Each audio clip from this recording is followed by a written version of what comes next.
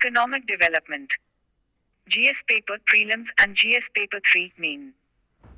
Supply demand. Projections of agricultural commodities. Hashtag cropping pattern. National Bank for Agriculture and Rural Development, NABARD, and Indian Council for Research on International Economic Relations, ICRIER, has released a report Prospects of India's Demand and Supply for Agricultural Commodities towards 2030.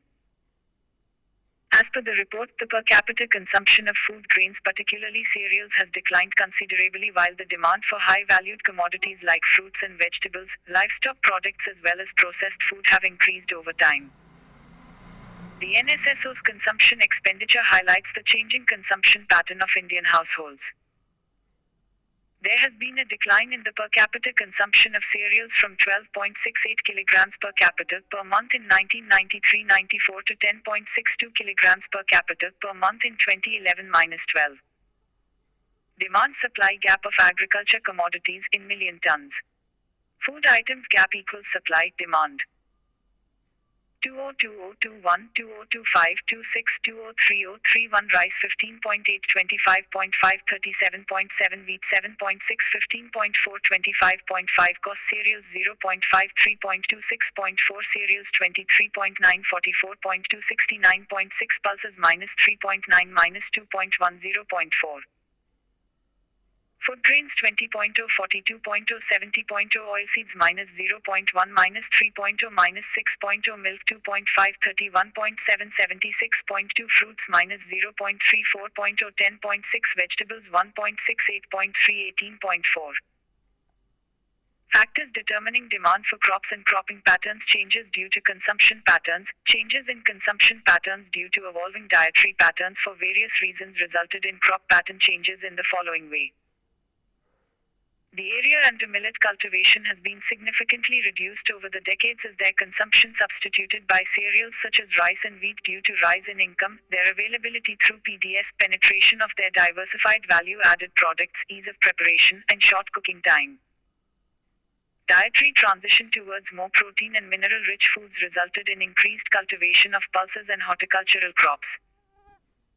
Shift in demand for organic products, especially fruit and vegetables in the cities due to increased awareness about organic food in consumers led to increased area of cultivation of organic crops in India.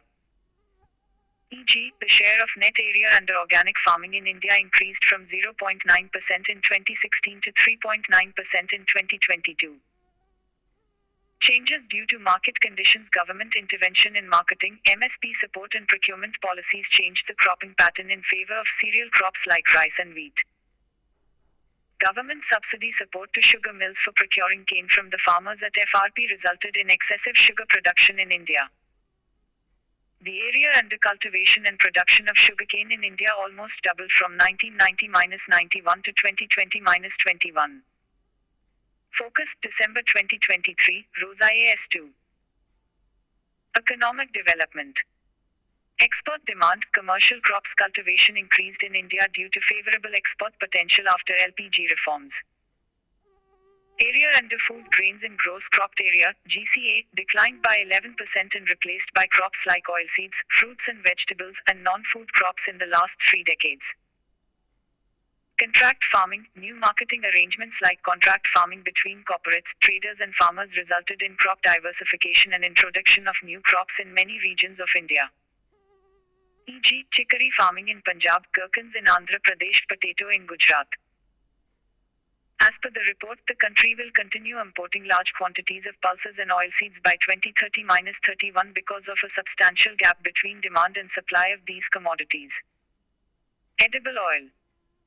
The diverse agroclimatic conditions of India are favorable for growing wide variety of edible oil seeds, which include groundnut, mustard, sunflower, soybean and Niger. Despite having this climatic advantage, India has now become one of the largest importers of edible oil in the world. India's edible oil imports have increased from 11.6 mt, valued at 60,750 crore rupees in 2013-14 to 16.5 mt, 138,424 crore rupees in 2022-23. Reasons. Green Revolution. Success of Green Revolution encouraged cereal crops like rice and wheat in traditionally oil-producing regions. Rice wheat cycle replaced rice mustard and mixed cropped farms on which oilseeds were cultivated in Punjab region. Rainfed farming. 72% of oil crops confined to rainfed confined to rainfed areas. Low seed replacement and marginal landholdings decreased the productivity of oil crops. Government policy and business interests favored cheaper palm oil imports at the cost of domestic production of traditional oil crops. Change in consumption pattern increased the demand for edible oil which couldn't be met by domestic production. Need for self-sufficiency. To reduce import bill and unfavorable trade balance.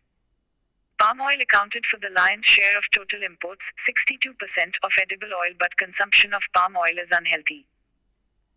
Replacing it with indigenous oil is necessary to save healthcare expenditure.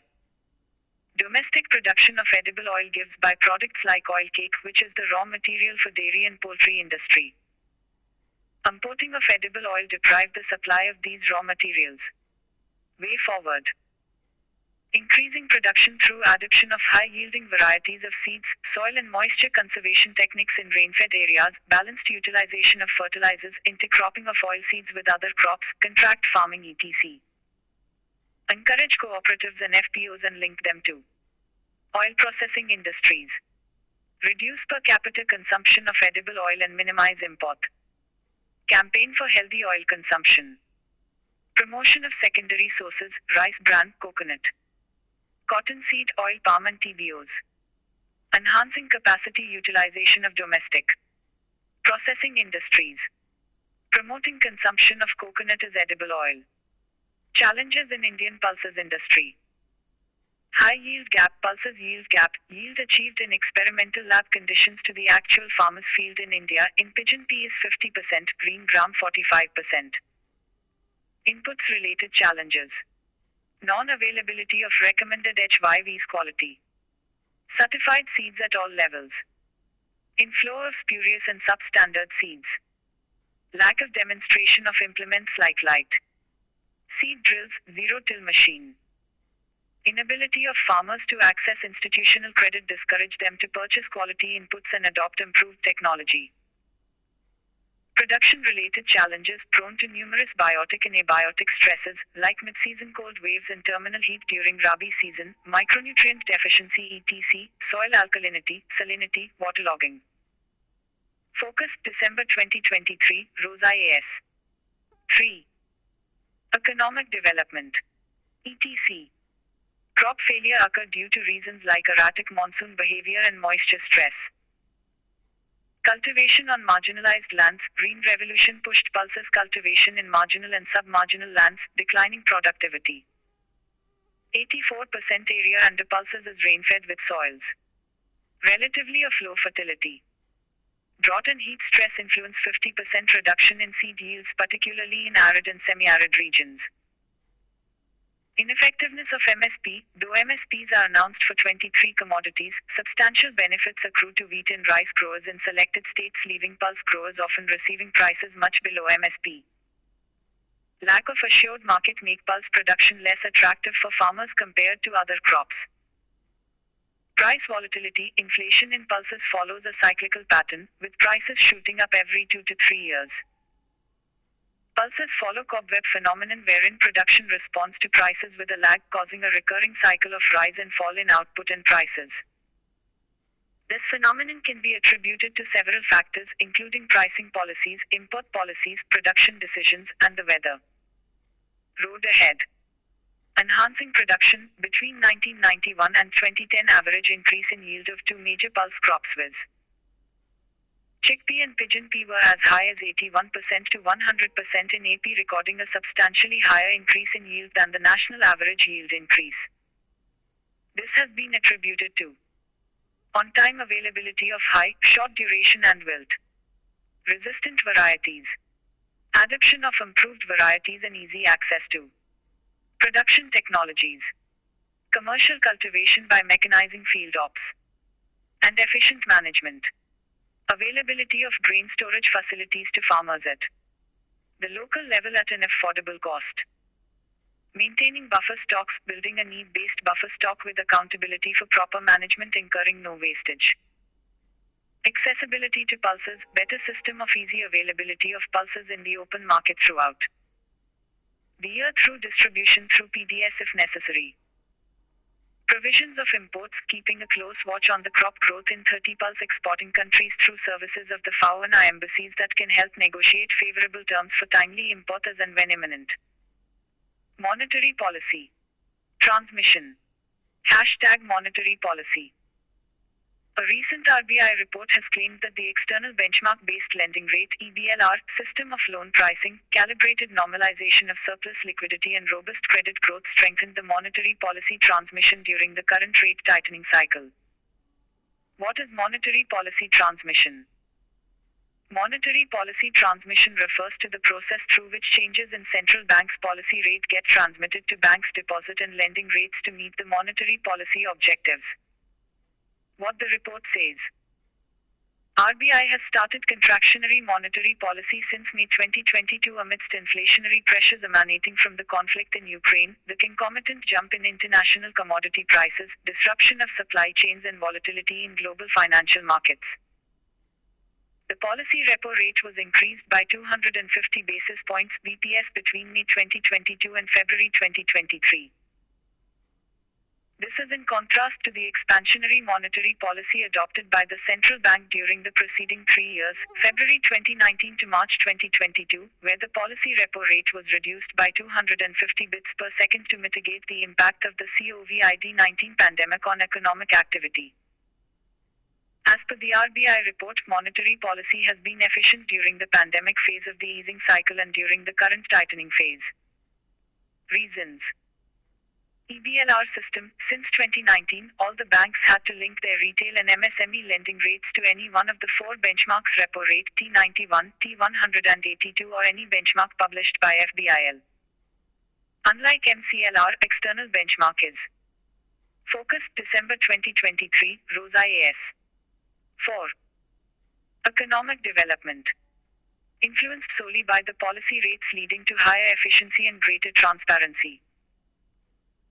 Normalization of surplus liquidity. RBI took steps towards normalization of liquidity to pre-pandemic levels, with the introduction of the Standing Deposit Facility (SDF) as the basic tool to absorb excess liquidity, and narrowing the Liquidity Adjustment Facility (LAF) to 0.50% from the 0.90%.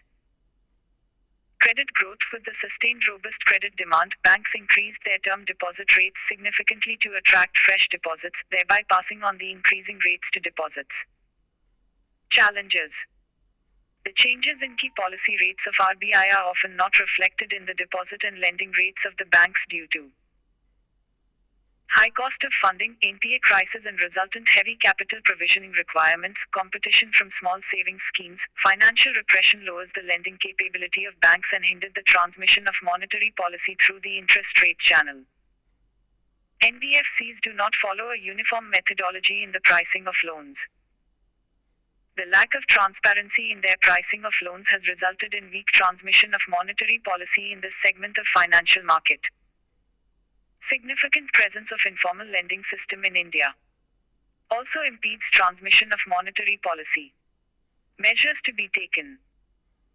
Improving disclosure practices of banks, such as mandating to display the benchmark chosen for external benchmark along with information on the interest spread charged to various categories of borrowers on their websites to enable customers to compare the lending rates across banks.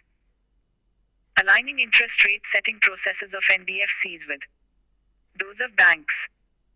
Revise interest rates on various small savings schemes every quarter to keep them on par with the market rates.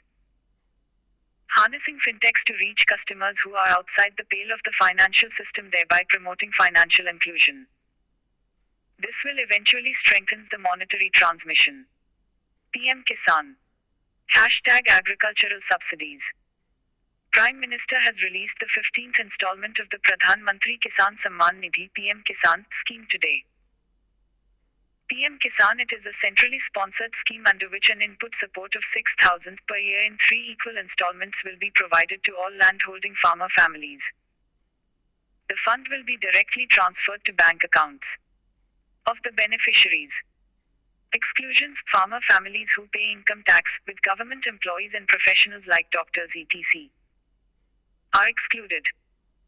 Need for PM Kisan: lack of access to institutional credit. According to RBI's Financial Inclusion Report, more than 60% of marginal farmers' credit is from informal sources. More effective than debt waiver: unlike debt waiver schemes, input support schemes don't hamper credit culture.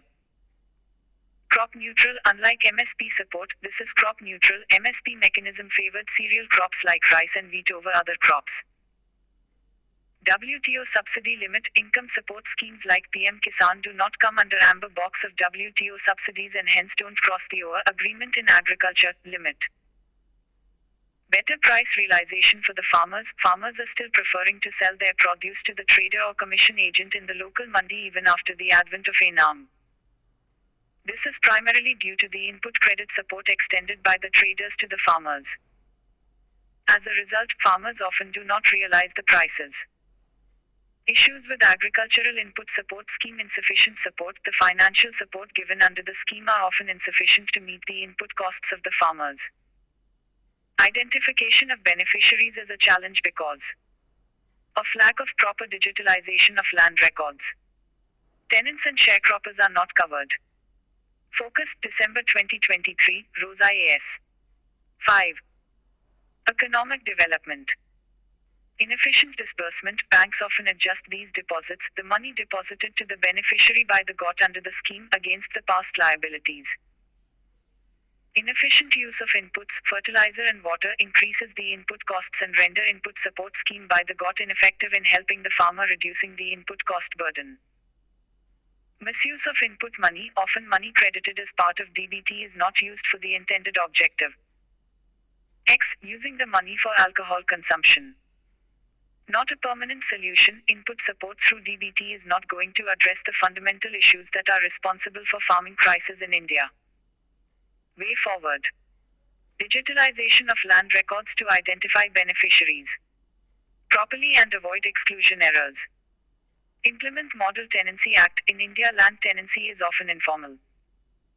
This makes it challenging for these input support schemes to identify and include tenants under the benefits. So, implementation of Model Tenancy Act 2021 will help in addressing this challenge. Provide input support in kind rather than cash. Input support should be supplemented by improvement in agricultural infrastructure. Undertaking marketing reforms and providing agricultural insurance to every farm. Improve input use efficiency through micro-irrigation technologies, neem coating of urea etc. To reduce input costs. Special category status. Hashtag inclusive growth. Bihar Cabinet passes resolution seeking special category status to state. Benefits provided to special category states. For special category states, 90% of central assistance is given as grant and 10% as loan. In the case of non-special category states, however, only 30% of NCA is given as grant and 70% as loan. Tax SOPs such as concession on customs duty, income tax and corporate tax etc. For industrial development. However, since 2014, special category status was formally done away with. Focus: December 2023, Rosa AS. 6. Economic development. Arguments against special category status. Increased devolution. 14th Finance Commission has increased the vertical devolution to states to 42% from 32% during 13th FC. Changed formula. Since 14th Finance Commission has introduced factors like forest and ecology in the formula for horizontal devolution, hilly and difficulty terrain states may receive increased devolution from the center. Other grants from Finance Commission. Apart from the devolution from divisible pool of taxes, Finance Commission also recommends grants like local body grants, disaster management grants, revenue deficit grants for those states who incurs revenue deficit even after receiving horizontal devolution funds, and other grants in accordance with terms of reference given by the government to the Commission. Special support. Central government has been providing support to the states in the form of GST compensation for any tax revenue loss incurred to states for adopting GST mechanism. 50-year interest-free loans to states for capital expenditure. Arguments for special category status, socioeconomic and infrastructural backwardness. E.g., Bihar. Loss of taxation rights to states under GST mechanism. Though the share of divisible pool of taxes to states increased, there has been no significant increase in effective devolution due to increase in the share of cess and decreasing tax rates. Cess income do not form part of divisible pool of taxes and hence not mandated to share with the states. Demographic composition. States like Bihar, whose TFR is still higher than the national average, require support from the center to take advantage of the demographic dividend. Though some states have genuine arguments for their demand for special category status, most of the demands are politically motivated. The sustainable solution for regionally balanced development is to improve infrastructure creation, introduce marketing reforms in agriculture, efficient decentralization for better governance. DOLLARISATION. Hashtag external sector. What is DOLLARISATION? Dollarization refers to active usage of dollar by the residents of a foreign country in place of their own currency to perform the basic functions of a currency as a medium of exchange and store of value. In extreme cases, it may also refers to making dollar as legal tender in a foreign country. Argentina's newly elected president Javier Milei suggested dollarization as a solution to the economic woes of that country. Countries like Ecuador and El Salvador had dollarized their economies 2 decades back. Why DOLLARISATION? Exchange rate stability. The stability of the adopted currency can reduce concerns about currency depreciation and fluctuations, providing a more predictable environment for businesses and investors. Inflation control. Adopting a stable and low inflation currency like the US dollar can help control inflation in the dollarized economy. This is because the central bank loses control over monetary policy and the inflationary pressures associated with excessive money supply growth are mitigated. Reduced transaction costs. Dollarization eliminates the need for currency conversion in international trade and financial transactions, reducing transaction costs for businesses and individuals. Economic growth. The use of a strong and widely accepted currency can enhance the credibility of a country's monetary system and financial institutions. This can attract foreign investment and boost economic growth. Potential challenges with DOLLARISATION. Loss of monetary sovereignty. A country adopting a foreign currency as legal tender sacrifices its seigniorage and ability to regulate money supply in the domestic economy. Banking crisis. Dollarization may impair a central bank's lender of last resort function and hence its response to financial system emergencies. Inability to devalue currency. Dollarization eliminates the option to devalue the currency as a strategy to boost exports and economic competitiveness. Focus. December 2023, Rosa A.S. 7. Economic development. Vulnerability to external shocks. Dollarized economies may become more vulnerable to external economic shocks like recession or any financial crisis in the US. IIP. Hashtag industry. Hashtag national accounting. In September, the Index of Industrial Production or IIP rose 5.8%, almost half the growth recorded last month, 10.3% growth in August. What is IIP? Index of Industrial Production (IIP) is an index that measures the changes in the volume of industrial production of a representative basket of industrial products during a particular period with respect to a chosen base period. The current base year for the IIP series in India is 2011-12. It is compiled and published every month by National Statistical Office under the Ministry of Statistics and Program Implementation. The industries mentioned in the index are classified into mining, manufacturing and electricity. Highest weightage has been assigned to manufacturing. Irrespective of above classification, in India there are 8 core sectors comprising of coal, crude oil, natural gas, petroleum refinery products, fertilizers, steel, cement and electricity. These 8 core industries constitute 40.27% of the total Index of Industrial Production (IIP). Highest weightage among these core industries is given to petroleum refinery production. Investor risk. Reduction access. Platform. Hashtag financial markets.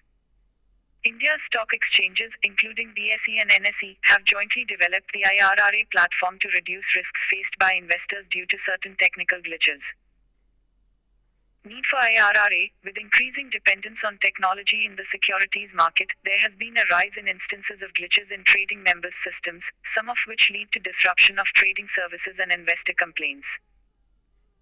In such instances, investors with open positions are at risk of non-availability of avenues to close their positions, particularly if markets are volatile. Working of IRRA. IRRA can be invoked by trading members when they are faced with any technical glitch at their end impacting their ability to service clients. On invocation, the platform sends a link to the investors to access IRRA. Once the investors are authorized to access the IRRA platform, investors can complete the pending orders and close their open positions. Thus, IRRA platform helps as a safety net in case of any technical glitches faced by a trading member or stockbroker in a stock exchange. InvITs. Hashtag infrastructure, hashtag mobilization of resources. According to SEBI data, 18,658 crore rupees was collected through these emerging investment vehicles in the April-September period of 2023-24. This comprises 12,753 crore rupees through InvITs and the remaining 5,905 crore rupees via REITs. What are InvITs? Infrastructure investment trusts. InvITs are pooled investment vehicles similar to mutual funds which were introduced to make investment in infrastructure assets accessible to private and retail investors. InvITs invest in long-term infrastructure projects such as roads, gas pipelines, transmission lines, renewable assets, etc. They are regulated by SEBI. Design and features of InvITs. The InvITs designed as a tiered structure with a sponsor setting up the InvIT which in turn invests into the eligible infrastructure projects either directly or via special purpose vehicles SPVs. Focus December 2023, Rosa AS. 8. Economic development. Who can invest in INVITs? The minimum subscription limit for InvITs is 1 lakh. Hence, apart from institutional investors like banks, insurance companies, pension funds and sovereign wealth funds, retail investors also can invest in InvITs. The investors receive units for their investment, hence they are also referred as unit holders. Some part of the investment is used by the InvIT as loan while other portion is used as capital. Hence, the unit holders receive returns in the form of dividend and interest.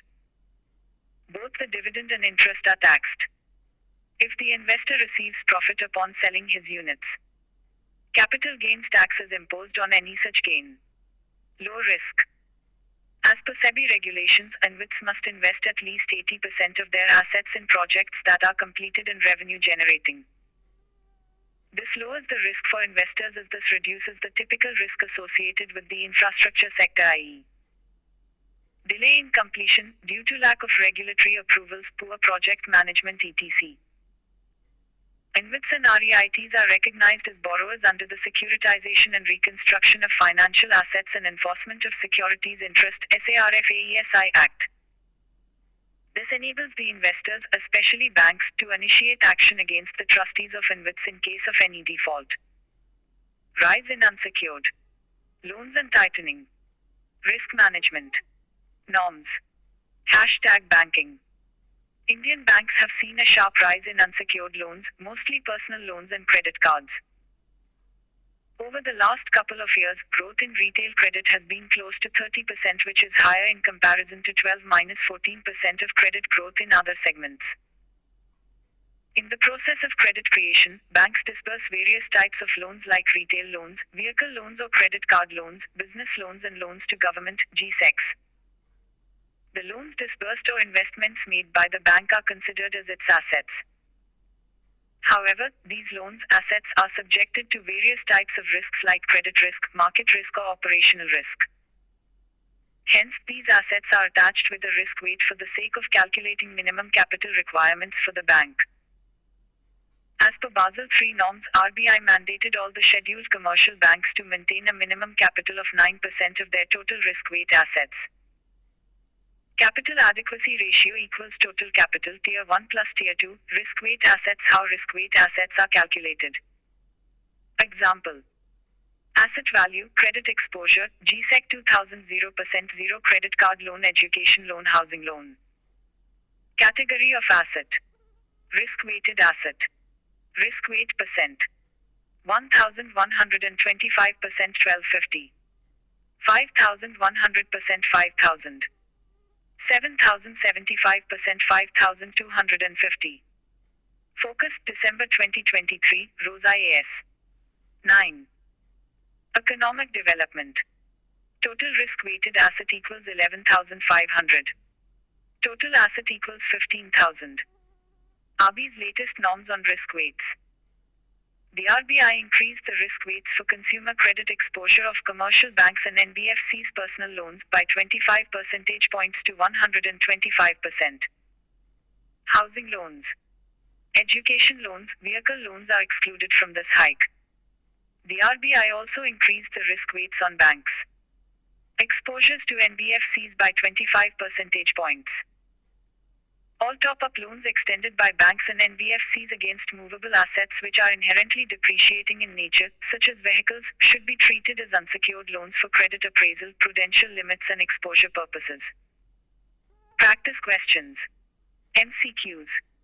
Q.1 Consider the following statements about Investor Risk Reduction Access Platform. 1. The purpose of IRRA platform is to create awareness among retail investors in stock market to reduce their risk exposure. 2. The platform was developed by SEBI. Which of the statements given above are correct? A. Only 1. B. Only 2. C. Both 1 and 2. D. Neither 1 nor 2. Q2.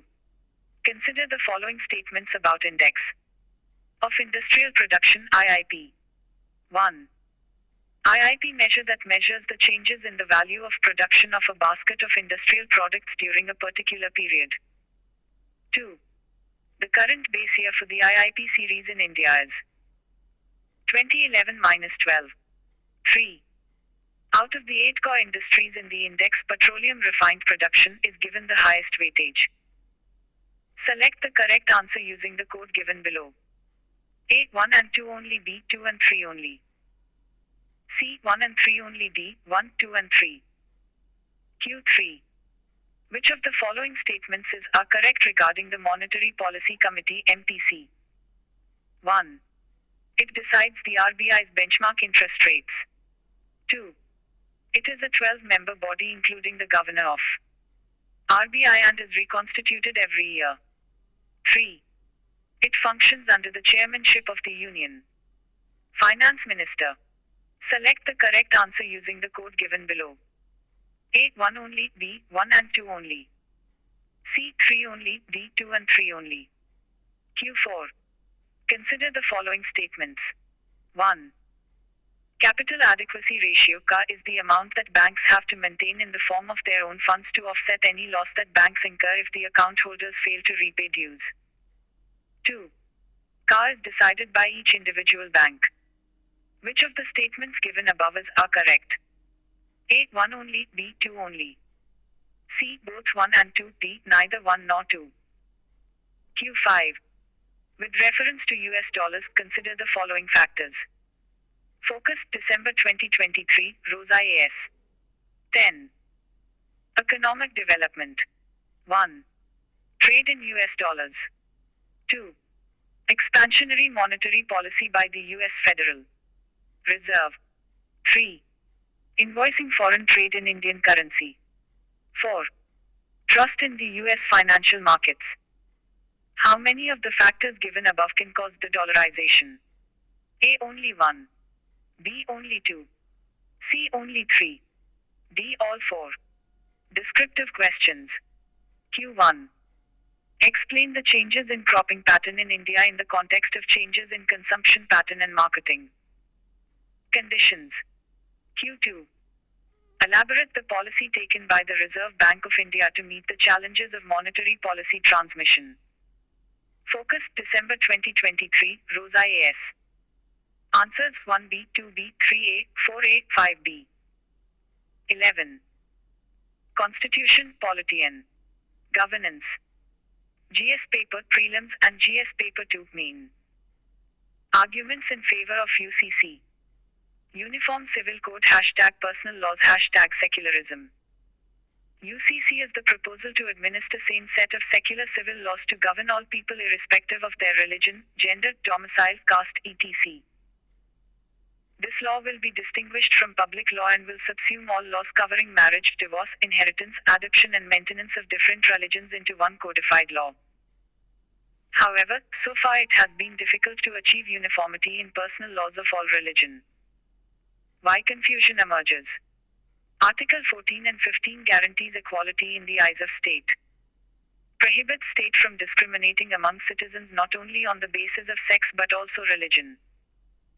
On the other hand, Article 29 and 30 guarantees community-based rights. Problem further arises because in Article 25, besides freedom of conscience, the freedom to practice religion is also guaranteed. Personal laws comes under freedom to practice religion. It is also to be noted that right to religion under Article 25 is also not absolute. It is subjected to public order, decency and morality. Hence this creates scope for states' intervention in religious practices. UCC calls for formulation of one law to be made applicable to all religious communities in matters such as marriage, divorce, inheritance, and adoption. It is intended to replace the system of fragmented personal laws which currently governs interpersonal relationships and related matters within different religious communities. DPSP under Article 44 provides that state shall endeavor to secure for all citizens a UCC throughout the territory of India. Simplifies laws presently segregated based on religious beliefs. After UCC, same civil law will be applicable to all citizens irrespective of their faith. Many judicial pronouncements in Muhammad Ahmed Khan v. Shah Bano Begum, 1985 and Sarla Mudgal v. Union of India, 1995, Higher Judiciary has favoured UCC in some or the other forms and suggested that Parliament may make a law to make these judicial pronouncements enforceable. Gender justice, mostly the religious or customary personal laws are biased in favour of men. Religion and personal law are different avenues in S.R. Bommai v. Union of India, the Apex Court upheld that religion is the matter of individual faith and cannot be mixed with secular activities. Secular activities can be regulated by the state by enacting a law. Promote national integration, different laws for different religious groups breed communalism. Single, secular law governing various aspects of personal matters would arouse a sense of oneness and the national spirit. Arguments against UCC. Indian laws do follow a uniform code in most civil matters like Indian Contract Act, Code of Civil Procedure, Sale of Goods Act, etc. There is diversity even under these secular civil laws. In Constitution, personal laws are mentioned in concurrent list. If the framers of the Constitution had intended to have a UCC, they would have given exclusive jurisdiction to Parliament in respect of personal laws by including this subject in the Union list. Against the diversity of the country, there has been skepticism whether there could ever be uniformity of. Focus, December 2023, Rosa AS 12. Constituti 0N, Polity and Governance. Personal laws in a democratic and diverse country like India. Lack of national consensus, UCC still is a politically sensitive issue. There are still many organizations who advocate rights of minorities as well as many religious clerics oppose UCC. Opinion of 21st Law Commission on Government's reference in a consultation paper on reforms on family law. 21st Law Commission of India gave the following recommendations. Since there is an absence of consensus, UCC is not possible and desirable in present situations. Issue of UCC is vast, its potential repercussions remain untested. Change should be done in a manner which can protect and preserve the diversity and plurality which forms socio-cultural fabric of the nation. The first step will be the codification of the laws. First, we should try to achieve equality between men and women within a community rather than between communities. Codification should be done in a manner which preserves the differences which are meaningful. Discriminatory practices to be taken out.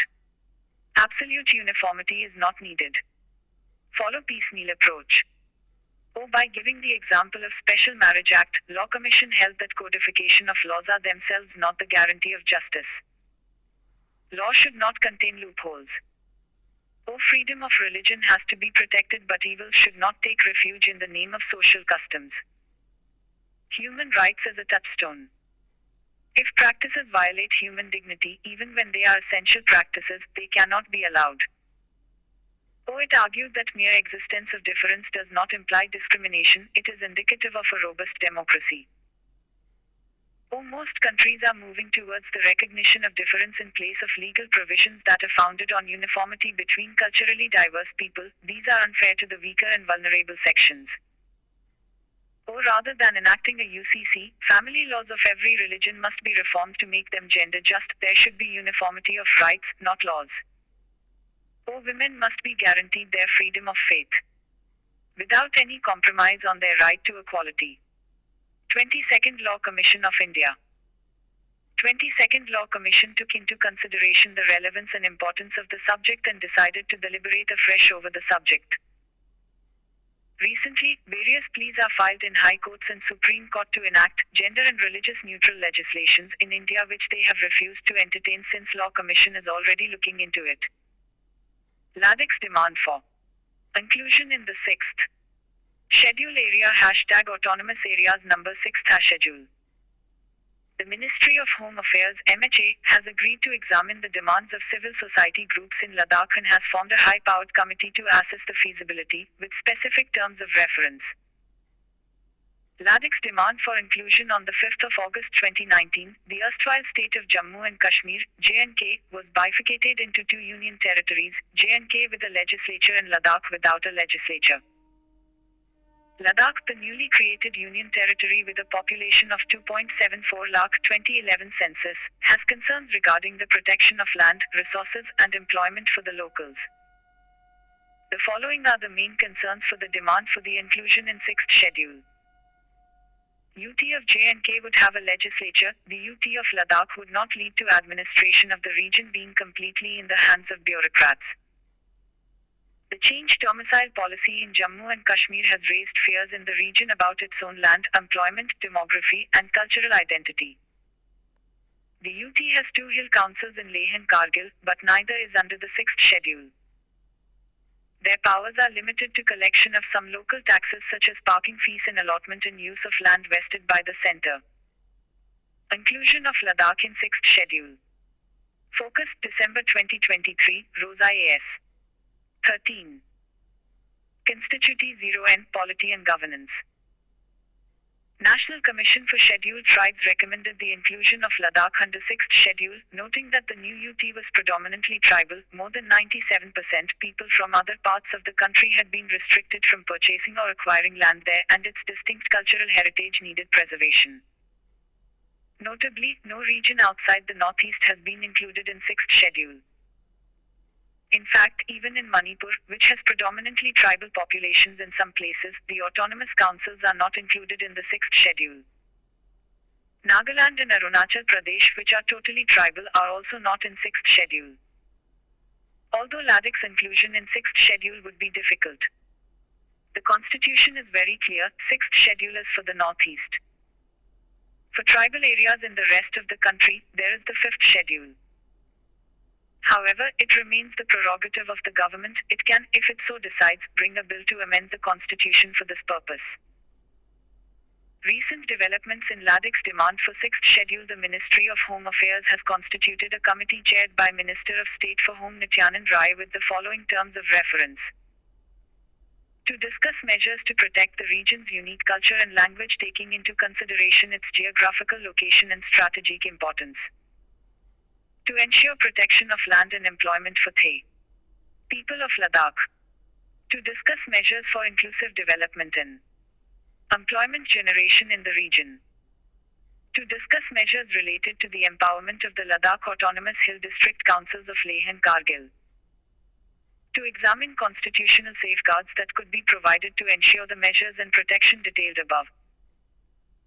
6th Schedule to the Constitution provides power to tribal communities to administer the tribal areas in Assam, Meghalaya, Tripura and Mizoram under the provision of Article 244(2) and 275(1) of the Constitution. Article 244 provides a special system of administration for certain areas designated as scheduled areas and tribal areas. Article 275 makes provisions for statutory grants to be charged on Consolidated Fund of India.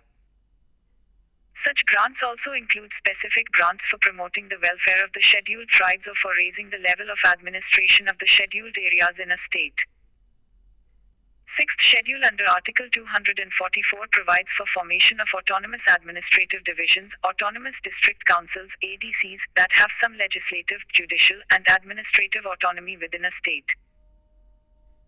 ADCs have up to 30 members with a term of 5 years, and can make laws, rules and regulations with regard to land, forest, water, agriculture, village councils, health, sanitation, village and town level policing, inheritance, marriage and divorce, social customs and mining, etc. Bodoland Territorial Council in Assam is an exception with more than 40 members and the right to make laws on 39 issues. Sixth Schedule applies to northeastern states of Assam, Meghalaya, Mizoram 3 councils each, and Tripura 1 council. Advantages of inclusion in Sixth Schedule: Autonomous District Councils (ADC). ADCs are bodies representing a district to which the Constitution has given varying degrees of autonomy within the state legislature. Each autonomous district council consists of 30 members, including nominated and elected members. Autonomous region: if there are different scheduled tribes in an autonomous district, it can be divided into autonomous regions. Legislative power: ADCs are empowered to make legislative laws with due approval from the governor. Limitation to power of parliamentary or state legislature over autonomous regions: acts passed by parliament and state legislatures may or may not be levied in these regions unless the president and the governor gives her or his approval. Judicial powers: councils can constitute village courts within their jurisdiction to hear trials of cases involving the tribes. Regulatory power: the district council can establish, construct or manage primary schools, dispensaries, markets, ferries, fisheries, roads and so on in the district. It can also make regulations for the control of money lending and trading by non-tribal. But such regulations require the assent of the governor. Focus, December 2023, Rosa A.S. 14. Constituti 0N, Polity and Governance. Tax revenue collection: the district and regional councils are empowered to assess and collect land revenue and to impose certain specified taxes. They can also receive grants and aids from the Consolidated Fund of India to meet the costs of schemes for development, healthcare, education, roads and regulatory powers to state control. Issues with Sixth Schedule: no decentralization of powers and administration. For example, in Bodo territorial area districts, there is only district council which elects few people who enjoy unbridled power. Thus, units should be created that will represent people at all strata. Legislative power of state over councils: the laws made by the councils require the assent of the governor. This process has no time limits which delayed the legislation for years. Also, Para 12A of Sixth Schedule clearly states that whenever there is a conflict of interest between the district councils and the state legislature, the latter would prevail. Conflict in discretionary powers of governor: there are differing views over the discretionary power of governors with respect to the administration of these areas. Thus, conflict is there on the requirement of consultation of governor with council of ministers. Lack of codification of customary law: customary laws need to be codified and brought into practical use to ensure protection of tribal cultural identity. Lack of skilled professionals: almost all councils do not have access to planning professionals, which results in ad hoc conceiving of development projects without proper technical and financial consideration. Financial dependency: autonomous councils are dependent on their respective state governments for funds in addition to the occasional special package from the center. There is no state finance commission for recommending ways to devolve funds to district councils and regional councils. Lack of development: although Sixth Schedule was enacted to give more benefit to the people and bring fast-paced development, yet due to no panchayats or parishad at people level, they have no power and money which non-Sixth Schedule areas have for implementation of various schemes like MGNREGA etc. Corruption, financial mismanagement and rampant corruption have often been detected in the functioning of different councils under the Sixth Schedule provision. Way forward to promote grassroots democracy, the government is actively engaged in establishing elected village councils in all regions, with a commitment to accountability to the Gram Sabha, conducting regular elections overseen by the State Election Commission, legally recognizing and delineating the powers and functions of the Gram Sabha, and ensuring inclusive representation by preventing the exclusion of women and other ethnic minorities, while concurrently fostering transparency in the planning, implementation, and monitoring of developmental programs. Suspension of members. In Parliament #assemblies. Leader of the opposition in the West Bengal Assembly was suspended from the West Bengal Legislative Assembly for making objectionable remarks against the Speaker of the House. Suspension of members in Lok Sabha. Rule of Procedure and Conduct of Business in the House of People, Lok Sabha, provides for the suspension of Lok Sabha member under following rules. Rule 373, withdrawal of a member. Under this rule, the Speaker, if is of the opinion that the conduct of any member is grossly disorderly, may direct such member to withdraw immediately from the House, and any member so ordered to withdraw shall do so forthwith and shall remain absent during the remainder of the day's sitting. Rule 374, suspension of a member. This rule talks about the process of suspension of a member of the House. 1. The Speaker may, if deems it necessary, name a member who disregards the authority of the chair or abuses the rules of the House by persistently and willfully obstructing the business thereof. Focus, December 2023, Rosa A.S. 15. Constituti 0N, Polity and Governance. 2. If a member is so named by the Speaker shall, on a motion being made forthwith, put the question that the member, naming such member, be suspended from the service of the House for a period not exceeding the remainder of the session, provided that the House may, at any time, on a motion being made, resolve that such suspension be terminated. 3. A member suspended under this rule shall forthwith withdraw from the precincts of the House. Rule 374A, automatic suspension of a member. 1. Notwithstanding anything contained in Rules 373 and 374, in the event of grave disorder occasioned by a member coming into the well of the House or abusing the rules of the House persistently and willfully obstructing its business by shouting slogans or otherwise, such member shall, on being named by the Speaker, stand automatically suspended from the service of the House for 5 consecutive sittings or the remainder of the session, whichever is less. Provided that the House may, at any time, on a motion being made, resolve that such suspension be terminated. 2. On the Speaker announcing the suspension under this rule, the member shall forthwith withdraw from the precincts of the House. Suspension of members in Rajya Sabha. Rule of Procedures and Conduct of Business in the Council of State, Rajya Sabha, provides for the suspension of the Rajya Sabha member under the following rules. Rule 256, suspension of member. 1. The chairman may, if he deems it necessary, name a member who disregards the authority of the chair or abuses the rules of the council by persistently and willfully obstructing the business thereof.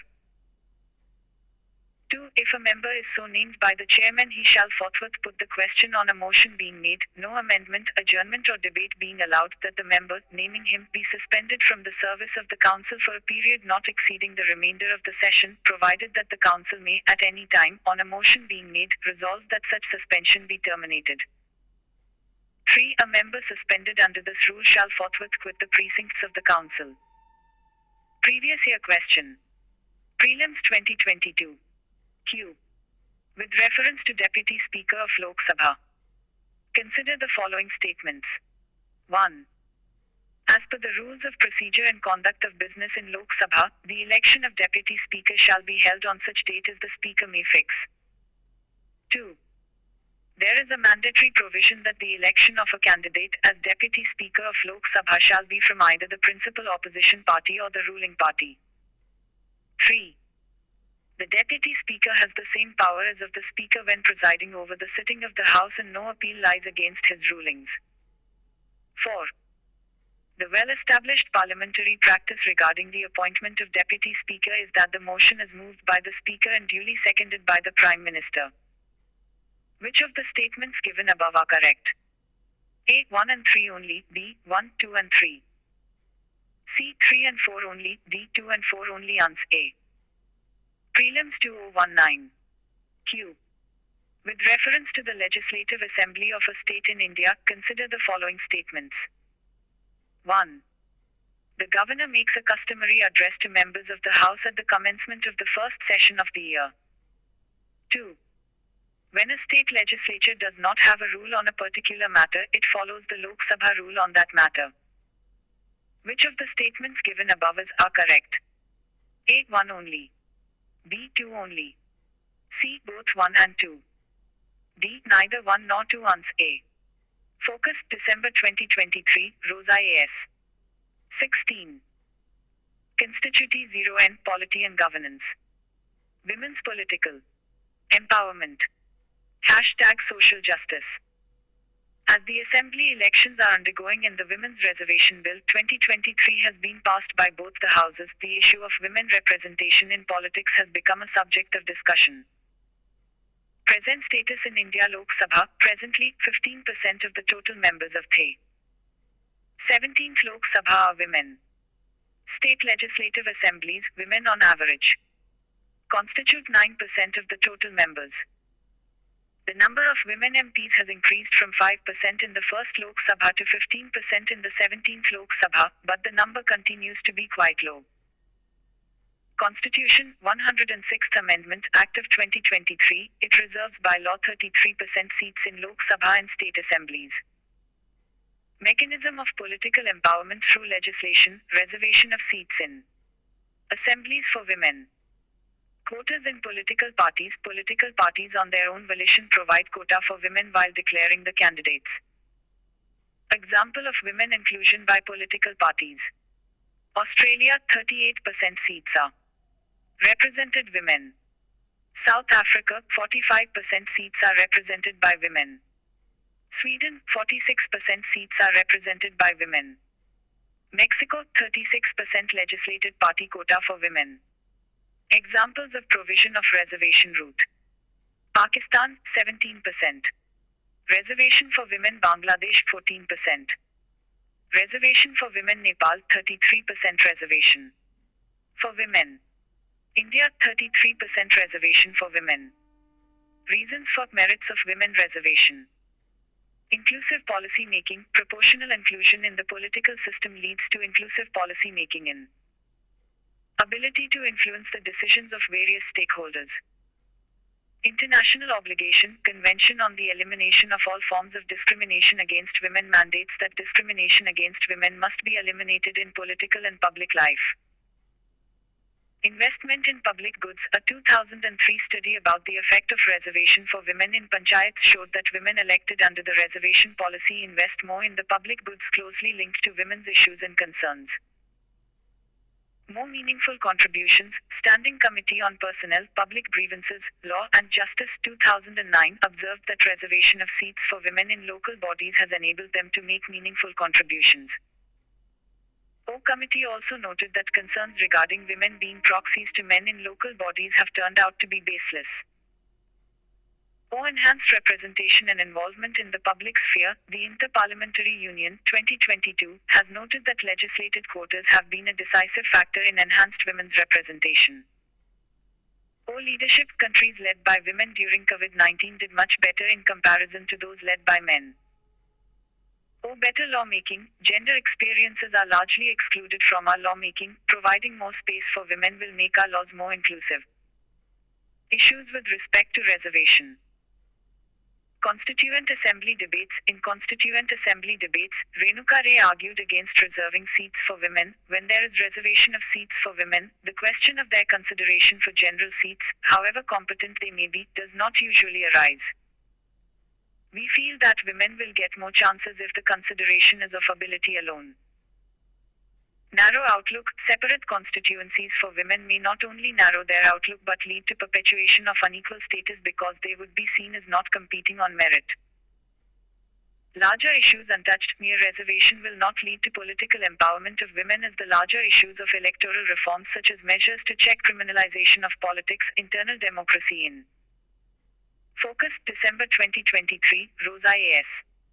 17. Constituti 0N, Polity and Governance. Political parties and influence of black money have not been addressed. Restricted choice of voters. Reservation of 1/3 of seats for women in parliament would restrict the choice of voters in the reserved constituencies. Issues with rotation of reserved seats. It may reduce the incentive for MPs to work for their constituencies as they could be ineligible to seek re-election from that constituency. A study by the Ministry of Panchayati Raj recommended that rotation of constituencies should be discontinued at the panchayat level because almost 85% women were first-timers and only 15% women could get re-elected because the seats they were elected from were the reserved. Linkage with delimitation. Due to its linkage with the new delimitation which will be done after 2026, we can say that the law looks good only on paper. Sunset clause. It has a sunset clause of 15 years which can be extended further. However, critics argue that 15 years is a small time to make substantial change in the status of women. Rajya Sabha exempted. The Act does not provide for reservation of seats in Rajya Sabha and state legislative councils. Suggestions and way forward. Reservation within political parties. Although the reservation is a welcome step, but another approach can be reservation for candidates within political parties, as some countries mentioned above do. In recently concluded assembly elections, no party has reached even 15% mark in giving tickets to women candidates. TMC has fielded more female candidates and won the assembly elections. 32 wins out of 46 women candidates. BJD also has a good track record of internal reservation for women candidates. Dual member constituencies, where some constituencies shall have two candidates, one being a woman, can be an alternative. In summary, the current state of women's representation in Indian politics reveals progress, but challenges persist. While the 17th Lok Sabha has 15% women, state assemblies lag at 9%. The 2023 amendment, reserving 33% seats, is a significant step. Political empowerment mechanisms include legislative mandates and party quotas, mirrored globally. Despite merits like inclusive policymaking and meeting international obligations, challenges like perpetuating unequal status and rotation issues exist. To enhance gender inclusivity, suggestions include internal party reservations, exemplified by TMC and BJD, and exploring dual-member constituencies where one candidate must be a woman. A holistic approach, addressing concerns and innovating strategies, is crucial for a more representative political landscape in India. Disclosure of political donations #RPA #elections. In 2018, Association of Democratic Rights and Common Cause filed a case in Supreme Court of India with respect to the constitutionality of electoral bonds scheme. The key argument was that the scheme has allowed non-transparency in electoral funding and legitimized the electoral corruption on huge scale. After the hearing by Constitution Bench, it has recently been reserved for judgment. About electoral bonds are interest-free bearer instruments like promissory note. Electoral bonds allow Indian citizens or a body incorporated in India to purchase these bonds and enables anonymous donations to political parties. These are sold in denominations of Rs. 1,000 to Rs. 1 crore at SBI branches from time to time. Political parties can choose to encash the bonds within 15 days of receiving them. Electoral bonds can only be used to donate to political parties registered under Section 29A of the Representation of the People's Act, 1951, securing at least 1% of the votes polled in the last election to the House of the People or a legislative assembly. Section 29A of the RPA deals with the registration of associations and bodies as political parties with the Election Commission. Focus, December 2023, Rosa A.S. 18. Constituti 0N, Polity and Governance. Reasoning behind the scheme. To clean the electoral regime, to cleanse the system of political funding in the country and bring about transparency in electoral funding in India. Bring transparency. It brings transparent method of funding political parties is vital to the system of free and fair election. Earlier, political parties received most of their funds through anonymous donations shown in cash. Curbing black money. The scheme curbs the circulation of black money by following means. Payments made for the issuance of the electoral bonds are accepted only by means of a demand draft check or through the electronic clearing system or direct debit to the buyer's account. Limiting the time for which the bond is valid ensures that the bonds do not become a parallel currency. Prevent political victimization. By ensuring non-disclosure of the identity of donors, it prevents the victimization of donors by other parties. Challenges in political funding because of electoral bond scheme.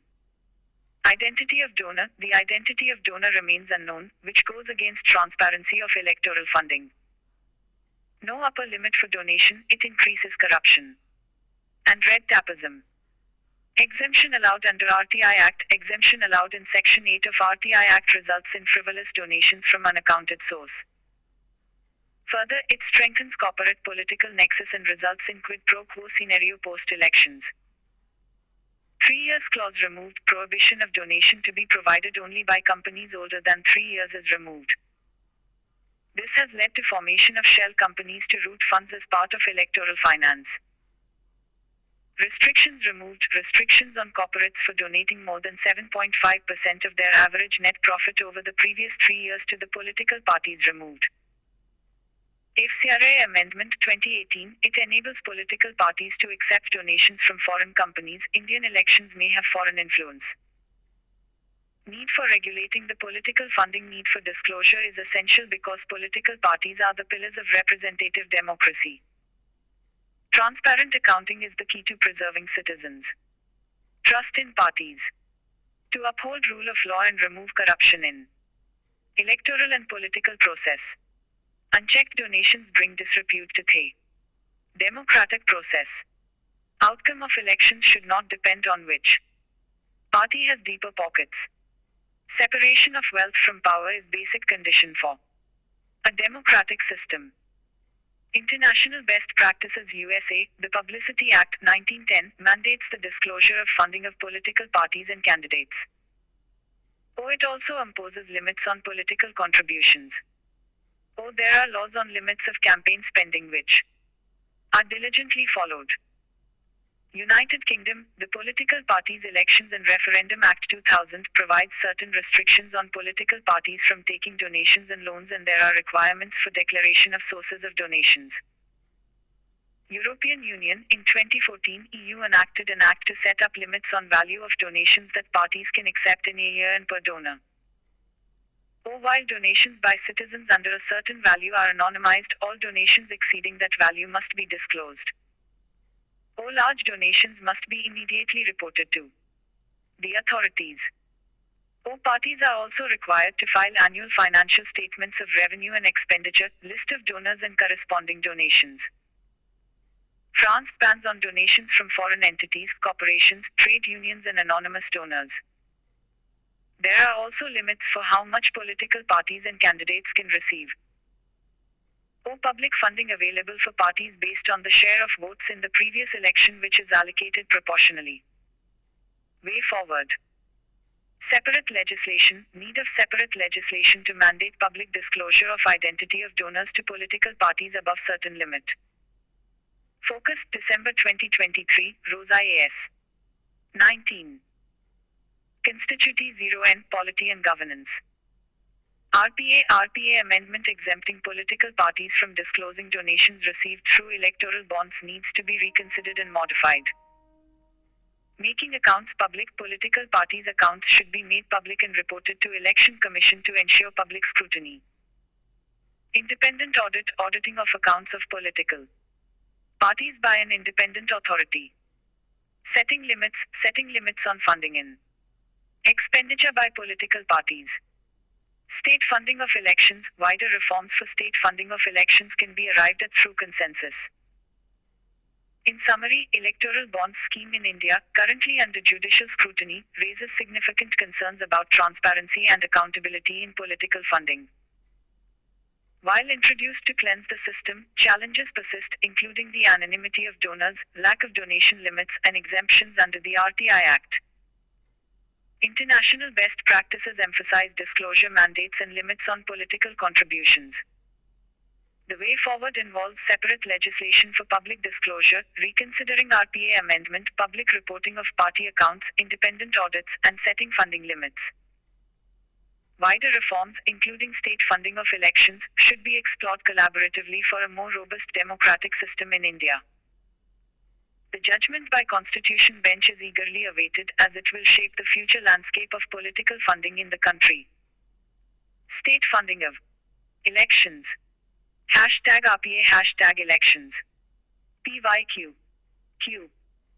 Simultaneous elections to the Lok Sabha and state assemblies will limit the amount of time and money spent in electioneering, but it will reduce the government's accountability to the people. Discuss. 2017. Recent electoral bond scheme hearing has brought back the issue of transparency in elections, which has further renewed the debate around the state funding of elections. About state funding of elections. State funding of elections or public funding of elections refers to a mechanism of providing states financial support to political parties and candidates for conduct of election campaigns. This reduces the influx of private and unaccounted money in electoral politics and creates a more level playing field for the political participants. Current state support for candidates during elections. Provisions of free airtime on public broadcaster for national parties in general elections and state parties in legislative elections. Provision for free supply of copies of electoral rolls. And certain other items. National parties are provided some benefits like security, free office space, utility subsidies. Registered political parties do not have to pay income tax as laid down in Section 13A of Income Tax Act. Various committees on state funding of elections. Dinesh Goswami Committee, 1990. Dinesh Goswami Committee on Electoral Reforms set up in 1990 recommended limited support in kind for vehicle fuel, higher charges of microphones, copies of electoral rolls etc. Indrajit Gupta Committee, 1998. The Indrajit Gupta Committee on State Funding of Elections recommended partial state funding of elections. It suggested that recognized political parties should receive state funding for meeting a part of their election expenses. Though it gave the ground of public interest for state funding, it also said that state funding creates a level playing field for parties with less money. Though it suggested that state funding be limited to national and state parties and not independent candidates. Though in the short term, state funding should be given in kind and not in form of cash. Law Commission Recommendations, 1999. Law Commission of India report concluded that total state funding of elections is desirable, so long as political parties are prohibited from taking funds from other sources. Focus, December 2023, Rosa A.S. 20. Constituti 0N, Polity and Governance. It also recommended that appropriate regulatory framework be put in place regarding political parties, including provisions to ensure internal democracy, internal structures and maintenance of accounts, their auditing and submission to Election Commission of India before attempting state funding of elections. National Commission to Review the Working of the Constitution, NCRWC, 2002. The NCRWC, Venkatachalaya Commission, 2002, recommended state funding for recognized political parties and candidates in its report submitted in 2002. Second Dark Report, 2008, recommended partial state funding of elections for reducing illegitimate and unnecessary funding of electoral expenses. Various political parties from time to time have floated this idea, but no concrete actions have been taken so far. Merits. Curbs black money circulation. As per various assessments, a serious candidate spends Rs. 10 crore in Lok Sabha elections, which is much more than the official limit of Rs. 70 lakhs. Furthermore, as per ADR survey, 69% of the funds come from undisclosed sources. Curb criminal political nexus. As observed by the Vora Committee, opaque funding of elections is one of the biggest reasons of involvement of criminal elements in democratic setup. State funding of elections will keep criminal elements out of electoral process. Reduce crony capitalism and curb post-election inflation. As per a study conducted by IIM Bangalore, due to involvement of huge amount of black money by corporates in elections, post-election environment reflects high inflation periods. State funding of elections will curb this artificial inflation. Creates a level playing field. Parties with limited financial resources can have the opportunity to compete more effectively with larger, well-funded parties. This promotes a fairer and more inclusive democratic process. Socially desirable in electoral context, political parties become clean, and it is good for the image of political parties. Encouraging honest entrants, state funding will facilitate the entry of honest political parties and independent candidates into the electoral politics. Without the need for extensive private funding, public-spirited individuals with proven record of integrity will have a better chance to participate in elections. Issues and challenges with state funding of elections. Ascertaining the amount, lack of consensus on the amount to be capped and the distribution mechanism thereof between large political parties with deep pockets and small parties. Fiscal deficits. Government is already running huge fiscal deficit as 5.4 trillion. If state funding of elections is carried out, it will widen further. Not all sources are black money. Candidates take money from various sources like individuals, ideologically committed donor base, NGOs, corporate entities, etc. Any reforms towards bringing transparency and accountability cannot paint all private sources of funds as black money.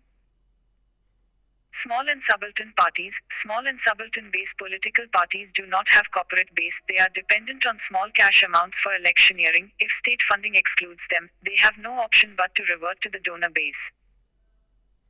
Not a guarantee that there will be no private funding. State funding is based on a premise that there will be no private funding after that. However, in practice, it is very difficult to check private funding even after providing limited state funding for elections. Frivolous candidates. Creation of frivolous candidates only for the purpose of getting funds cannot be denied. Election Commission. The present setup of Election Commission is not empowered enough and has limited powers to keep tab on electoral funding. It will be much more difficult to check the influx of private money after state funding of elections. Global experience. It has been observed that despite partial state funding of elections in many European countries, the expenditure of political parties has not been reduced. Focus. December 2023, Rosa A.S. 21. Constituti 0N. Polity and Governance. Way forward. Larger political reforms. State funding of elections will be a wasteful exercise if it is not accompanied with larger political reforms like democratization of political process, decriminalization of political process, improving internal democracy in political parties. Need to set up mechanism. Before allowing state funding, there is a need to develop a robust mechanism to check that parties and candidates are not accepting money from outside. Consensus building. All party consensus needs to be built regarding this. Statutory reforms. Apart from disclosing the money spent in elections, there is a need of legal reform that candidates must statutorily disclose the sources of funding too. Funding political parties. Alternate mechanism of funding political parties instead of elections can be explored. Political parties can be funded post-elections based on their actual performance. System of matching grants can be explored. Public funding to national political parties with tax credits, matching grants of the amount earned by parties from transparent, private sources, and flat grants to parties based on their past performances done in Germany can be explored. Recommendations of Law Commission of India Report on Electoral Reforms 2015. The following recommendations are made by the Law Commission. Given the economic conditions and developmental problems of the country, as of now, complete state funding of elections or of matching grants, wherein the government matches the private funding, by donors or corporates, raised by political parties, are not feasible. Continue indirect subsidy. Given the high cost of elections and the improbability of being able to replace the actual demand for money, the existing system of giving indirect in-kind subsidies instead of giving money via a national election fund should continue. Expand in-kind subsidy. The wording of Section 78B of the RPA permits the central government, in consultation with the AC, to supply certain items to the electors or the candidates, and this provision can be used to expand the in-kind subsidy to include free public meeting rooms, certain printing costs, free postage etc. Broader reforms. Any reform in state funding should be preceded by reforms such as the decriminalization of politics, the introduction of inner-party democracy, electoral finance reform, transparency and audit mechanisms, and stricter implementation of anti-corruption laws to reduce the incentive to raise money and abuse power. The exploration of state funding for elections in India has been marked by insights from various committees. Merits include curbing black money, breaking the criminal political nexus, and creating a level playing field. Challenges include determining funding amounts, potential fiscal deficits, and the diverse nature of funding sources. The way forward involves larger political reforms, consensus building, and exploring alternate mechanisms such as post-election funding based on performance. The recommendations highlight the need for broader reforms before considering complete state funding, emphasizing measures like decriminalization, inner party democracy, and transparency. In essence, caution is urged, ensuring state funding aligns with comprehensive political reforms to uphold the integrity of India's democratic process. Controller and Auditor General #Constitutional Bodies #CAG PYQ 2018. The Controller and Auditor General (CAG) has a very vital role to play. Explain how this is reflected in the method and terms of his appointment as well as the range of powers he can exercise. With the maturing of Indian democracy, the role of CAG has become even more vital in promoting good governance and safeguarding people's interest. Constitutional Provisions Article 148 provides that the Controller and Auditor General of India shall be appointed by the President by a warrant under his hand and seal. Article 149, CAG exercises powers with respect to audit of accounts related to the government accounts. These focused December 2023, Rosa AS. 22. Constituti 0N, Polity and Governance. Powers are part of basic structure of Constitution as held in Association of Unified Tele-Services Providers v. Union of India. Article 150, Form of Accounts of the Union and States. Article 151, CAG submits audit reports relating to accounts of Union to President. Emerging importance of office of CAG ensures transparency and accountability, plays crucial role in democratic framework by ensuring transparency, accountability, and professional integrity in functioning of government. Separation of powers helps in maintaining separation of powers between legislature and executive by ensuring that the government's financial activities align with its legislative intentions. Promotes good governance through its audit findings and recommendations. CAG promotes good governance practices and streamlines their operations. Reduces inefficiency by making the executive adhere to financial discipline. Sustainable future, cooperating with international agencies like UN for audit and performance of sustainable development goals. Handholding undertakes handholding and capacity building of state-level auditors, local fund auditors in audit planning, audit methodologies through technical guidance and support. Annual reports publishing annual technical inspection reports on functioning of pre and ULBs. Audit of local governments to make an assessment how well the delivery of the services pertaining to devolved functions have reached the last mile. Creating a pool of accountants in collaboration with Institute of Chartered Accountants of India, CAG is conducting online courses to create a pool of competent accountants for preparing urban and local government accounts. Issues arising out of functioning of CAG selection and appointment. Constitution of India ensures the independence of office, but there is no laid down criteria for appointment. Consequently, there is no executive monopoly over appointment. Cabinet Secretary prepares a shortlist which is submitted to Finance Minister who then submits it before the Prime Minister. Conflict of interest. CAG is an auditor to Government of India headed by PM. Since executive has monopoly over the appointment, this creates a conflict of interest which dilutes accountability process. Inter-services conflict. Office is hijacked by the appointment of mostly IAS officers rather than IAS officers. Performance audit. There are apprehensions whether the office of CAG is equipped enough to carry out performance audits. Similarly, in Arun Kumar Agrawal v. Union of India, the Supreme Court has held that the CAG is not entitled to question the merits of policy objectives of the state government. Secret Service expenditure. Secret Service expenditure is kept outside the purview of CAG. He cannot call for particulars of expenditure undertaken by such executive agencies.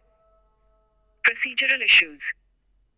Post facto analysis. Its report is post facto in nature. It has only prospective value in improving systems and procedures for the future. Lack of focused findings. Findings are not focused and are in form of scattered observations. This creates media hype, but micro-level issues of departmental functioning are not addressed. Systemic issues not addressed. Large number of problems are identified which are already known, but systemic issues in public organizations are not addressed. Or audit seen as a policing mechanism, audit reports are not taken as a valuable input to management, rather seen as a policing mechanism. Or indifference from government, poor response from government to external audits reduces its effectiveness. Or delayed presentation of reports. In recent years, there is a delay in the tabling of report on finance before Parliament. This ultimately deprives the legislature of crucial information before the budget session. Or reduced output, substantial reduction in the output by the CAG in terms of number of audit reports. In 2010-11 CAG prepared 221 reports, but in 2018-19 it prepared only 73 audit reports. Focus, December 2023, Rosa AS. 23.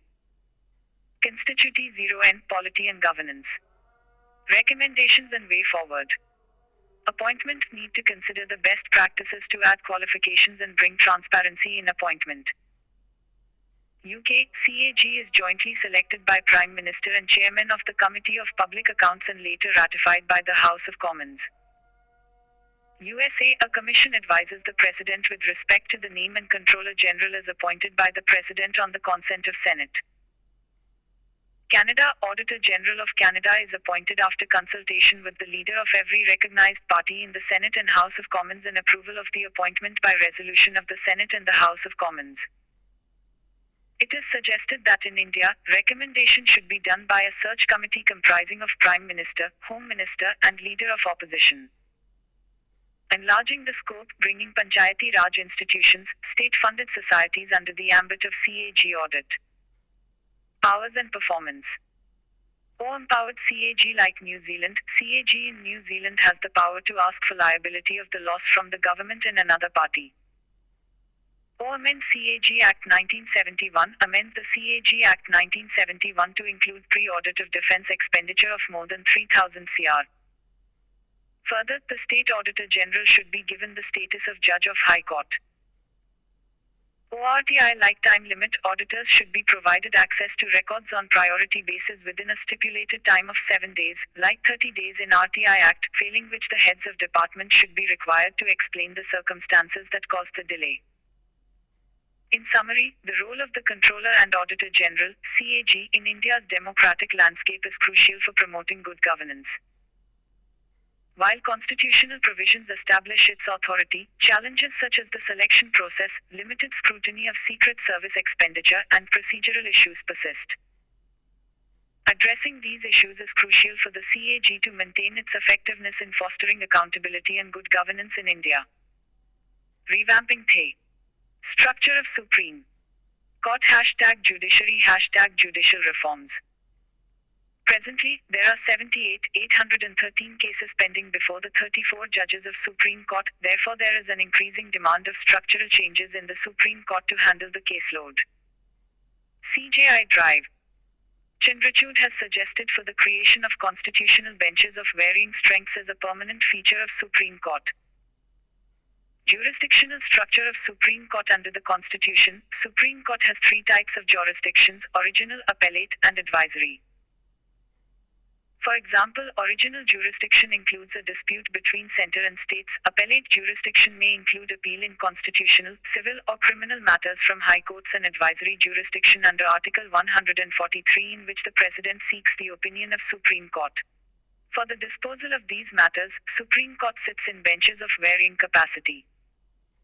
Or division bench, 2 judges bench, generally for matters which come by the way of appeal. Or full bench, 3 judges bench, constituted for the disposal of issues such as prohibition, censorship, interpretation of sections such as medical termination of pregnancy, public interest litigations. Or constitutional bench, comprising of 5, 7 or 9 judges who deliberate on specific issues involving substantial question of law for interpretation of the Constitution. Constitution bench also sits for the hearing of any reference under Article 143, i.e. power of the President to consult the court. Or seat of Supreme Court. Article 130 states that the seat of Supreme Court is located in New Delhi. Or constitutional bench, creation of constitution. Bench is a discretion of CJI as the master of roster. Rationale for creation of permanent constitutional benches. Limited focus on core purpose. Currently, the Supreme Court issues only 8 to 10 constitutional judgments each year, otherwise, it is serving as appellate court. Focus December 2023, Rosa A.S. 24. Constituti 0N Polity and Governance. In 2022, only 4 out of 1,263 judgments issued by the Supreme Court were of constitutional nature. Overload of special leave petitions. Over 60,000 SLPs are filed in the Supreme Court each year, from which 10,000 are admitted and heard. Quality of judgments suffering. Since most cases are of appellate nature, the quality of judgments in case of constitutional matters is suffering. Better filtration of cases. Permanent Constitution Bench can filter cases and only constitutional law, federal issues cases will end up in such benches, rest will be heard by other benches. Pendency. Close to 79,000 cases pending. This will lead to better segregation of constitutional and substantive matters by the court. Appeals from tribunals. In many administrative cases, the appellant moves to Supreme Court in case of dissatisfaction with the award of tribunal. Recommendations. Law Commission has recommended the restructuring of the higher judiciary to make it more efficient in its various reports. There are two modes in which Supreme Court can be restructured. Split Supreme Court into two layers. Lower layer to act as an appellate bench which can be called the National Court of Appeal. The National Court of Appeal will have regional benches, 4 across the country, and will listen to appeals from the various high courts. Higher layer to deal with constitutional and reference matters only. Opinion of current CJI on restructuring of Supreme Court. Creation of a permanent constitution bench in order to provide quality judgments and to serve the originally envisaged purpose of Supreme Court. The permanent constitution bench will be drawn amongst the senior most judges of Supreme Court and will focus on the disposal of constitutional matters. Law Commission's recommendations with respect to structure of Supreme Court. 10th Law Commission, 1984, recommended that the Supreme Court be split into two divisions, the Constitutional Division and the Legal Division, and only issues pertaining to constitutional law should be brought before Constitutional Bench. 11th Law Commission, 1988, recommended for the division of Supreme Court into parts for wider availability and reduced expenditures that the litigants have to face. Bihar Legal Support Society v. Chief Justice of India, 1986, the Supreme Court stated that it is desirable to establish a national court of appeal that would be able to entertain special leave petitions under Article 136. This would further allow Supreme Court to entertain constitutional and public law related questions. 229th Law Commission Report 2009 recommended 4 regional benches located at Delhi, Chennai or Hyderabad, Kolkata and Mumbai to hear non-constitutional issues.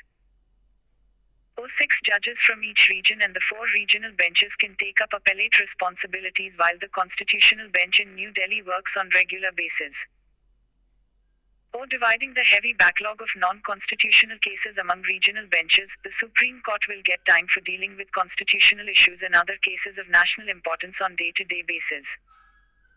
Alternative 1. Creation of regional benches. Focus, December 2023, Rosa A.S. 25. Constituti 0N Polity and Governance. Alternative 2. Permanent Constitutional Bench. The current backlog of cases in the Supreme Court, with 78,813 pending cases, necessitates structural changes for efficient case management. Chief Justice Drive. Chandrachud's proposal for permanent constitutional benches of varying strengths is aimed at addressing this issue. The rationale behind this proposal includes a limited focus on the core purpose of the Supreme Court, an overload of special leave petitions, and a need for better filtration of cases. Recommendations, including those from the Law Commission, suggest restructuring the Supreme Court into constitutional and legal divisions or creating a national court of appeal with regional benches. These measures aim to enhance efficiency, segregate constitutional matters, and address the persistent issue of case pendency. Model Code of Conduct. MCC, #elections, #representation. The Election Commission withdrew permission for the disbursement under the Right to Bandhu scheme after initially granting conditional approval, citing a violation of the Model Code of Conduct (MCC). MCC is a non-statutory framework issued by the Election Commission ensuring free and fair elections as under Article 324 of the Indian Constitution. Key provision of the MCC General Conduct. It prohibits the progression of hatred among communities. It forbids personal attacks on other party members. It bans appeals for caste and communities for votes. It provides for avoidance of corrupt practices during elections. It regulates demonstrations and picketing. It disallows the use of a person's land for political purposes without their permission. It forbids taking processions or removing election promotional objects of other parties' meetings. It includes provisions related to candidates or parties informing the police authority about the venue and time before a meeting. In case of any prohibitory orders, parties should adhere to those orders during meetings. If there is a need for the use of instruments such as loudspeakers, the party should obtain permission from the relevant authorities. To handle disorder during a meeting, political parties should seek the assistance of the on-duty police. Procession.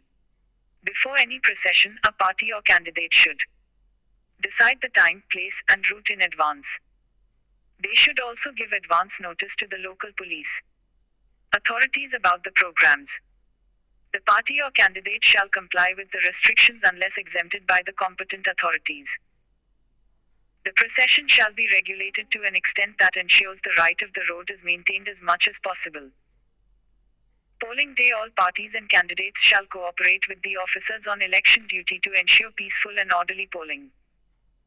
They should supply suitable badges or identity cards to their authorized workers. They should refrain from serving or distributing liquor on polling day, and they should keep the candidates' camps simple, avoiding the display of posters, flags, etc. Focus, December 2023, Rosa AS. 26. Constituti 0N, Polity and Governance. They must cooperate with the authorities to comply with any restrictions imposed on the plying of vehicles on polling day. Polling booth except for the voters, no one without a valid pass from the Election Commission shall enter the polling booths. Observers. The Election Commission is appointing observers. If the candidates or their agents have any specific complaint or problem regarding the conduct of elections, they may bring the same to the notice of the observer. Party in power ministers should not combine their official visits with electioneering work. Government transport should not be used to further the interests of the party in power. Public properties, such as maidans, should not be monopolized by the party in power. Rest houses, dak bungalows, etc. should be used fairly, without favoring the party in power. The issue of advertisement at the cost of the exchequer during the election period, with a view to furthering the prospects of the party in power, shall be avoided. Ministers and other authorities shall not sanction payments out of discretionary funds from the time elections are announced by the Commission. Ministers of the central or state government shall not enter any polling station or place of counting except in their capacity as a candidate, voter, or authorized agent. From the time elections are announced by Commission, ministers and other authorities shall not announce any financial grants in any form or promises thereof or except civil servants, lay foundation stones etc. of projects or schemes of any kind or make any promise of construction of roads, provision of drinking water facilities etc. or make any ad hoc appointments in government, public undertakings etc. which may have the effect of influencing the voters in favor of the party in power. Guidelines on Election Manifesto. The election manifesto shall not contain anything repugnant to the ideals and principles enshrined in the Constitution, and further that it shall be consistent with the letter and spirit of other provisions of Model Code of Conduct. Haryana's 75% local quota in private sector jobs # local reservation. Government of Haryana had passed the Haryana State Local Candidates Act 2020, which made it mandatory for the employers to reserve 75% of jobs paying less than Rs. 30,000 per month for local residents. Recently, the Punjab and Haryana High Court in IMT Industrial Association and ANR vs. State of Haryana and ANR held the act to be unconstitutional, violative of Part 3 of Constitution and accordingly held ultra vires and ineffective from the date it came into force. Previously, Andhra Pradesh Assembly had passed Andhra Pradesh Employment of Local Candidates in the Industries, Factories Bill 2019 which reserved 75% of the jobs for the residents of state. This bill is yet to be challenged. Grounds of challenging the ACT. Sons of Soil Act creates Sons of Soil-like policy which infringes the constitutional rights of the employers. Fundamental right to work. Private sector jobs are purely based on skills and analytical bent of mind. The employees have a fundamental right to work in any part of India. Federal structure. The act is also contrary to federal structure of India as it creates barriers of employment solely on the basis of residence. Benefiting one class. The act is trying to benefit one class, i.e. residents of Haryana, which is contrary to public interest. Arguments of the state power to legislate under Article 16. Fourth, the state has the power to create such legislations under Article 16. 4, i.e. the power to make any provisions for the reservation of appointments or posts in favor of backward classes. Focus, December 2023, Rosa A.S. 27. Constituti 0N, Polity and Governance. Reasonable classification. The statute is justified as it creates a reasonable classification based on domicile which is permissible and not violative of right to equality under Article 14. Local unemployment on rise. Aspect of unemployment of local population must be addressed on priority basis. Ruling of High Court against the spirit of Article 19. Freedom given in Article 19 cannot be taken away and the provisions of the Act of falling foul as a wall cannot be built around by the state and the spirit and soul of the oneness of Constitution of India could not be curtailed by parochial limited vision of the state. O Article 19, 1d ensure the right to move freely throughout the territory of India. O Article 19, 1g provides the right to practice any profession or to carry out any occupation, trade, or business. O Article 19, 5 ensures that reasonable restrictions can be imposed on freedom of movement in the interest of general public or for the protection of interest of scheduled tribes, but the said Act imposes unreasonable restriction on the right to movement throughout the territory of India or to reside and settle in any part of India. O Article 19, 6 imposes the right of state to impose certain restrictions regarding technical requirements, but state cannot impose domicile requirements. Non-residents of Haryana cannot be treated as secondary citizens. The term fraternity in preamble connotes a sense of common brotherhood to embrace all Indians. A blind eye cannot be turned to other citizens of the country irrespective of the state they belong to. Violative of Article 35. Article 35 specifically bars the state legislature not to make any laws in respect of matters which are under Article 16, 3, prescribing requirement of residence within that state for particular type of employment. State of Tamil Nadu vs. K. Shyam Sundar, the Supreme Court held that it is beyond the purview of the state to legislate on the issue which restricts the private employer from recruiting from the open market. For the category of employees who were receiving less than 30,000 rupees per month. Violative of Article 14, it is violative of right to equality, as it categorizes the rest of the citizens as migrants. Violative of constitutional morality, by introducing a secondary status to a set of citizens not belonging to the state of Haryana, the state is curtailing citizens' right to livelihood. Court further argued that a private individual cannot be asked to do what the state has forbidden for itself. Inspector Raj provisions such as calling for record by the authorized officers, inspection of premise for the purpose of examination of records amount to practice of Inspector Raj by the state. Could lead to other states enacting similar acts. Such acts may lead to other states coming up with similar provisions which are against the spirit of the Constitution. Other issues associated with such policies: workers move out of their states to seek opportunities commensurate with their skills and abilities. If such restrictions are placed, eventually the economic setup of the country will suffer. Leads to further segmentation of labor market with low-wage migrant workers on one side and local workers with bargaining powers on the other side. Suggestion and way forward. Real empowerment of workers will happen when state ensures that laborers are given basic labor rights legally due to them. Creating a level playing field by attracting private investment, enhancing job opportunities, and creating an entrepreneurial environment in states. Skill development to enhance opportunity of transition from semi-skilled, unskilled jobs to skilled jobs with higher remuneration. No jurisdiction on plea by deceased UP official's wife. Lokpal issues arising in the functioning of Lokpal. Frivolous complaints. Majority of complaints are found frivolous or outside jurisdiction of the office of Lokpal. Sharp decline in the number of complaints. It received only 21 complaints in 2021. Focus, December 2023, Rosa AS. 28. Constituency 0N, Polity and Governance. No prosecution, it has not prosecuted a single case of corruption till date. 2021 data. In 2019-20, only 3 complaints were fully investigated, the rest rejected on the grounds of prescribed format. In action, around 70% of the corruption complaints against public functionaries are disposed of without any action in the past 4 years. High rejection rate on grounds of not following prescribed format. Consequently, Lokpal has become enabler of corruption rather than inhibitor of corruption. Vacancies 32 functionaries against the sanctioned. Strength of 82.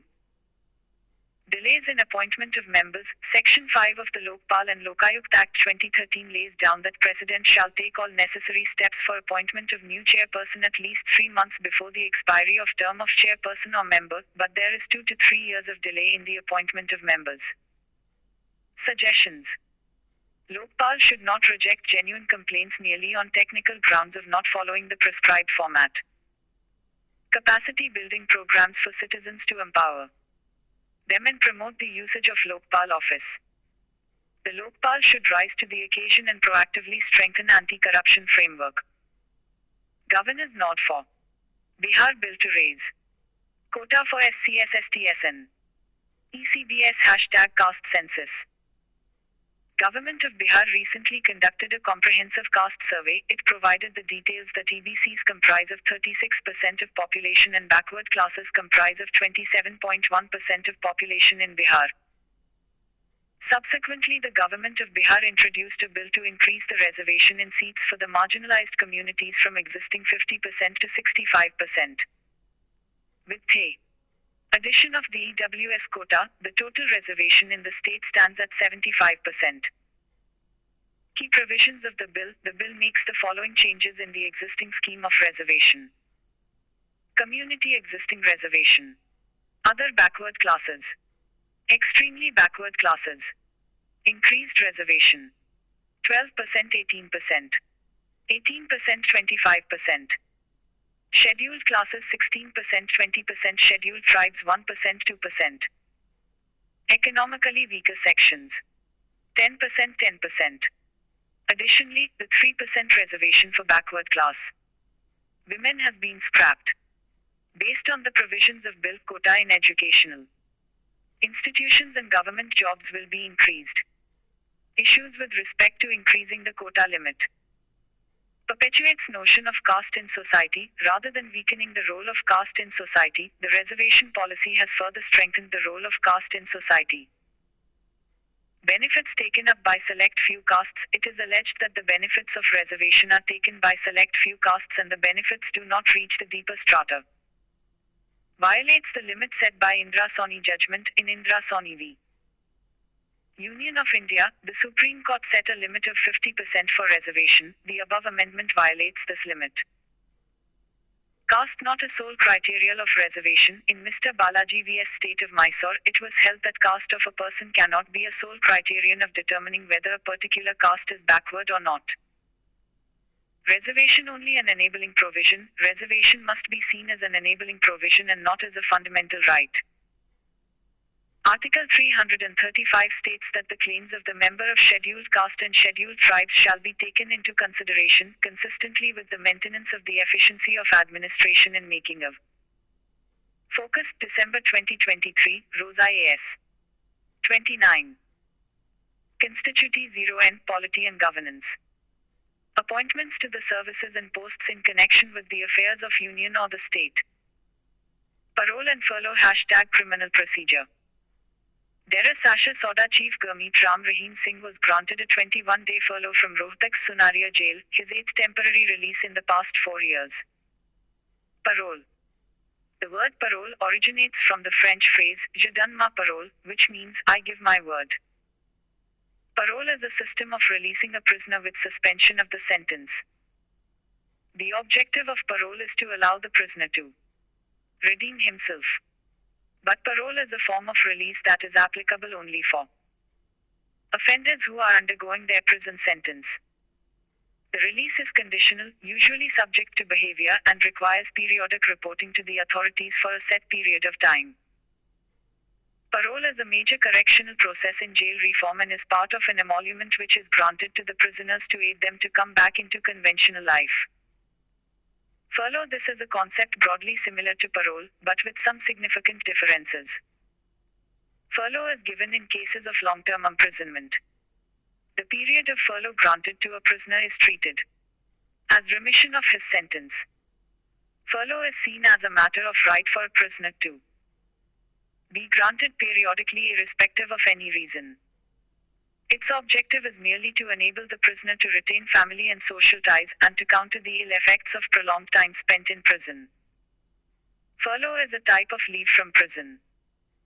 Provisions regarding parole and furlough. The Prisoners Act of 1894 and Prisoners Act 1900 defines the furlough and the parole system.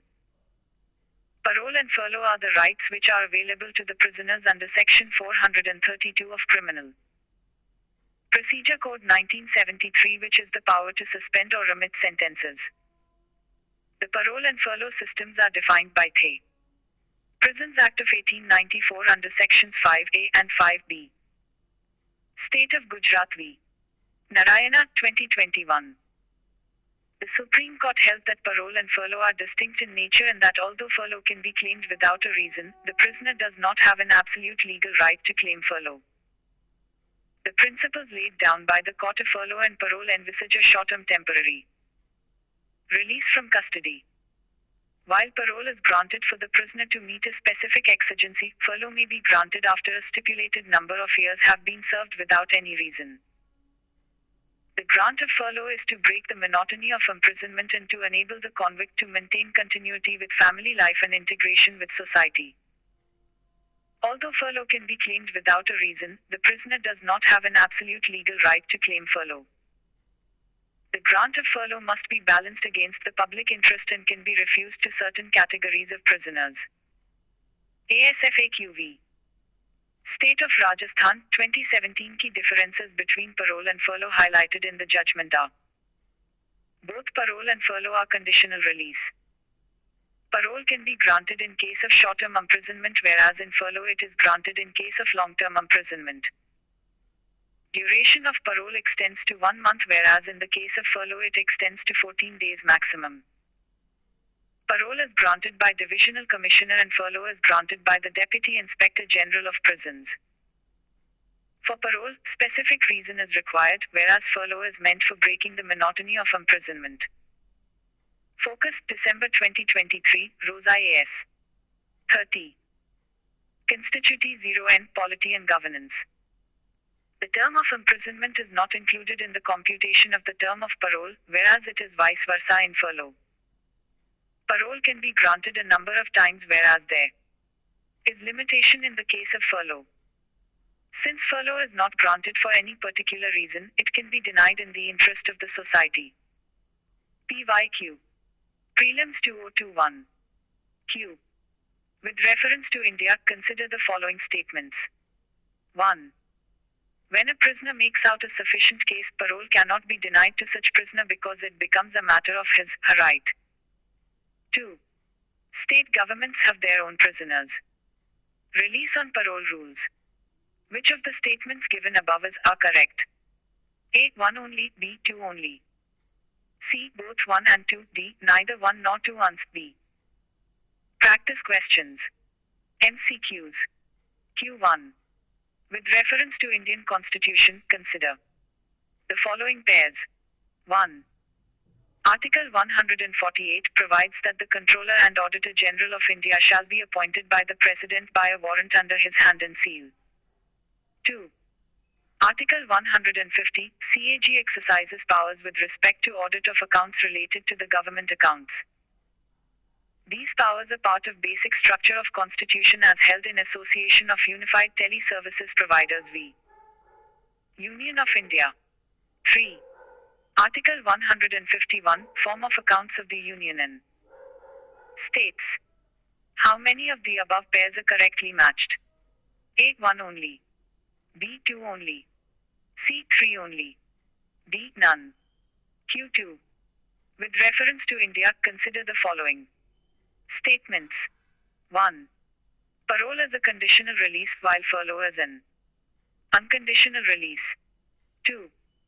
Parole envisages a long-term, while furlough envisages a short-term temporary release from custody. 3. Parole is granted for a specific need, while furlough is granted after serving a designated number of years without cause. How many of the above statements are correct? A. Only 1.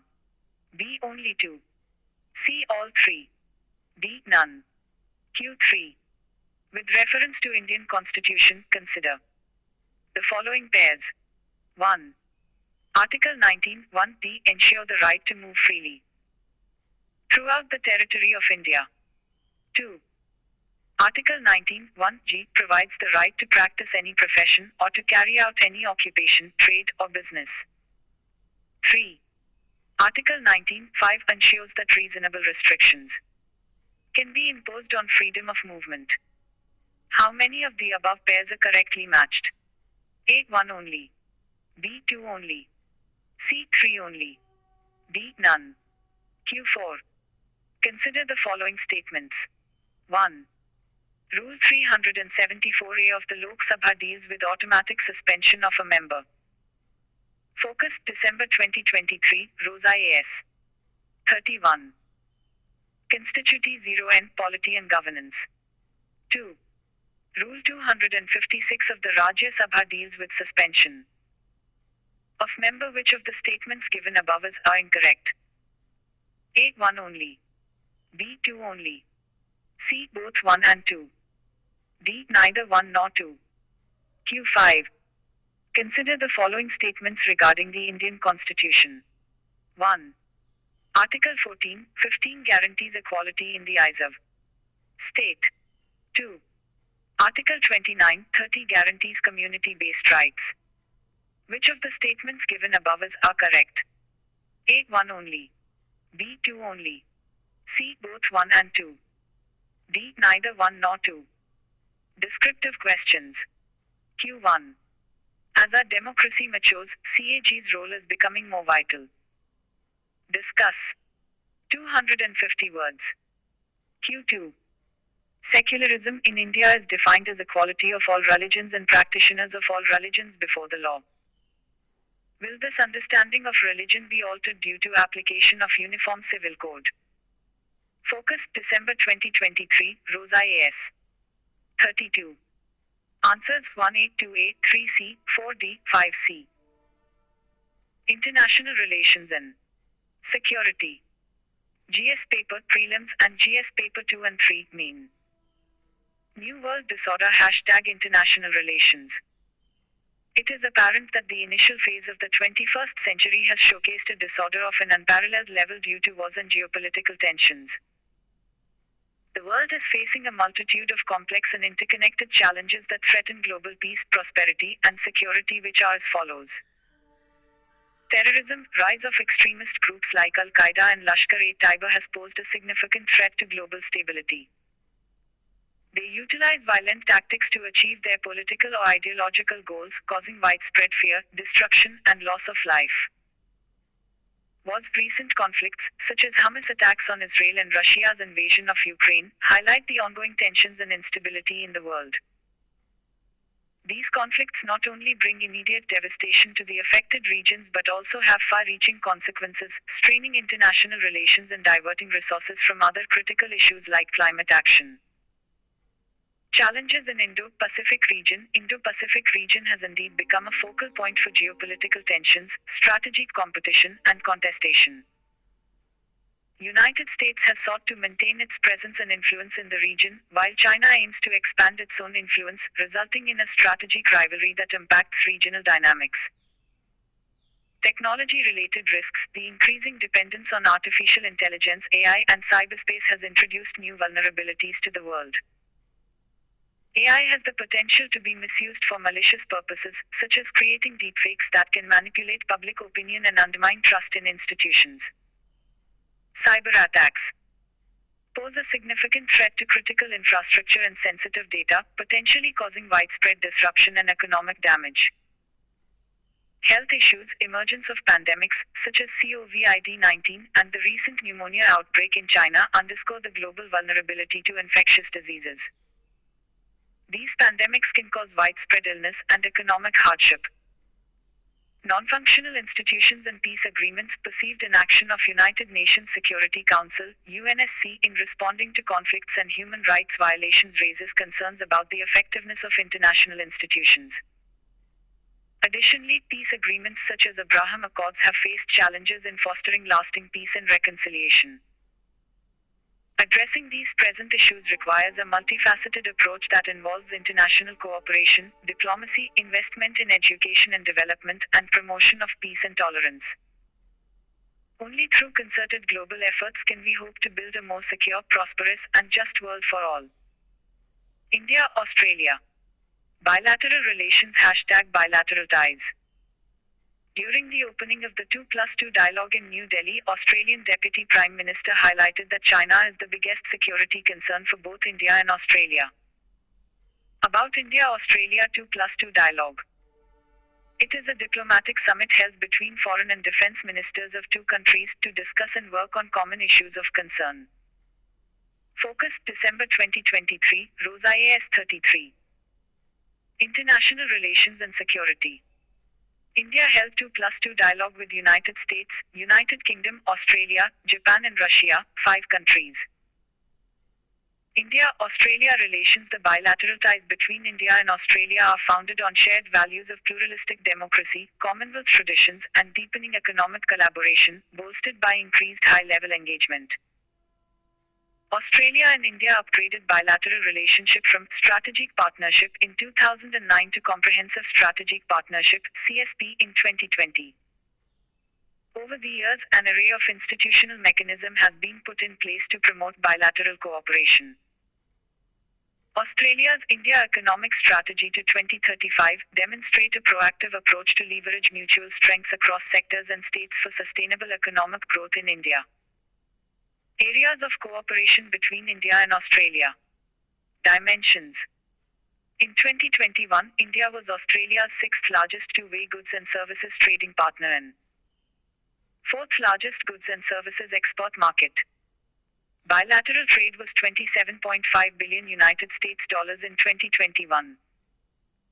India and Australia have entered into Economic Cooperation Trade Agreement (ECTA), first free agreement signed by India with a developed country in a decade. With ECTA, there is a potential for bilateral trade to reach around $50 billion United States dollars in 5 years.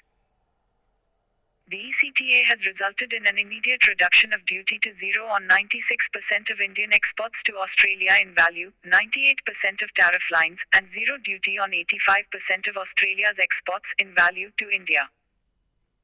The 2+2 ministerial dialogue was held in 2021, and the Deputy Prime Minister and Defence Minister of Australia visited in 2022. Mutual Logistics Support Agreement (MLSA) was concluded during the virtual summit in 2020, and the two militaries held several joint exercises in 2022. India is one of the top sources of skilled immigrants to Australia.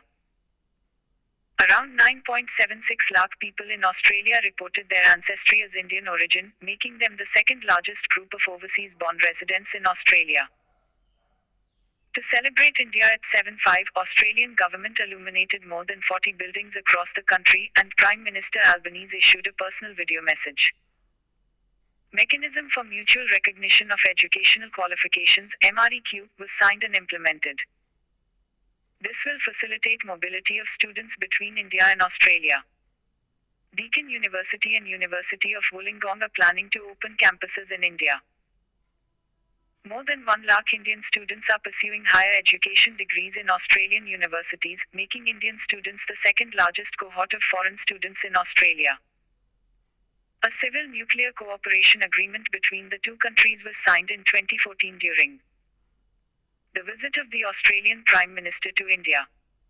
The agreement came into force in 2015. The Australian Parliament passed the Civil Nuclear Transfer to India Bill 2016 in 2016, which ensures that uranium mining companies in Australia may fulfill contracts to supply Australian uranium to India for civil use. The countries signed a letter of intent on new and renewable energy in 2022, which provides for cooperation towards bringing down the cost of renewable energy technologies, especially ultra-low-cost solar and clean hydrogen. Focus, December 2023, Rosa A.S. 34. Economic cooperation. Defense cooperation. People-to-people ties. Education. Energy cooperation. Environmental cooperation. International relations and security. During the virtual summit in 2022, India announced matching funds of 10 million Australian dollars for Pacific Island countries under Infrastructure for Resilient Island States (IRIS) and of 10 million Australian dollars for Pacific Island countries under International Solar Alliance (ISA).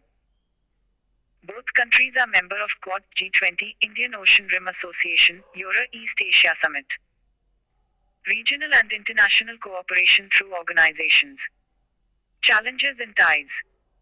Dichotomous Australian foreign policy, there is some misalignment in Australia's economic and political interests.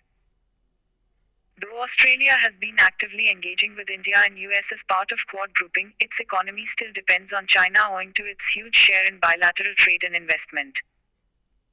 Lingering CECA, Comprehensive Economic Cooperation Agreement, CECA, has not yet materialized, though the negotiation started in 2011.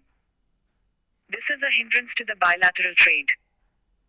Withdrawal from RCEP. One reasons for India's withdrawal from RCEP was objection from farmer organizations and dairy cooperatives due to fears of flooding of cheaper agricultural and dairy products from Australia.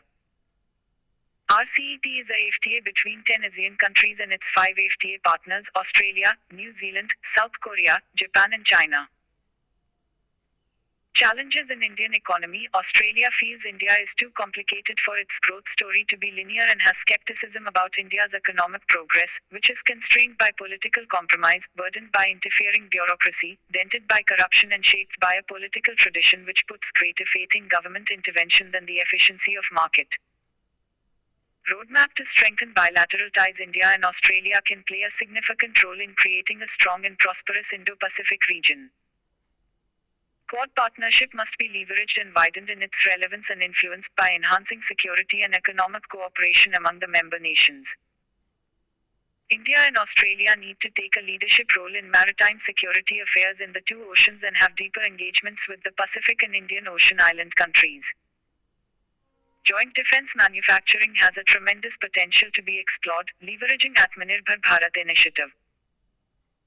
Furthermore, broader long-term reciprocal access arrangements, like foundational agreements with US, can be looked at to emphasize real-time maritime domain awareness and information sharing, besides interoperability and operational coordination.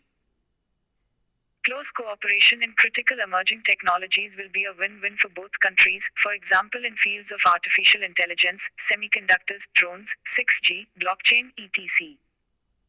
Visit of Bhutanese King to India #bilateral ties.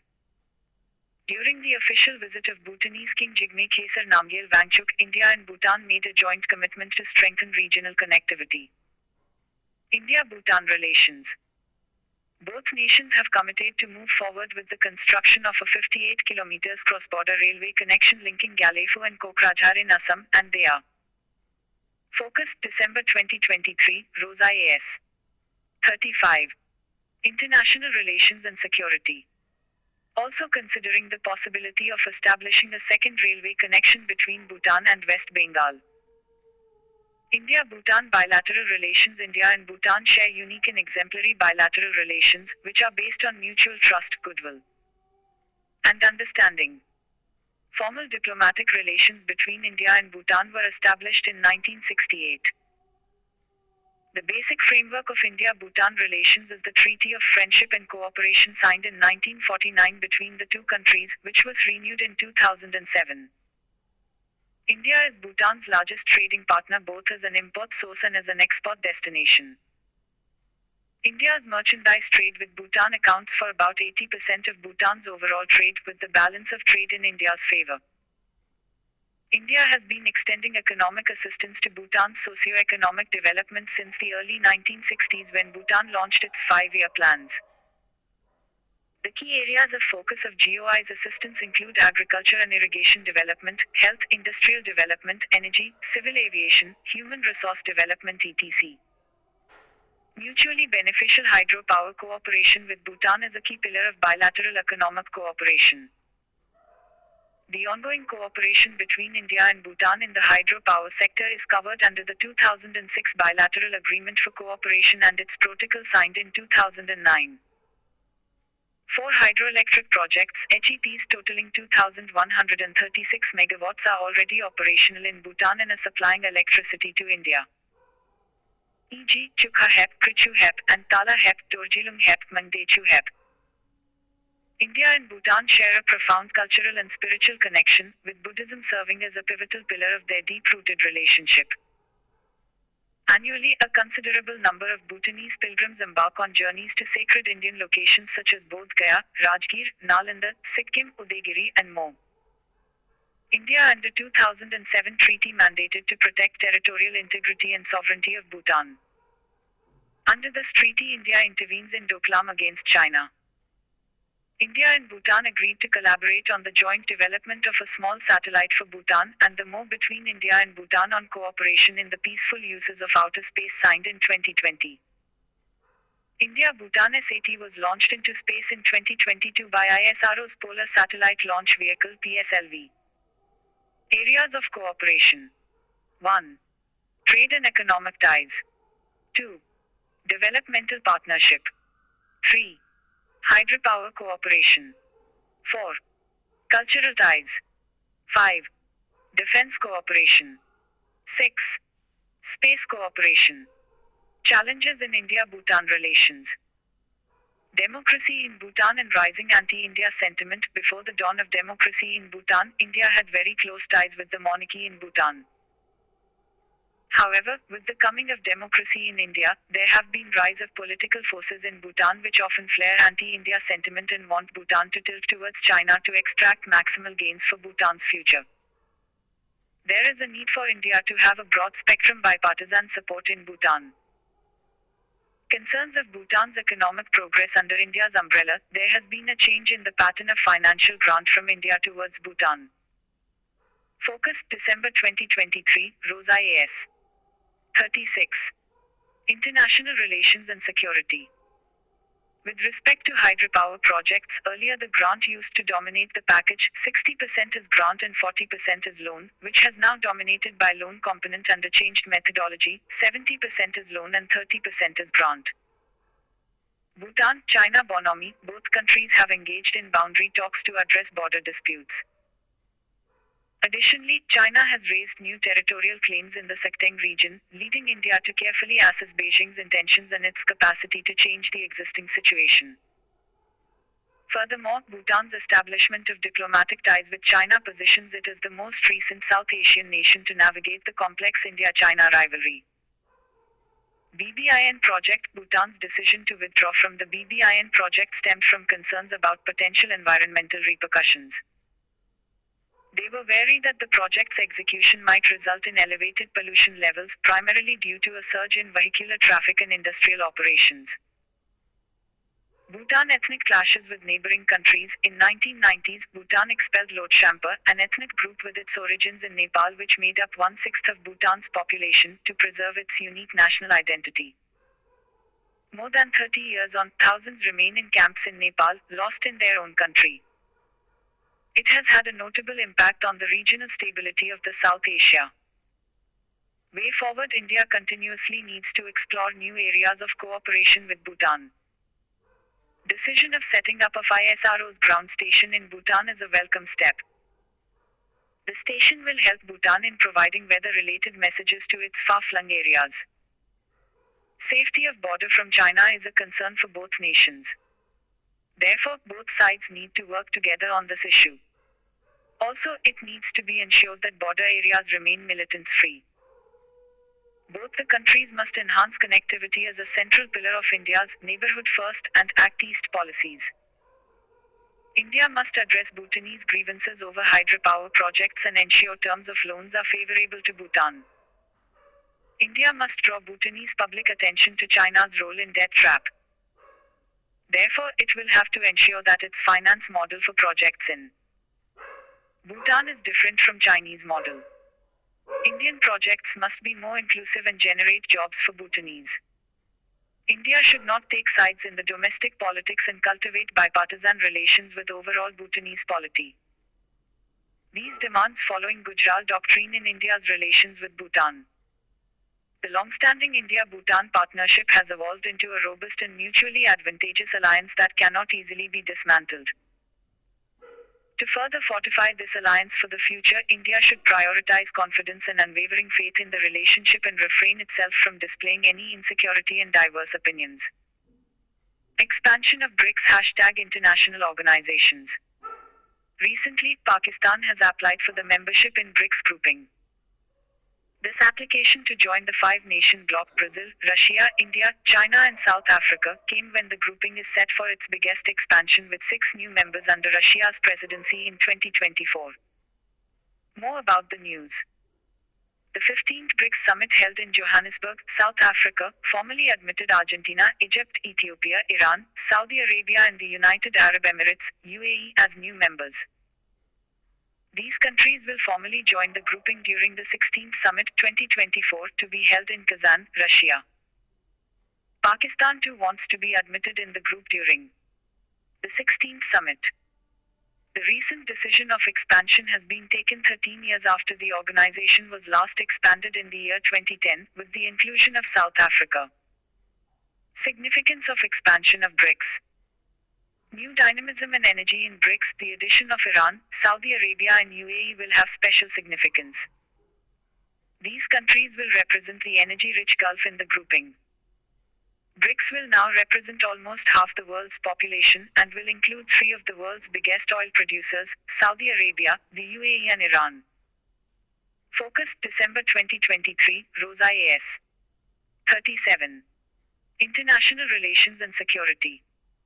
Open up new avenues for trade and the inclusion of could be an economic lifeline for countries such as Iran, due to the increased bilateral trade. This will boost the idea of BRICS as a global-level outfit of major economies and also strengthen BRICS' position as a spokesperson of the developing world. Promote the idea of inclusive multilateralism and upholding the international law, which also strengthens the principles enshrined in the United Nations Charter, such as boost partnerships, build trust.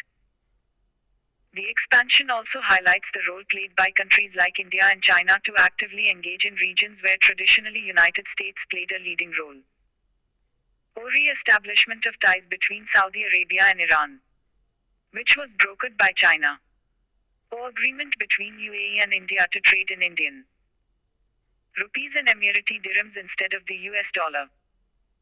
This expansion is also seen against the dominance of United States and the use of unilateral sanctions against certain countries in the global trade, which the BRICS grouping has vocally challenged.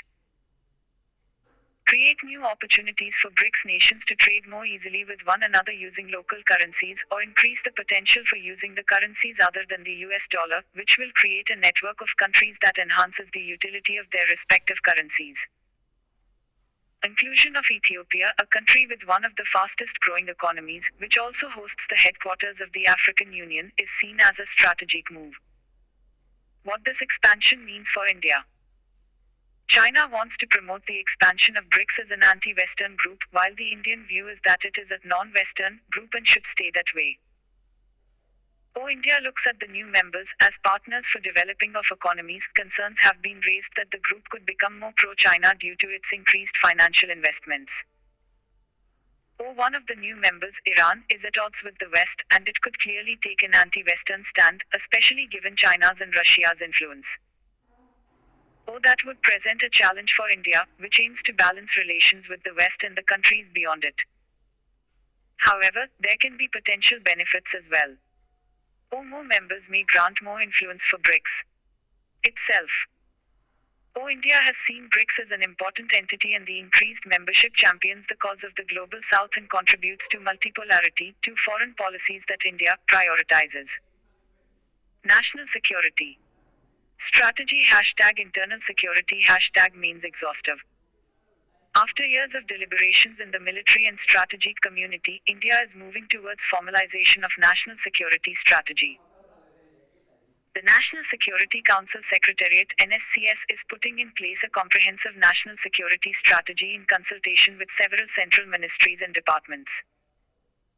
The document is aimed at putting together India's national security objectives and the ways to be adopted to achieve or realize them. Multiple ministries have sent their respective inputs given the complex nature of the various traditional and non-traditional threats, especially when rising geopolitical tensions have given way to uncertainties.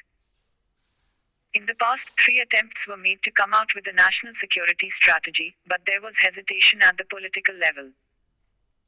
Further, there has been a lack of a cohesive, whole-of-government effort to the government deliberately not making public its national security objectives. Defining national security strategy. A national security strategy document outlines the country's security objectives and the steps needed to achieve the objectives. Strategy remains holistic as it defines both traditional, non-traditional threats that a country faces. The strategy also underlines the opportunities for countries and fixes accountability of agencies which are focused. December 2023, Rosa AS. 38. International Relations and Security. Tasked with the implementation of such responsibilities. Thus, the national security strategy would guide the military, critical defense and security reforms which are needed. National security strategy provides a holistic view of the overall national security, the threats and the roadmap to address them. Global scenario. Most developed countries with an advanced military and security infrastructure have a national security strategy in place which are also updated in periodic basis and by a dedicated institutional mechanism. The US, UK and Russia have in the past come out with their national security strategy.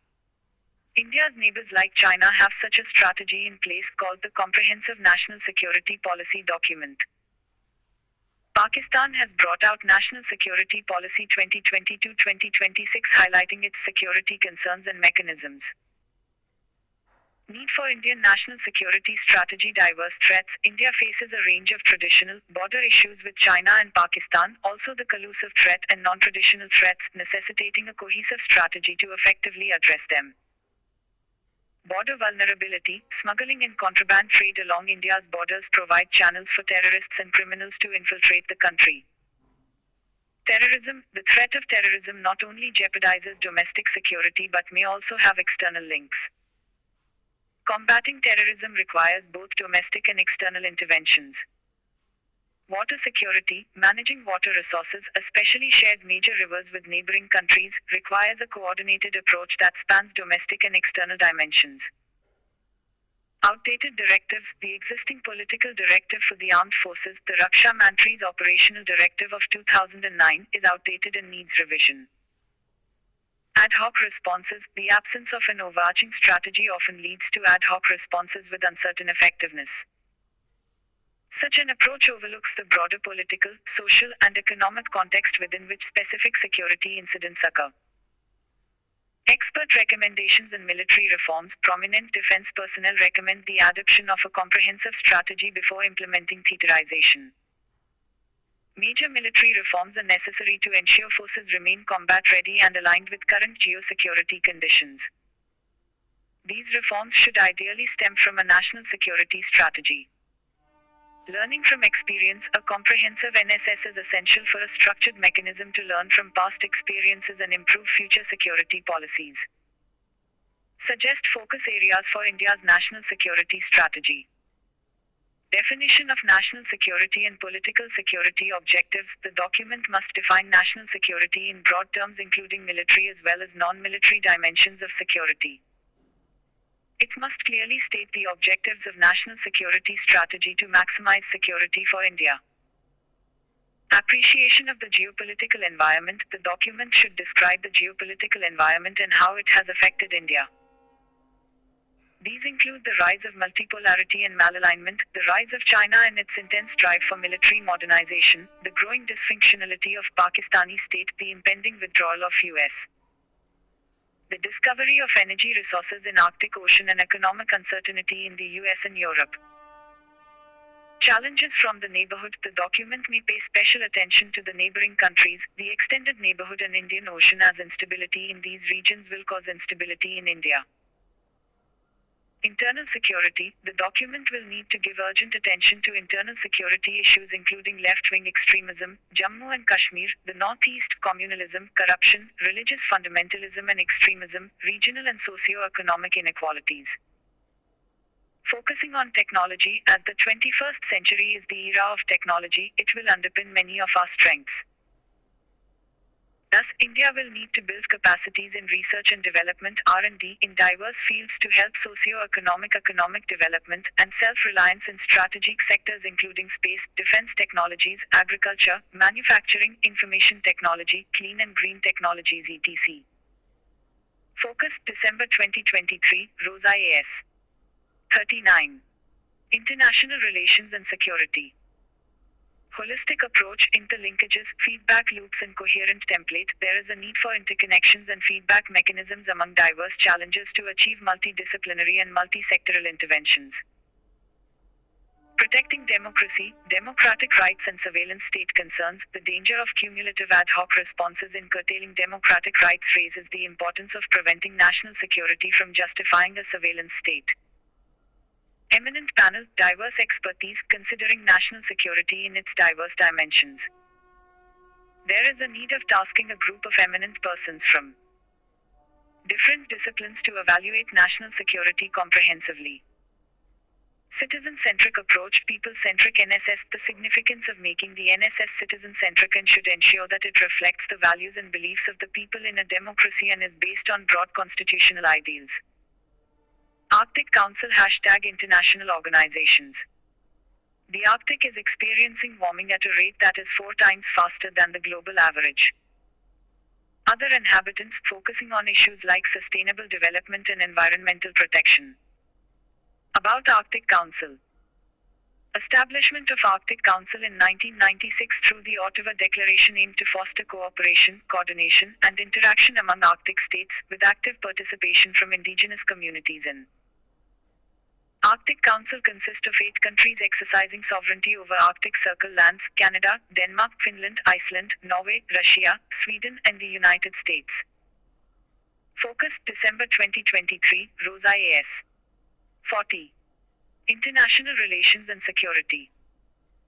Additionally, there are 6 permanent participants, including the Aleut International Association, Arctic Athabaskan Council, AAC, Wacheen Council International, GCI, Inuit Circumpolar Council, ICC, Russian Arctic Indigenous Peoples of the North, RAIPON, and Sami Council.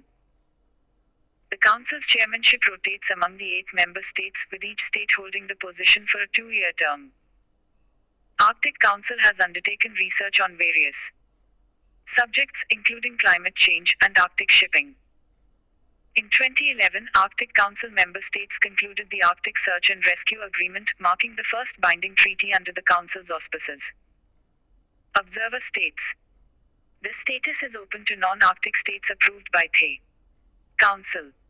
Observer states have no voting rights in the Council. And as of 2021, 13 states have this status. These states are Germany, Netherlands, Poland, United Kingdom, France, Spain, China, India, Italy, Japan, South Korea, Singapore, Switzerland. In 2011, the Council refined its guidelines for accepting observers, which prominently introduced a prerequisite for applicants to acknowledge the sovereignty, sovereign rights, and jurisdiction of Arctic states in the Arctic, and the existence of a comprehensive legal framework governing the Arctic Ocean, particularly the law of the sea, as a robust basis for the responsible management of this ocean. United Nations High Commissioner for Refugees # International Organizations. UK government's attempt to relocate asylum seekers to Rwanda has been deemed illegal by the Supreme Court. This brings UNHCR into focus. About UNHCR. It leads international action to protect people forced to flee conflict and persecution and those denied a nationality. It was established by UN General Assembly in 1950 in the aftermath of Second World War to help the millions of people who had lost their homes. It is part of United Nations Development Group, UNDG, which leads the Action for Sustainable Development. It won the Nobel Peace Prize twice, in 1954 and 1981. Headquarters, Geneva, Switzerland. Convention relating to the status of refugees, the 1951 Refugee Convention. It provides the internationally recognized definition of a refugee and outlines the legal protection, rights and assistance a refugee is entitled to receive.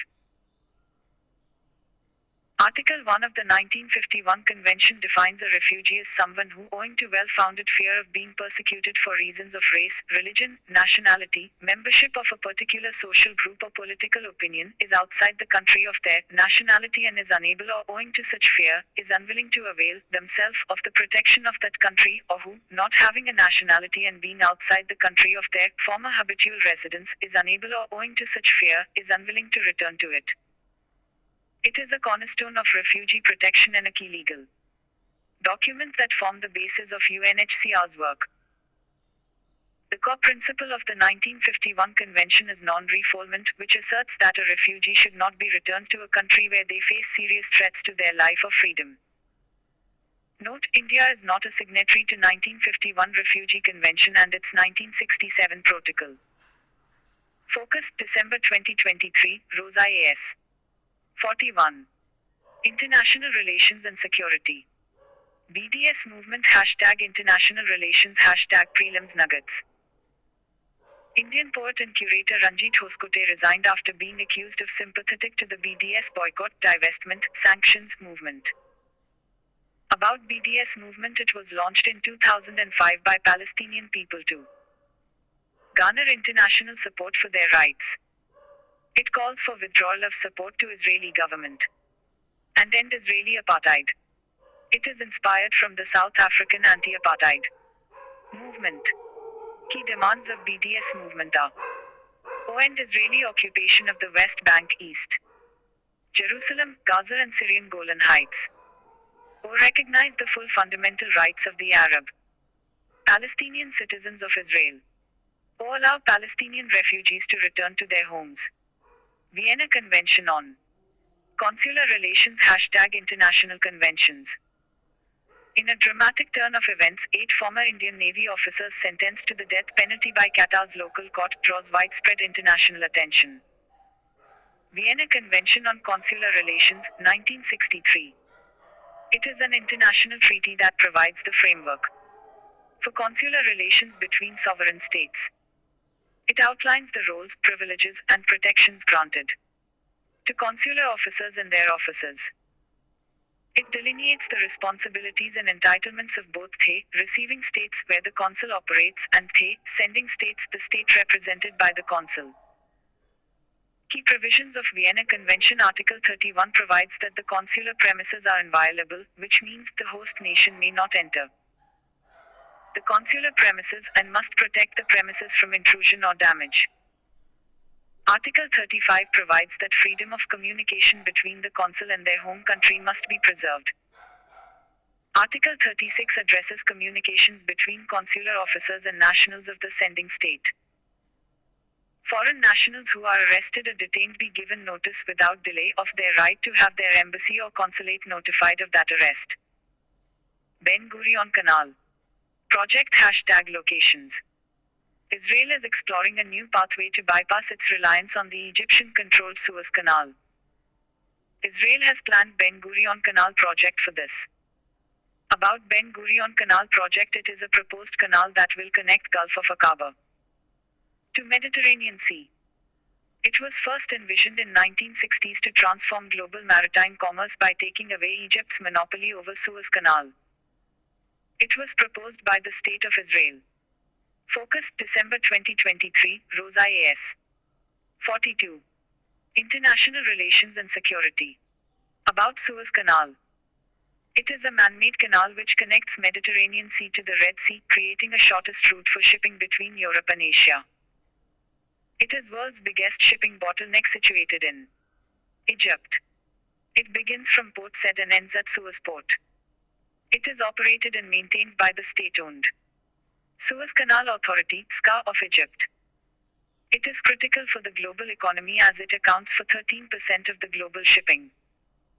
Asian Development Bank # International Organizations. India inked a policy-based loan agreement with the Asian Development Bank (ADB), securing $400 million. About Asian Development Bank. Founded in December 1966, Asian Development Bank (ADB) is a regional development bank with its headquarters situated in Mandaluyong, Manila, Philippines. The bank extends its membership to countries within the UN Economic and Social Commission (ECOSOC) for Asia and the Pacific, as well as non-regional developed nations. Drawing inspiration from the World Bank, the ADB closely mirrors its structure, featuring a comparable weighted voting system that aligns with the capital subscriptions of its members. This system ensures proportional representation in decision-making processes. Furthermore, the ADB holds the distinction of being recognized as an official United Nations observer. Objectives and activities. The Asian Development Bank (ADB) characterizes itself as a social development organization committed to alleviating poverty in Asia and the Pacific through the promotion of inclusive economic growth, environmentally sustainable practices, and regional integration. Financing. Asian Development Bank (ADB) extends hard loans on commercial terms, primarily directed at middle-income countries in Asia. It offers soft loans to economically disadvantaged countries in the region, characterized by lower interest rates. Voting rights. The Asian Development Bank's top 5 countries, ranked by their significant capital contributions and corresponding voting rights, are as follows: 1. Japan, 100.002. United States, 12.751. 3. China, 12.751. 4. India, 5.437. Australia, 4.913. Focus, December 2023, Rosa A.S. 43. International Relations and Security. North Atlantic Treaty Organization, NATO, # International Organizations. NATO formally announced the suspension of Conventional Armed Forces Treaty in response to Russia's pullout. About NATO. NATO is a political and military alliance of 28 European countries and 2 countries in North America, United States and Canada. It was set up in 1949 by the US, Canada, and several Western European nations to ensure their collective security against the Soviet Union. NATO's core tasks are collective defense, crisis management and cooperative security. Principle of collective defense, under which an attack against one or several of NATO members is considered as an attack against all. The principle of collective defense is enshrined in Article 5 of the Washington Treaty. NATO invoked Article 5 for the first time in its history after the 9/11 terrorist attacks against the United States. NATO membership is open to any other European country which adheres to the principles of NATO and to contribute to the security of the North Atlantic area.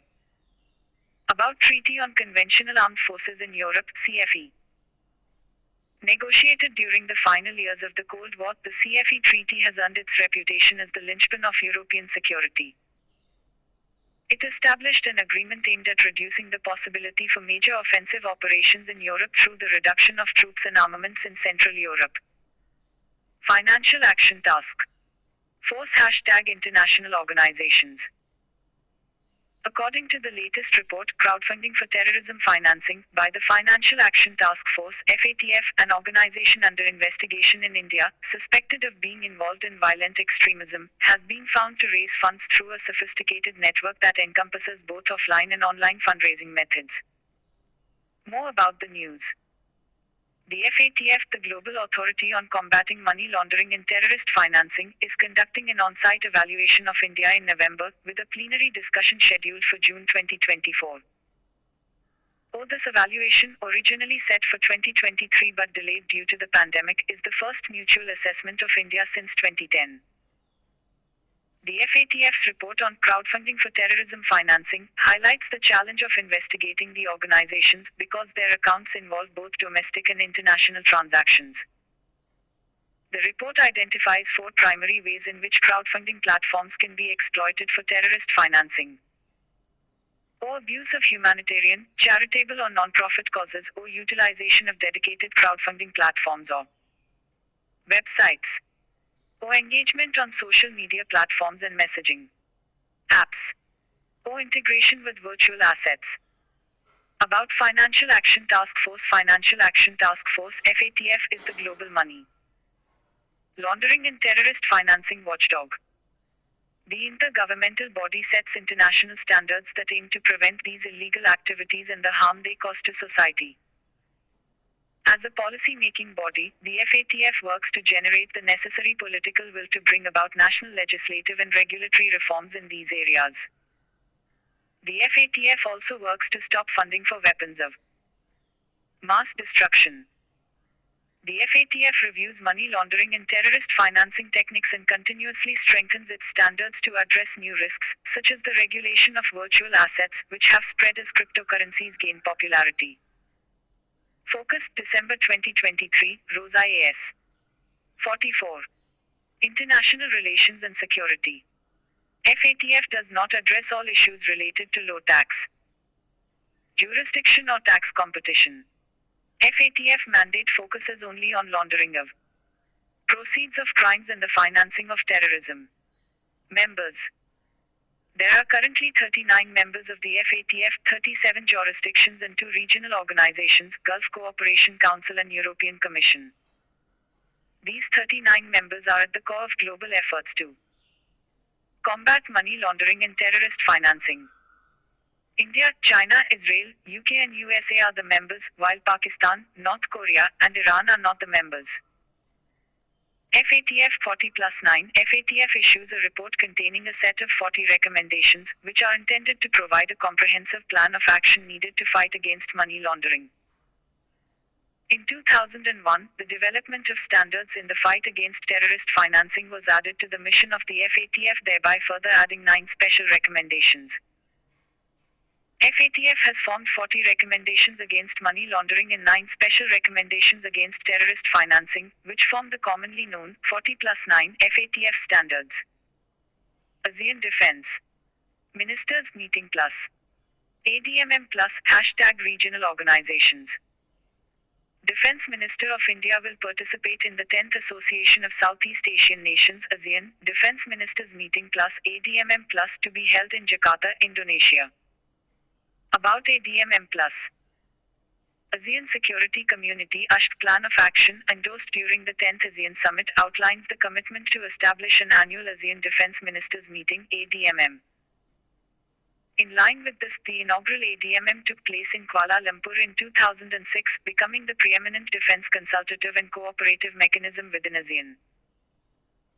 The ADMM Plus serves as a pivotal platform for ASEAN and its 8 dialogue partners Australia, China, India, Japan, New Zealand, Republic of Korea, Russia, and the United States, referred to collectively as THE Plus countries. This collaborative effort is aimed at strengthening security and defense cooperation to contribute to peace, stability, and development in the region. The inaugural ADMM Plus convened in Hanoi, Vietnam in 2010. Since 2017, ADMM Plus holds annual meetings, providing a forum for intensified dialogue and cooperation among ASEAN and the Plus countries, particularly in the face of a progressively challenging regional security landscape. Membership. Principles for membership delineates the criteria for participating in the ADMM Plus process as follows. The Plus country must hold the status of a full-fledged dialogue partner of ASEAN. The Plus country should have substantial interactions and relations with the defense establishment of ASEAN.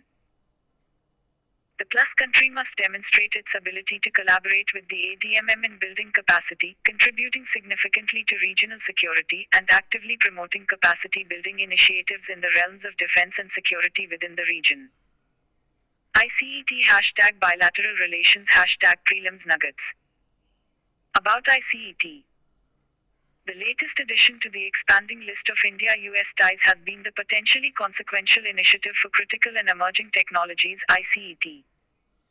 Focus December 2023, Rosa AS. 45. International Relations and Security.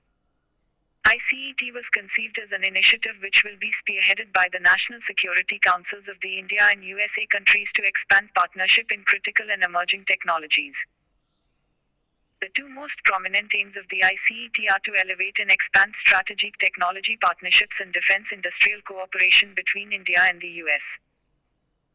It seeks to provide momentum to defense technology cooperation with a focus on joint development and joint production.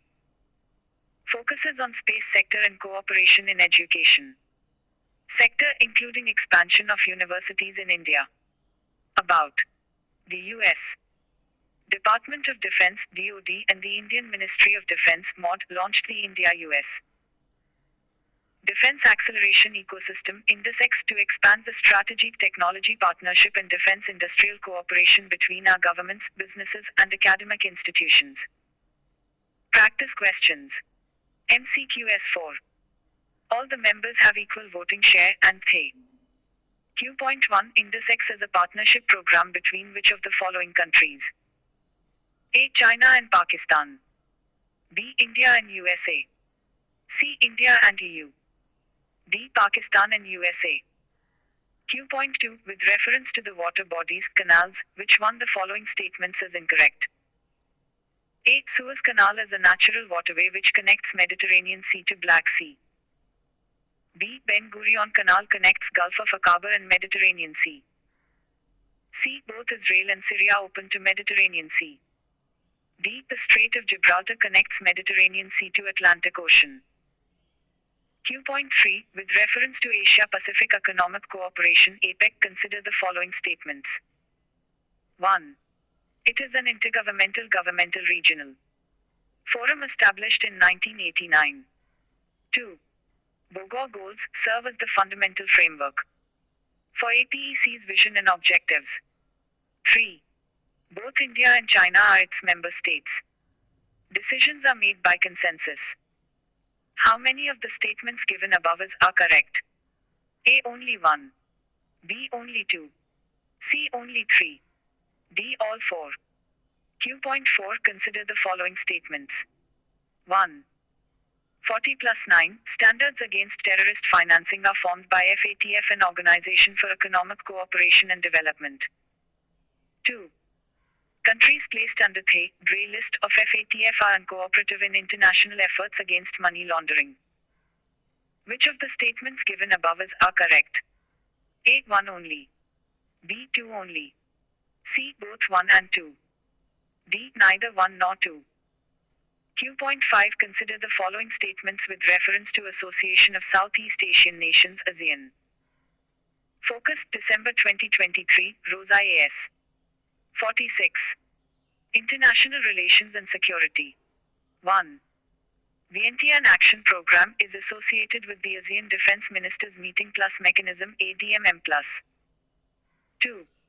To be a member of ADMM+, the Plus country shall be a full-fledged dialogue partner of ASEAN. 3.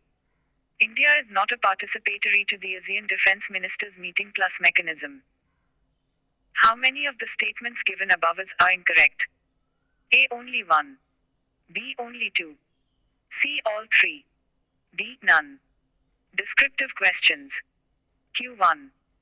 Bilateral relations between India and Australia are being shaped by the evolving geopolitical and economic context in the Indo-Pacific. Comment. Answer in 250 words. Q2. India's national security strategy can play a significant role in addressing the threats in a fast-evolving national and international landscape. Comment. Answer in 150 words. Answers 1B, 2A, 3C, 4D, 5A. Focus December 2023, Rosa AS. 47. Society and Social Justice. GS Paper I and GS Paper 2 mean. Fatima BVN. Representation of women in judiciary. Hashtag Indian society, hashtag women and women issues, hashtag means exhaustive. Justice Fatima Bibi, the first Indian woman to become a Supreme Court judge, has passed away. With her appointment to the SC in 1989, Justice Bibi became the first Muslim woman judge of the Supreme Court as well as the first woman Supreme Court justice in Asia.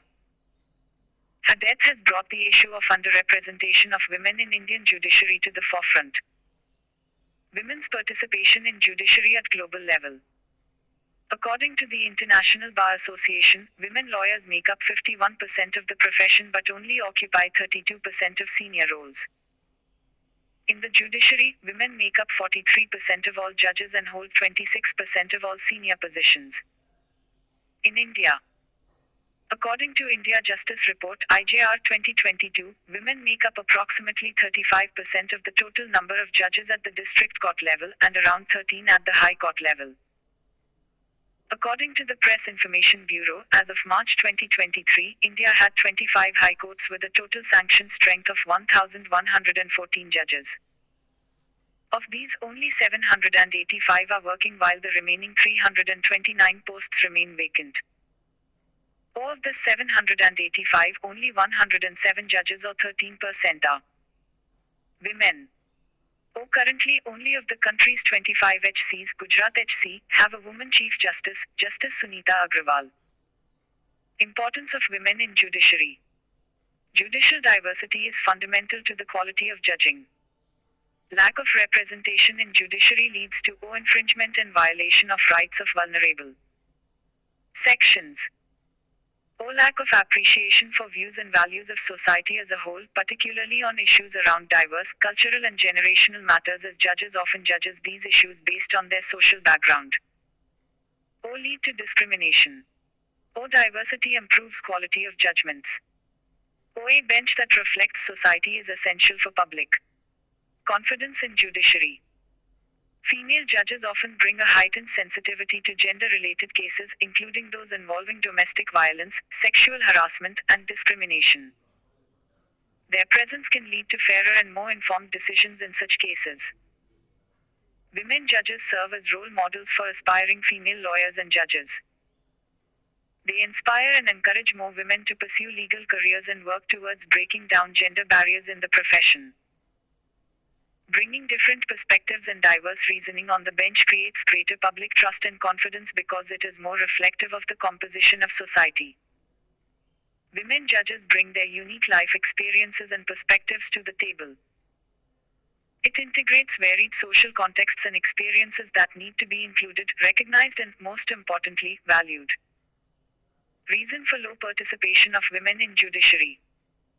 Gender bias and stereotypes. Deep-rooted gender bias and stereotypes persist in many societies, which can influence perceptions of women's abilities in Focus, December 2023, Rosa AS 48. Society and social justice. Roles. These biases may lead to skepticism about women's competence and suitability for judicial roles. Lack of representation. When there are few women in leadership positions within the judiciary, it can be discouraging for women considering such careers. The absence of role models can make it difficult for women to envision themselves succeeding in these roles. Gendered division of labor. Cultural and societal expectations often place a heavier burden on women for caregiving and domestic responsibilities. This can make it challenging for women to pursue demanding legal careers. Discrimination and harassment. Some women in the legal profession may experience discrimination and sexual harassment, which can create a hostile work environment and deter them from pursuing judicial careers. Gender-blind policies. Policies fail to consider the unique challenges women face, such as work-life balance and implicit bias in hiring and promotion, that do not provide the necessary support, training, and resources to address these issues, resulting in the underrepresentation of women in the judiciary. Lack of women's reservation. While some states like Telangana and Odisha etc. have implemented reservation policies to promote women's representation in the lower judiciary, there is no such provision in the High Courts and Supreme Court. Inadequate judicial infrastructure, like the absence of restroom facilities and the lack of childcare services, overcrowded and cramped small courtrooms serves as a hindrance to women. Lack of reservation in judiciary. The Constitution does not provide for reservation for any caste or class of persons. The primary responsibility of ensuring diversity, including representation of women, the onus is on the Collegium to ensure adequate representation of women and other vulnerable sections. Recommendations: provide women lawyers with the tools and support they need to succeed in leadership roles, including creating a positive work environment, investing in measures directed at redistributing their care roles, taking steps to dispel common myths and stereotypes based on grounds of sex, gender, and race. Create formal processes and mechanisms to eliminate discrimination, violence, and harassment in the world of work, such as conducting audits to identify the prevalence of sexism and gendered violence and its risk factors, introducing legal protections and measures to support victims of domestic violence at work, creating formal reporting mechanisms, preventing reprisals against those who report such incidents. Due weightage should be given to women and candidates from backward sections such as SC, ST, OBCs while appointing to the office of higher judiciary. For this, effective changes can be introduced in the Memorandum of Procedure, which is presently under finalization. Data should be collected and maintained on the social background of judges in higher and district judiciary. As a first step, reservation of meritorious women judges can be explored in the district judiciary, who will go on to be appointed in the high courts. Mental health. #social justice #health. According to National Crime Records Bureau, share of students who died by suicide in India in 2021 was 8% of the total number of deaths by suicide. The pressure to clear the exam pushes aspirants to study hard. However, the possibility of not clearing these exams does impact their mental health. Status of mental health in India. Mental health is more than the absence of mental illnesses. It is the foundation for the well-being and effective functioning of individuals. It includes mental well-being, prevention of mental disorders, treatment and rehabilitation. WHO estimates that the burden of mental health problems in India is 2,443 disability-adjusted life years, DAL-wise, per 10,000 populations. Focus, December 2023, Rosa A.S. 49. Society and Social Justice. The age-adjusted suicide rate per 100,000 population is 21.1. The economic loss due to mental health conditions between 2012-2030 is estimated at $1.03 trillion United States dollars. WHO has labeled India as the world's most depressing country. Issues related to mental health care: lack of sensitivity. People with any kind of mental health issues are often tagged as lunatics by society. Lack of access and awareness. The National Mental Health Survey (NMHS) 2015-16 found that nearly 80% of those suffering from mental disorders did not receive treatment for over a year. This survey also identified large treatment gaps in mental health care, ranging from 28% to 83% across different mental disorders. National Institute of Mental Health and Neurosciences (NIMHANS) 2016. The stigma around mental health issues. This leads to a vicious cycle of shame, suffering and isolation of the patients. Shortage of mental health care workforce. According to WHO, in 2011, there were 0,301 psychiatrists and 0,047 psychologists for every 100,000 patients suffering from a mental health disorder in India. Lack of state services and insurance coverage results in most expenses on treatment being out-of-pocket expenses, thus worsening the economic stress on the poor and vulnerable. Minimal state intervention. As of 2021, only a few states included a separate line item in their budgets towards mental health infrastructure. Further, Rs. 5 million in 2018-19 was reduced to Rs. 4 million in 2019-20 and has remained at the same level in subsequent years, even 2021-22, where several reports have indicated the worsening of mental health issues during the COVID-19 pandemic. Developed countries allocate 5-18% of their annual healthcare budget to mental health, while India allocates roughly 0.05%. OECD, 2014. Economic burden NMHS 2015-16 revealed that the median out-of-pocket expenditure by families on treatment and travel to access care was Rs. 1,000-1,500 per month. Who estimates the economic loss to India on account of mental health disorders to be 1.03 trillion United States dollars. Government Initiatives Mental Health Policy of 2014 upholds a participatory and rights-based approach to quality service provisions. Mental Health Care Act of 2017 provides the legal framework for providing services to protect, promote and fulfill the rights of people with mental illnesses. These are in line with the United Nations Convention on the Rights of People with Disabilities, UNCRPD. To address the burden of mental disorders, the Government of India is implementing the National Mental Health Programme (NMHP) since 1982. With the objective to address the shortage of qualified mental health professionals in the country, the government, under NMHP, is implementing manpower development schemes for the establishment of centers of excellence and strengthening establishment of postgraduate (PG) departments in mental health specialties. To generate awareness among the masses about mental illnesses, information, education and communication (IEC) activities are an integral part of the NMHP. The National Mental Health Program and Health and Wellness Centers are efforts to provide quality care at the primary health care level. Addiction centers and rehabilitation services are also available. Provisions of Mental Health Care Act 2017 (MHAO). As part of Section 19, the government was responsible for creating opportunities to access less restrictive options for community living, such as halfway homes, sheltered accommodations, rehab homes, and supported accommodations. Under Section 5 of the Act, people are empowered to make advance directives. They can nominate a representative for themselves, thereby potentially helping to eliminate absolute forms of guardianship in favor of supported decision-making. Mandates. All states are required to establish a state mental health authority and mental health review boards, MHRB, bodies that can further draft standards for mental health care institutes, oversee their functioning and ensure they comply with the Act. Focus, December 2023, Rosa A.S. 50. Society and Social Justice. Mental health situation in India demands 1.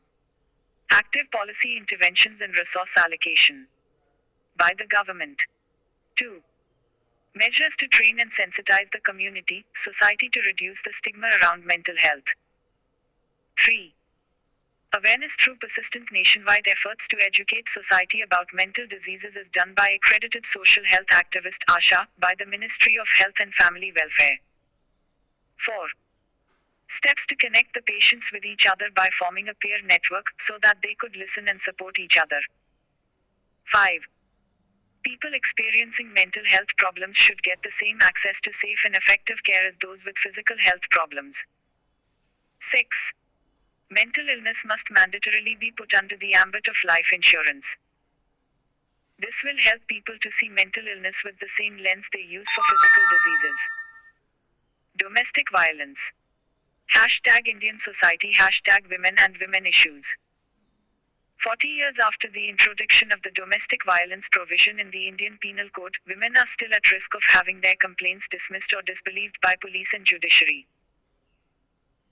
About Domestic Violence Protection of Women from Domestic Violence Act 2005 PWDVA, the Act provides the definition of domestic violence as harms or injures or endangers the health, safety, life, limb or well-being, whether mental or physical, of the aggrieved person or tends to do so, and includes causing physical abuse, sexual abuse, verbal and emotional abuse and economic abuse. Crime against women. Crimes against women have increased year on year. As per the National Crime Records Bureau (NCRB) report 2015, every day 21 women die because of dowry in India.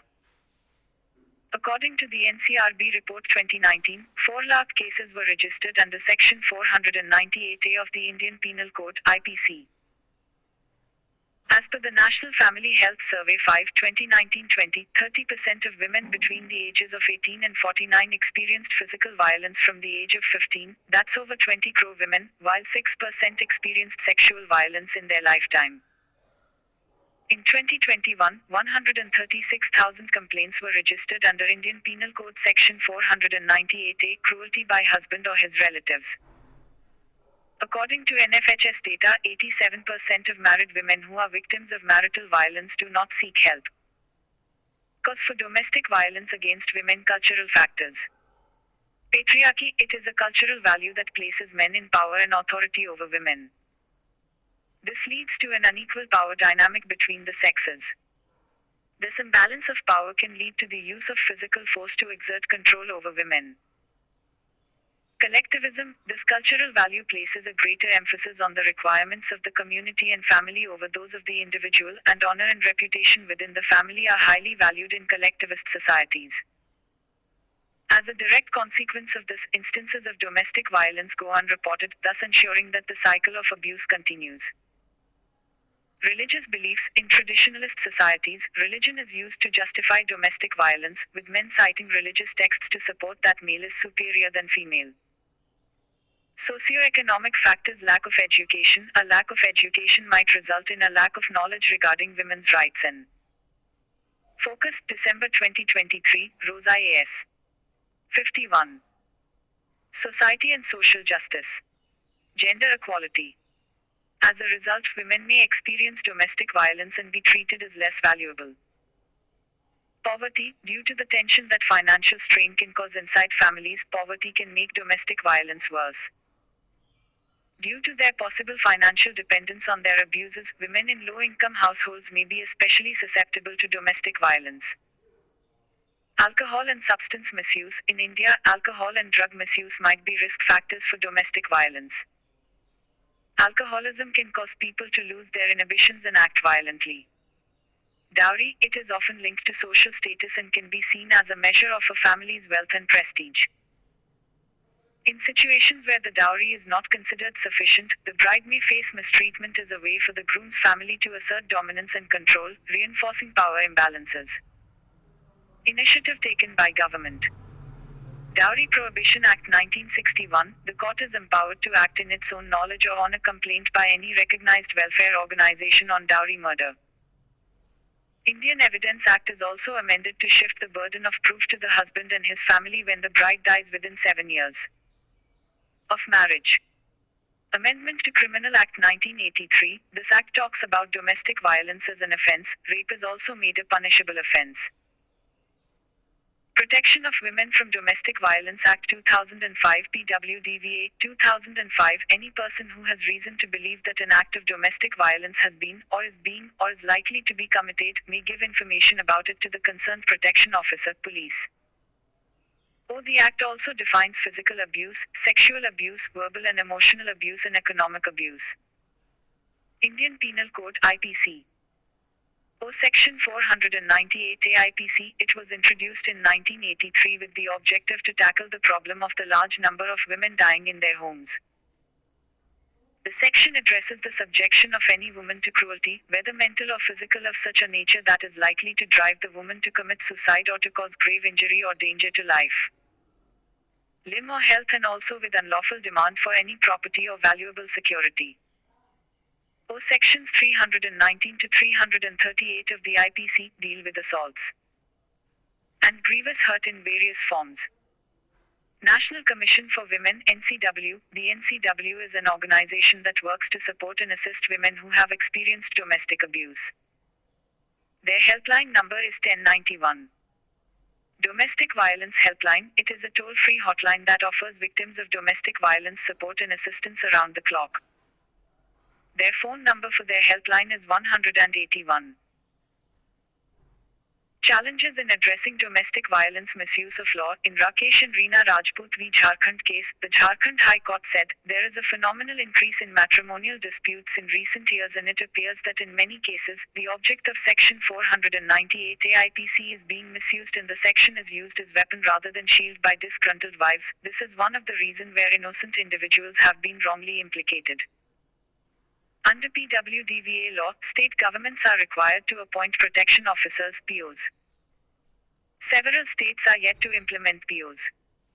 And where they are in post, they are under-resourced, underskilled, and overworked. Inadequate support services, insufficient availability of shelters, counseling services, and legal support can hinder women from leaving abusive relationships. Adequate funding and resources for support services are critical. In Delhi only, there are 13 women shelters and short stay homes for women, and most are overcrowded and used mainly by the underprivileged, according to Ending Domestic Violence Through Non-Violence, a manual for PWDVA officers published by Lawyers Collective. Social shame, societal stigma, and the fear of judgment can prevent women from disclosing their experiences of domestic violence. The stigma attached to being a victim may lead to feelings of shame and isolation. Threats and intimidation tactics. Many women face the fear of retaliation from their abusers, making it difficult for them to speak out or seek help. Threats. Focus, December 2023, Rosa A.S. 52. Society and social justice and intimidation tactics can be powerful barriers to reporting abuse. Lack of reliable and periodical data on violence against women, VAW, and girls, which leads to a situation of speculations and sensationalism. It also creates an atmosphere of fear and anxiety. Attitudinal problem. Across many states, it is observed that the police were more likely to send women back to violent households to reconcile with the perpetrator or go for counseling. Way forward.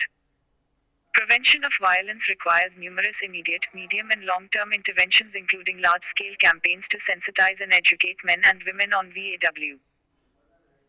The intervention should begin by focusing on gender equality in education, since the quality of education received by women has not equipped them to question the patriarchy.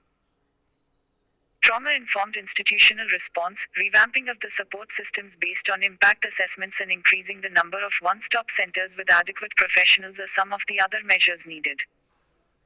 Draft National Policy for Women, 2016. Strict monitoring of response of enforcement agencies to violence against women will be put in place. Efforts will be made to ensure speedy, time-bound trial of crimes against women. Alternate dispute redressal systems such as family courts, Nari Adalat CTC, will be strengthened. Efforts will be made to increase the representation of women in judicial positions across the board, as female judges often bring a heightened sensitivity to gender-related cases, and their presence can lead to fairer and more informed decisions in such cases. Efforts will be made to streamline data systems through review of various data sources, Census, NFHS, NSS, NCRB, to develop a compatible and comprehensive database on violence against women. Gender-specific training incorporating gender sensitivity and a thorough briefing on the specific laws for women will be undertaken continuously for all ranks and categories of police personnel. Case study of VAW, MARARIKULAM Panchayat. The Mararikulam Panchayat implemented the mapping program through the Kudumbashri Community Network as part of their effort to make Mararikulam a women-friendly panchayat. A crime mapping exercise and awareness campaign on the issue of violence against women, VAW, taken up. Debate over minimum age for Class 1 admission. #social justice #education. Schools in Delhi this year will continue to admit students to Class 1 below the age of 6 years. There were 14 states and union territories, as of March 2022, that allow Class 1 admission for children who have not completed 6 years. Minimum age to admit students in Class 1.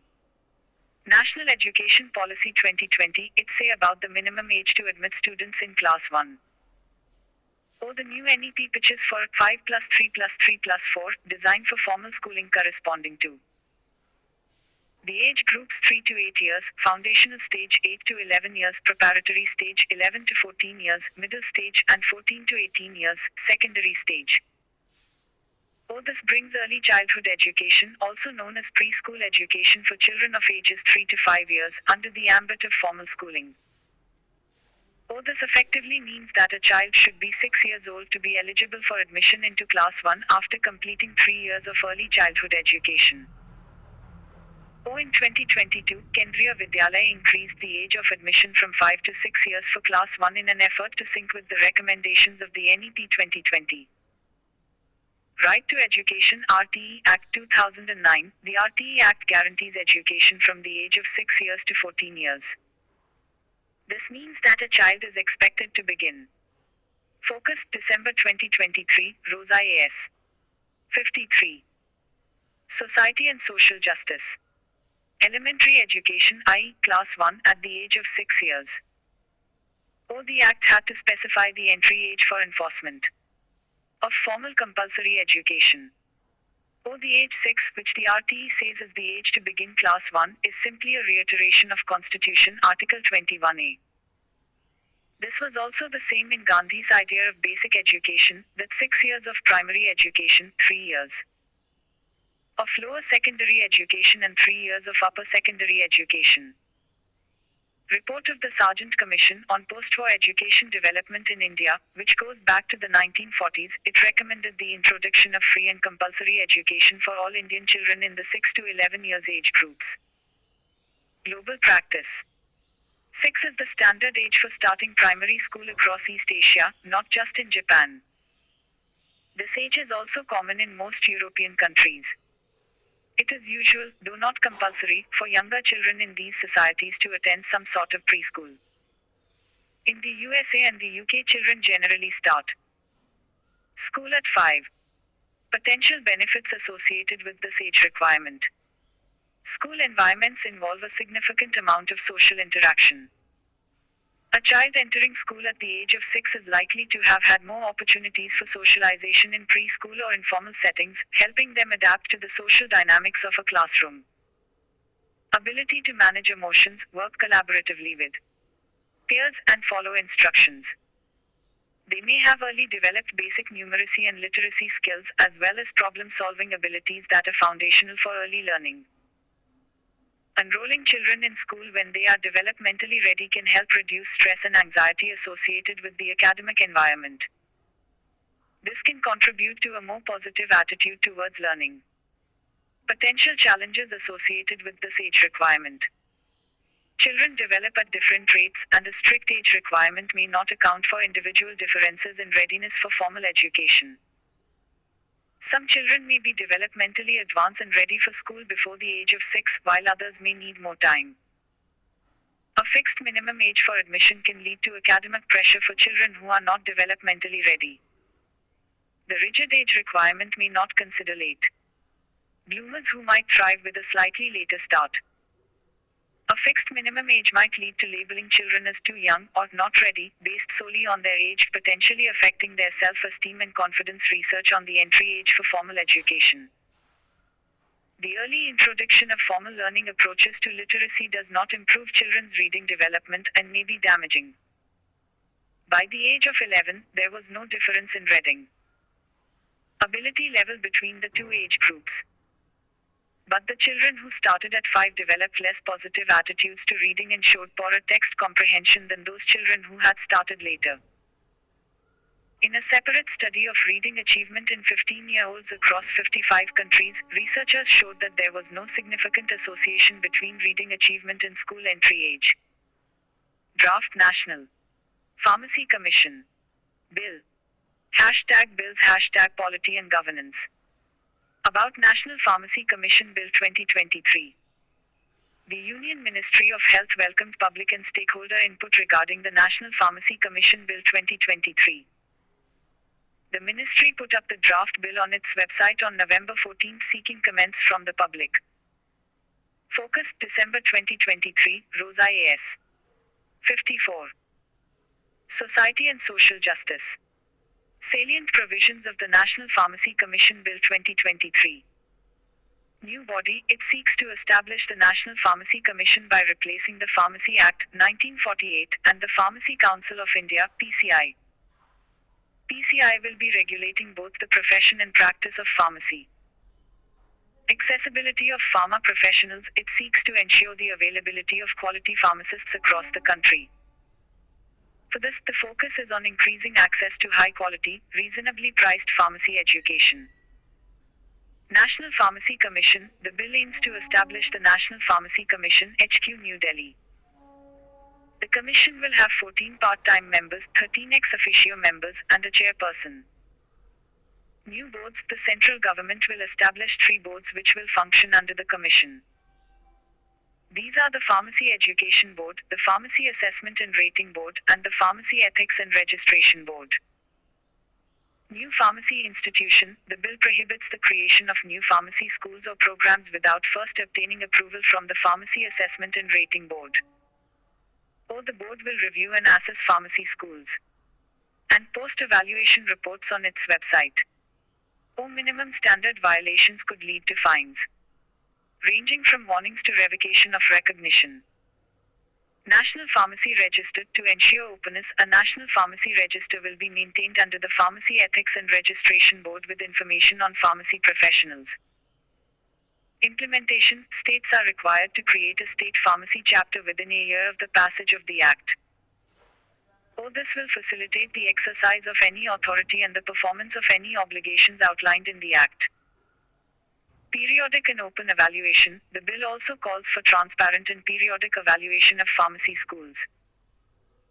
Additional provisions. The bill also pushes professionals to maintain high ethical standards, participate in research, and incorporate the most recent findings into their work. Or it is an efficient grievance redressal procedure. Or the draft bill aims to establish an efficient grievance redressal system and suggests flexibility to adjust to changing needs. Concerns associated with the bill. The threat of bureaucratization. It is feared by pharma bodies and organizations that the move will bureaucratize pharmaceutical regulation. Decline in standard of regulation. Pharma bodies allege that the new National Pharmacy Commission will take away the control of pharmacists over the pharma body, thereby impacting the technical guidance provided by the PCI. Way forward. Proper consultation. Since the bill is still in the draft stage, a proper consultation among key stakeholders is necessary, and the bill intends to bring about a significant change in the pharma sector of India, which is still largely governed by the 1948 Act. Expansion of scope. Since the draft bill seeks to replace an archaic law of 1948, it should include emerging challenges in the sector, especially the rise of unethical practices such as a gift culture between a doctor and an Mr. Integration with NEP. Changes in pharma education must not be limited to the curriculum alone, they should be integrated with the innovative pedagogy of the new education policy. Occupational safety and health. Hashtag social justice, hashtag health. In the wake of the incident Silkyara Tunnel collapse, the central trade unions have urged the union government to ratify the labor conventions. About occupational health and safety. It is also known as Workplace Health and Safety, WHS, or Occupational Safety and Health, OSH, is a multidisciplinary field concerned with the well-being, health, and safety of people at work. The primary goal of occupational health and safety is to create and maintain a safe and healthy work. Focus. December 2023, Rosa A.S. 55. Society and social justice. Environment. Preventing accidents, injuries, and illnesses related to work activities. Key components of occupational health and safety. Risk assessment and management. Identifying potential hazards. Assessing the risks associated with those hazards. Implementing measures to control or eliminate risks. Regulatory compliance. Adhering to local, national, and international safety regulations and standards. Ensuring that workplaces comply with legal requirements related to health and safety. Workplace inspections. Regularly inspecting workplaces to identify and address potential hazards. Conducting safety audits to assess overall compliance with safety standards. Provisions for ensuring occupational safety in India. Constitutional provision. Article 39A, the health of men, women and children should be protected, and children should be given opportunity and facility for healthy development. Article 42, states that humane conditions at work and maternity relief should be provided. International Labour Organization, ILO, or Labour Inspection Convention, 1947, to promote and improve labour inspection in various countries. Labour Statistics Convention, 1985, on the standardization and improvement of labour statistics to facilitate international comparisons and promote informed decision-making in the field of labour. World Day for Safety and Health at Work, it observed annually on April 28 for promoting emergency preparedness, developing and implementing emergency response plans, conducting drills to ensure that employees are familiar with emergency procedures. Workplace ergonomics. Designing workspaces and tasks to fit the capabilities of the human body. Preventing musculoskeletal disorders and other health issues related to ergonomic factors. Health surveillance. Monitoring the health of workers who may be exposed to specific occupational hazards. Conducting regular health checkups and screenings. Safe, healthy, and decent working environments and raising awareness. Occupational Safety, Health and Working Conditions Code 2020 to ensure that the workplace is free from hazards and provide free annual health examinations or tests, free of cost to certain classes of employees. The Directorate General of Factory Advisory Services and Labor Institutes, DGFASLI, it serves as a technical arm of the ministry and assists in formulating national policies on occupational safety and health in factories and docks. It also advises factories on problems concerning safety, health, efficiency and well-being of every employee. Challenges related to occupational health and safety. 1. Inadequate safety measures. Instances like Silkyara tunnel collapse underscore the risks they face, including building collapses and industrial accidents due to inadequate safety measures. Focus, December 2023, Rosa A.S. 56. Society and social justice. 2. Lack of doctors for the various occupational diseases, workplace hazards and risks. 3. Data related to few sector. Labor Bureau compiles and publishes data on industrial injuries relating only to a few sectors, viz. factories, mines, railways, docks and ports. 4. Lack of regulatory compliance. Compliance for registered factories nationwide decreased from 36.23% in the period of 2008-11 to 24.76% in the fiscal year 2019-20. 5. Inadequate human resource. Major states such as Maharashtra 38.93%, Gujarat 57.52%, Tamil Nadu 58.33%, and Bihar 47.62% had poor employment rates of inspectors for effective monitoring. Way forward to strengthen occupational health and safety. 1. India should ratify the ILO Occupational Safety and Health Convention to promote and ensure the safety and health of workers in the workplace. 2. Setting up emergency standards for hazardous company in India under Occupational Safety, Health and Working Conditions Code. 3. Establishment of occupational safety, health OSH committees and involve workers for identifying hazards and improving OSH. 4. The labor codes, especially the OSH code, the inspection and the labor statistical systems need to be reviewed as the government is in the process of framing the Vision at 2047 document for the Labor Ministry. Key findings of A Call for Safer and Healthier Working Environments, report by the International Labour Organization, ILO. Over 63% of fatalities occur in the Asia-Pacific region, primarily attributed to the absence of a robust safety net. Threats to workers, long working hours, exposure to particulate matter, gases and fumes, and occupational injuries are major causes. Mining, construction, and utilities are the most hazardous sectors. The health of the workers has several determinants, including risk factors at the workplace leading to cancers, accidents, musculoskeletal diseases, respiratory diseases, hearing loss, circulatory diseases, stress-related disorders, communicable diseases and others. Migrant workers. #Indian society, #demography and population issues. The migrant labor force plays vital role in nations' growth and development, but they are often disregarded and considered forgotten citizens. Moreover, the state mechanisms show lack of care and attention towards the migrant workers. About migrant workers. According to the census, a person is considered a migrant if her place of birth is different from the place where he is enumerated. It also uses place of last residence or if the place in which he is enumerated during the census is other than his place of immediate last residence. Migration is the geographic movement of people across a specified boundary. Various reasons, especially social, economic, political reasons. Along with fertility and mortality, migration is a component of the population change.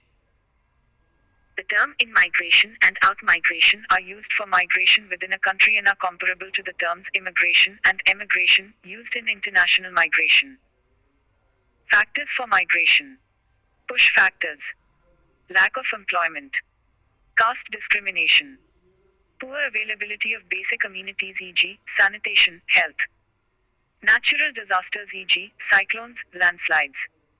Pull factors. Better job opportunities in Healthcare facilities e.g., multi-specialty hospital wages. Urban lifestyle. Liberty and free society. Quality education. Industrial ecosystem. Focus December 2023, Rosa AS. 57. Society and social justice. Status of migration in India.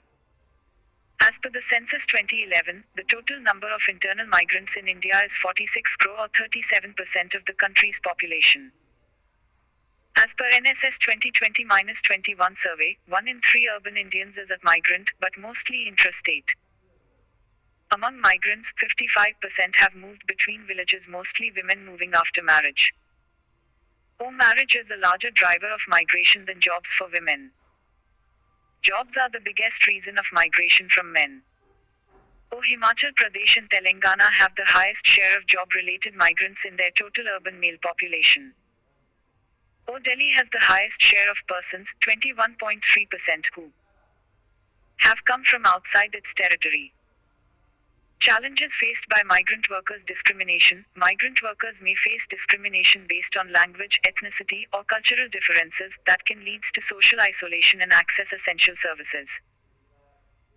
Health issues. Workers often live in overcrowded and substandard housing conditions with limited access to sanitation facilities contributes to health issues, like stagnant water around the settlement becomes a breeding ground for vector-borne disease. Lack of social safety. Many migrant workers lack of social safety nets such as healthcare, insurance, and retirement plans during economic shocks and health crises. E.g., during COVID-19 pandemic, more than 80% workers in the informal sector lost employment in India, and about 75% of these workers were small traders and daily wage laborers, according to Center for Monitoring Indian Economy. Education exclusion. Frequent relocations of migrant families often face difficulties in ensuring access to education for their children. Low-wage migrant workers often engage in unorganized and informal sectors where they receive wages below the minimum standard and lack job security, rendering them vulnerable to exploitation. Lack of realistic data. The current data structure lacks a realistic statistical account of the number of migrant workers and a comprehensive understanding of the nature of their mobility. Political exclusion. Migrants do not usually have voting rights in their destination states, which leaves migrants unable to make political demands for entitlements and seek reforms. Risk of exclusion. This public distribution system (PDS) may face risk of exclusion because many sections of society who still don't have Aadhaar cards, consequently depriving them of food security. Government intervention for migrant workers. Shram portal to create a national database of unorganized workers seeded with Aadhaar. It is also to facilitate delivery of social security and welfare schemes to such workers. One Nation One Ration Card to create a technology systems that will be used for enabling migrants to access ration from any fair price shop in India. Affordable rental housing complexes (ARHC) for migrant workers, urban poor, under Pradhan Mantri Awas Yojana Urban, to caters to the housing needs to eligible beneficiaries. Code on Social Security, 2020. The code broadens the definition of an employee to encompass informal workers to extend the existing social security net. Under this, central government will establish social security funds for informal workers, gig workers, and platform workers. Prime Minister Street Vendors Atmanirbhar Nidhi (PM Swanidhi) to offer affordable working capital loans to street vendors, enabling them to restart their livelihoods adversely affected by the COVID-19 lockdown. State Migrant Cell established to develop a database of migrant workers in various states, along with comprehensive mapping. Election Commission's remote voting plan for migrants that would allow domestic migrants to vote. Focus December 2023, Rosa AS. 58. Society and social justice. In national and regional elections for enabling political inclusion of migrant workers so they can demand their entitlements. Suggestions for improving conditions of migrant workers. Promote social integration by creating programs that facilitate cultural exchange and understanding between migrant workers and local communities that help migrants adapt to their new environments. Establish a system for regular updates to keep the database current and reflective of the changing circumstances of migrant workers. Recommendations of Niti Aayog or enabling the political inclusion of migrant workers so they can demand their entitlements. This will enhance the accountability of political leadership towards the welfare of migrant workers in their respective states. Or setting up interstate coordination mechanisms between source states and destination states to work with each other. Or the Ministry of Labor and Employment should set up a special unit for migrant workers that manages migration resource centers in high migration zones. Or a national labor helpline should be established. Or embedding a migration wing in each state's labor department. Creation of night shelters, short stay homes and seasonal accommodations for migrants in cities. MGNREGS and social audit. Hashtag social justice, hashtag welfare schemes for vulnerable sections. Out of the 34 states and union territories, only 6 have completed social audit of works done under the Mahatma Gandhi National Rural Employment Guarantee Scheme (MGNREGS) in more than 50% of Gram Panchayats. More about findings other than Kerala. The only states to cross the 50% mark are Bihar 64.4%, Gujarat 58.8%, Jammu and Kashmir 64.1%, Orissa 60.42%, and Uttar Pradesh 54.97%. Only 3 states have covered 40% or more villages: Telangana 40.5%, Himachal Pradesh 45.32%, and Andhra Pradesh 49.7%. The numbers are really low in Madhya Pradesh 1.73%, Mizoram 17.5%, Chhattisgarh 25.06%, and Rajasthan 34.74%. Kerala is the only state to cover 100% Gram Panchayats. About social audit: it is a way of measuring, understanding, reporting and ultimately improving an organization's social and ethical performance, i.e. it serves as an instrument for the measurement of social accountability of an organization. It is a process which allows end users to scrutinize the impact of developmental programs. It helps to narrow gaps between vision, goal and reality, between efficiency and effectiveness. It is a technique to understand, measure, verify, report on and to improve the social performance of the organization. The concept gained significance after the 73rd Amendment of the Constitution. MGNREGA and social audit. MGNREGS Act provides for a central role to social audits as a means of continuous public vigilance.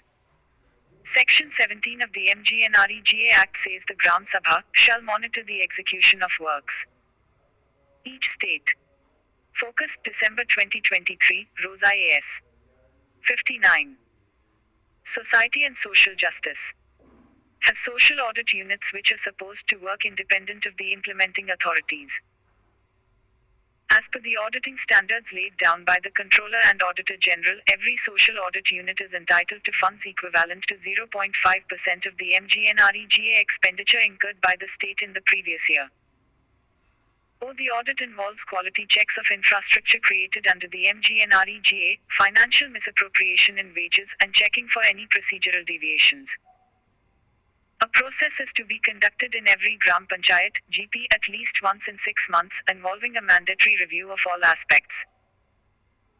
Rule 4 of Audit of Schemes Rules, 2011 stipulates that each state government shall identify or establish an independent organization, social audit unit, sought to facilitate conduct of the social audit of MGNREGS works. Or the social audit unit may be either a society or a directorate, independent of the implementing departments, agencies.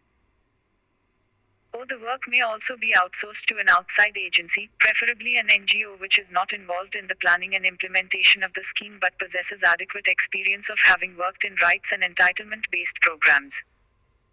Pradhan Mantri JANJATI Adivasi Nyay Maha Abhiyan PM JANMAN Hashtag social justice, hashtag welfare schemes. Union Cabinet has approved Pradhan Mantri Janjati Adivasi Nyay Maha Abhiyan PMJANMAN scheme. About PMJANMAN. Announced in Budget 2023-24, launched in 2023. Outlay 24,104 crore. O Centre's share 15,336 crore rupees. O State's share 8,768 crore rupees. aimed to provide a number of facilities to particularly vulnerable tribal groups (PVTGs). Features of the scheme comprising central sector and centrally sponsored schemes to focus on 11 critical interventions through 9 ministries including Ministry of Tribal Affairs.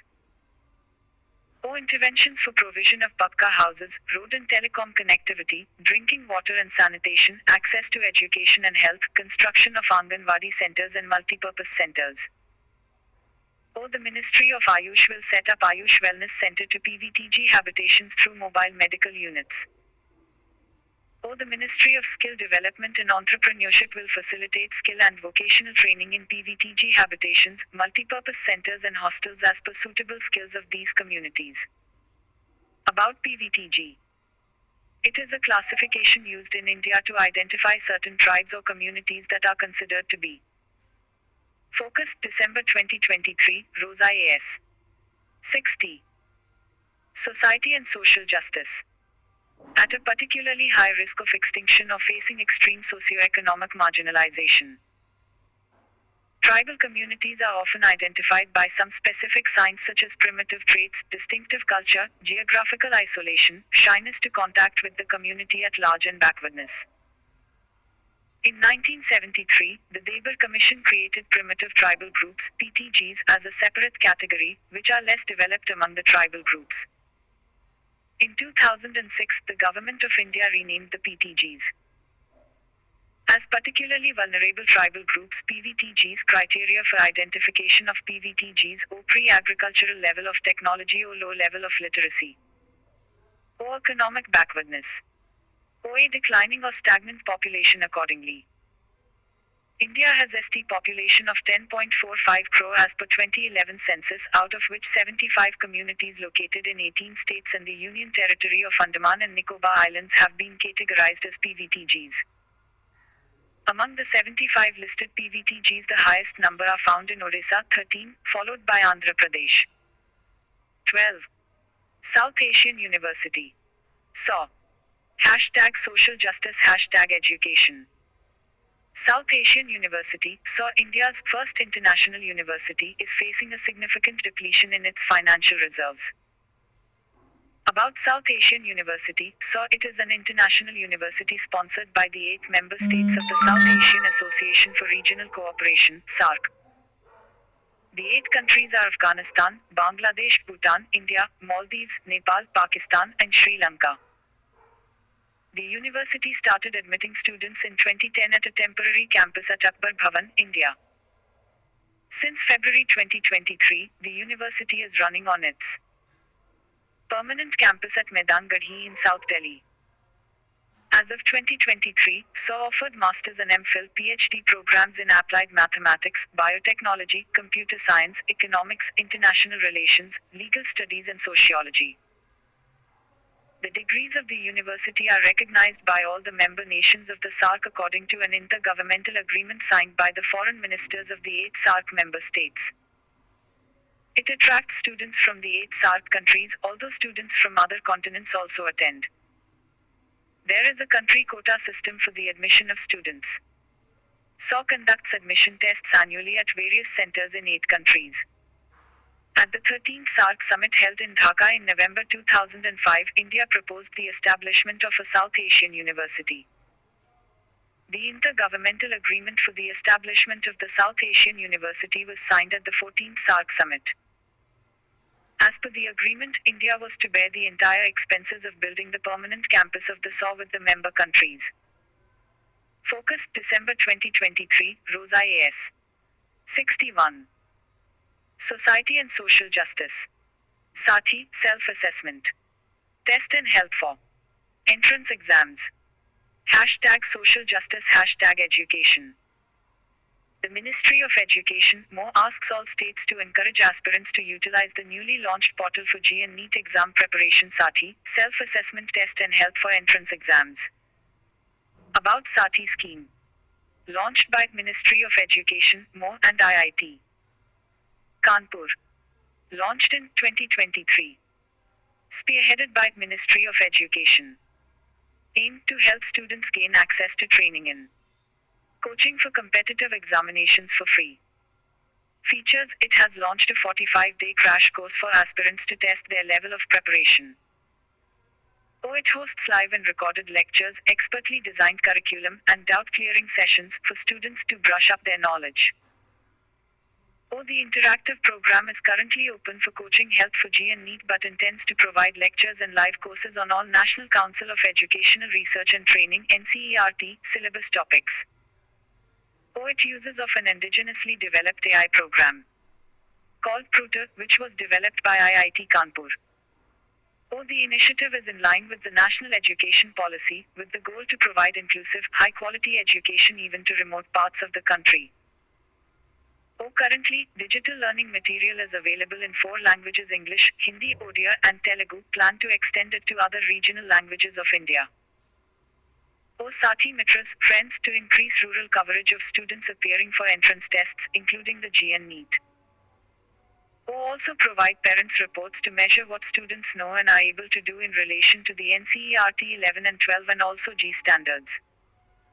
State Food Safety Index SFSI.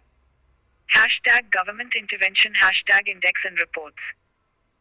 In State Food Safety Index SFSI, 19 out of 20 large states including Maharashtra, Bihar, Gujarat and Andhra Pradesh recorded a drop in their 2023 scores from 2019. About State Food Safety Index SFSI released by Food Safety and Standards Authority of India FSSAI. Released on June 7 on the occasion of World Food Safety Day. First report since 2019. Parameters: human resources and institutional data, compliance, food testing infrastructure, training and capacity building, and consumer empowerment. In the 2023 index, a new parameter, improvement in SFSI rank, was added. Objective: to foster healthy competition and catalyze positive change in the food safety ecosystem throughout the country, ultimately ensuring the provision of safe and wholesome food to all residents. Findings of the report. Focus, December 2023, Rosa A.S. 62. Society and Social Justice. Pay compliance parameter, which was given the highest weightage of 28% in 2023, 30% in previous years, measures licensing and registration of food businesses, inspections conducted, special drives and camps organized, and other such compliance-related tasks carried out by each state's food safety authority. The steepest fall in scores over 5 years was seen in Maharashtra, which scored 45 out of 100 in 2023 compared to 74 out of 100 in 2019, followed by Bihar, which scored 20.5 in 2023 compared to 46 in 2019, and Gujarat, which scored 48.5 in 2023 compared to 73 in 2019. Over 5 years, the worst drop has been recorded in THE, food testing infrastructure parameter. About FSSAI. Body, statutory body has been established under Food Safety and Standards, 2006. It works as an independent authority and attained a special status. The FSS Act took 7 older acts into one umbrella. Prevention of Food Adulteration Act, 1954. Fruit Products Order, 1955. Meat Food Products Order, 1973. Vegetable Oil Products Control Order, 1947. Edible Oils Packaging Regulation Order, 1998. Solvent Extracted Oil, de-oiled meal and edible Flour Control Order, 1967. Milk and Milk Products Order, 1992. Nodal Ministry, Ministry of Health and Family Welfare, is the administrative ministry for the implementation. Headed by non-executive chairperson, appointed by the central government, either holding or has held the position of not below the rank of secretary. Objective: to establish a single reference point for all matters relating to food safety and standards, by moving from multi-level, multi-departmental control to a single line of command. Function: framing of regulations to lay down food safety standards. Laying down guidelines for accreditation of laboratories for food testing. Providing scientific advice and technical support to the central government. Contributing to the development of international technical standards in food. Collecting and collating data regarding food consumption, contamination, emerging risks, etc. or disseminating information and promoting awareness about food safety and nutrition in India. National Organ and Tissue Transplant Organization NOTTO. Hashtag Social Justice Hashtag Health. According to the National Organ and Tissue Transplant Organization NOTTO, 4 out of 5 organ recipients in India between 1995 and 2021 were men. About NOTTO. It is a national-level organization set up under Directorate General of Health Services, Ministry of Health and Family Welfare. It functions as an apex organization for activities related to procurement, allotment and distribution of organs in the country. It has 2 divisions: A. National Human Organ and Tissue Removal and Storage Network, B. National Biomaterial Center. National Human Organ and Tissue Removal and Storage Network. It functions as apex center for all India activities of coordination and networking for procurement and distribution of organs and tissues and registry of organs and tissues donation and transplantation in the country. This has been mandated as per the Transplantation of Human Organs Amendment Act 2011. National Biomaterial Center, National Tissue Bank. The main thrust and objective of establishing the center is to fill up the gap between demand and supply as Focus, December 2023, Rosa AS. 63. Society and Social Justice. Well as quality assurance in the availability of various tissues. The Transplantation of Human Organs Amendment Act 2011 has included the component of tissue donation and registration of tissue banks. Practice questions. MCQS. Q1. With reference to the self-assessment test and help for entrance exams, Saathi portal, consider the following statements. 1. It has been launched by the Ministry of Education and IIT Kanpur. 2. The interactive program is open for coaching. Help for Public Service Commission examination. 3. It uses of an indigenously developed AI program called Saathi Mitras. 4. Digital learning materials are available in all languages mentioned in the 8th schedule of the Constitution. How many of the statements given above are correct? A. Only 1, B. Only 2. C. Only 3, D. All 4. Q2. With reference to National Organ and Tissue Transplant Organization NOTTO, consider the following statements. 1. It is a national level organization set up under Directorate General of Health Services. 2. It created Organ Transplantation Affinity Group (OTAG) in collaboration with World Health Organization. Which of the statements given above are correct? A. 1 only, B. 2 only. C. Both 1 and 2, D. Neither 1 nor 2. Q3. With respect to the Pradhan Mantri Janjati Adivasi Nyay Maha Abhiyan PMJANMAN, consider the following statements. 1. It was launched in the budget of 2022-23. 2. The central government bears all the costs associated with the socio-economic development of particularly vulnerable tribal groups (PVTGs). 3. Under the scheme, Ayush Wellness Centers will be set up in PVTG habitations through mobile medical units.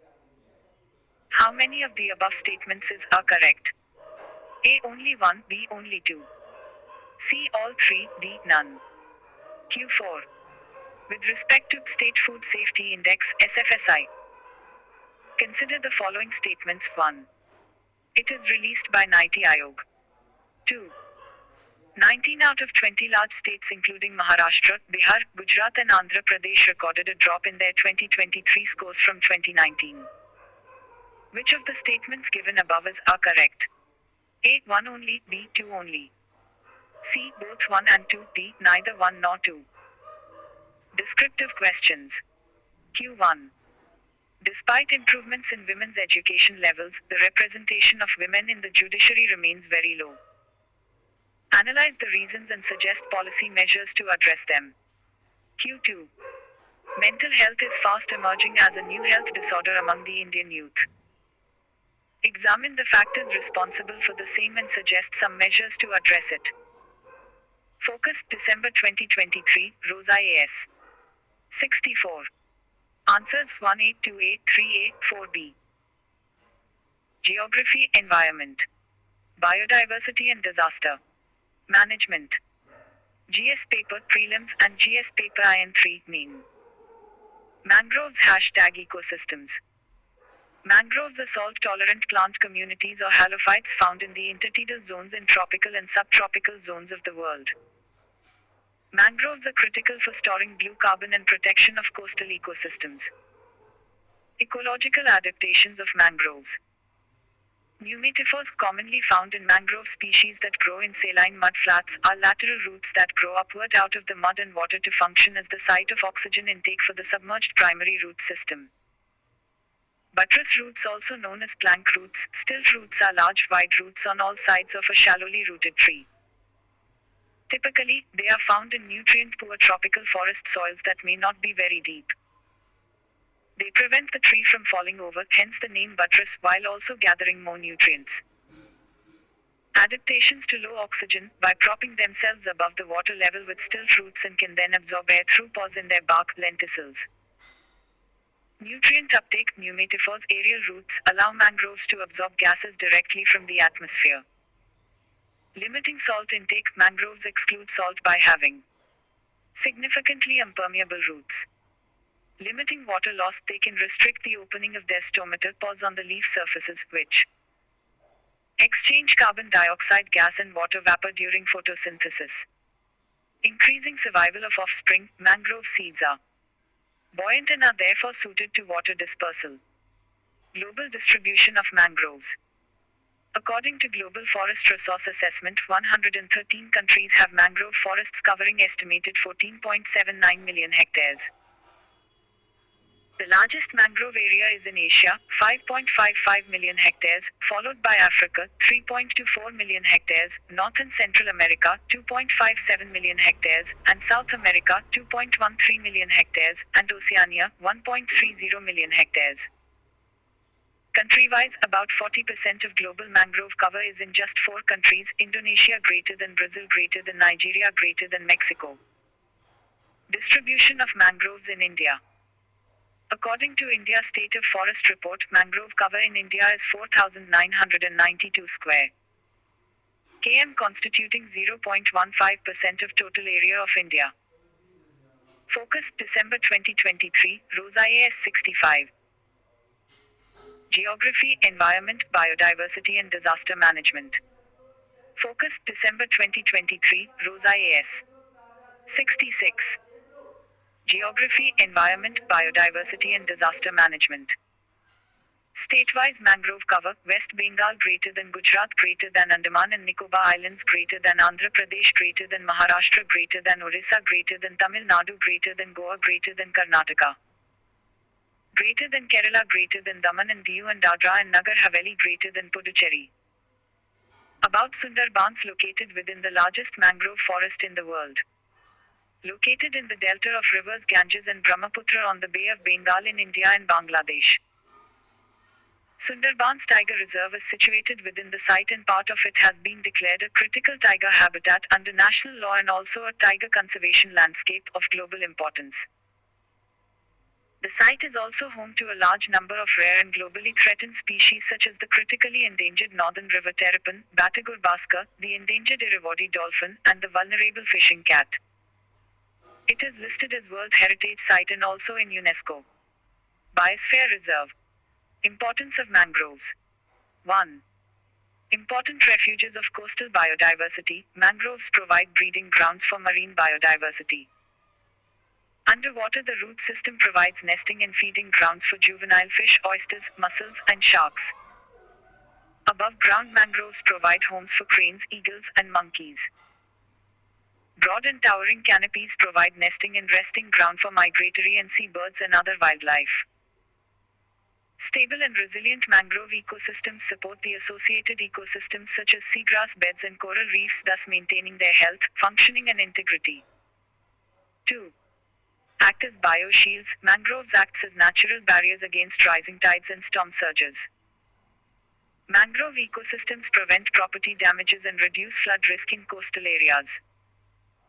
The dense root systems help stabilize shorelines by trapping sediments and reducing the impact of waves and tides. They are an effective check against cyclones and tsunamis in the coastal regions. 3. Source of wide variety of biomass and forest products. Communities along the coast depend on mangrove wood for fuel, construction, fish traps and boat building and non-wood products such as traditional medicine. 4. Acts carbon sinks. Mangroves capture carbon from atmosphere for growth. Part of this carbon is stored in living biomass and part is sequestered in the soil. Dead mangrove material decomposes very slowly due to waterlogging of the soils with tides. It is believed that mangroves hold up to 4 times the amount of carbon as compared to forested ecosystems like temperate and boreal forests. Focus, December 2023, Rosa A.S. 67. Geography, Environment, Biodiversity and Disaster Management. 5. Improve water quality. Mangroves act as natural water filter, trapping sediments and pollutants from runoff before they reach open sea, thus improving water quality. 6. Tourism and recreation. Mangroves have high aesthetic value and are important sites for ecotourism, bird watching and other recreation activities. Challenges to mangroves. 1. Increasing human population in coastal areas and rising demand for land, timber, fodder, fuel wood and other non-wood forest products. 2. Growing land reclamation for agriculture and industrialization. 3. Discharge of untreated domestic sewage and industrial effluents. 4. Damming of rivers which curbs the flow of sediments to coastal areas. The silt flow is essential for regeneration and growth of mangroves. Initiatives for promoting mangrove. 1. Mangrove Alliance for Climate MAC. This initiative was launched by UAE in partnership with Indonesia to promote mangroves as a nature-based solution to climate change. It was launched during COP27 of UNFCCC. Membership. It has 17 member countries. India is also a member. 2.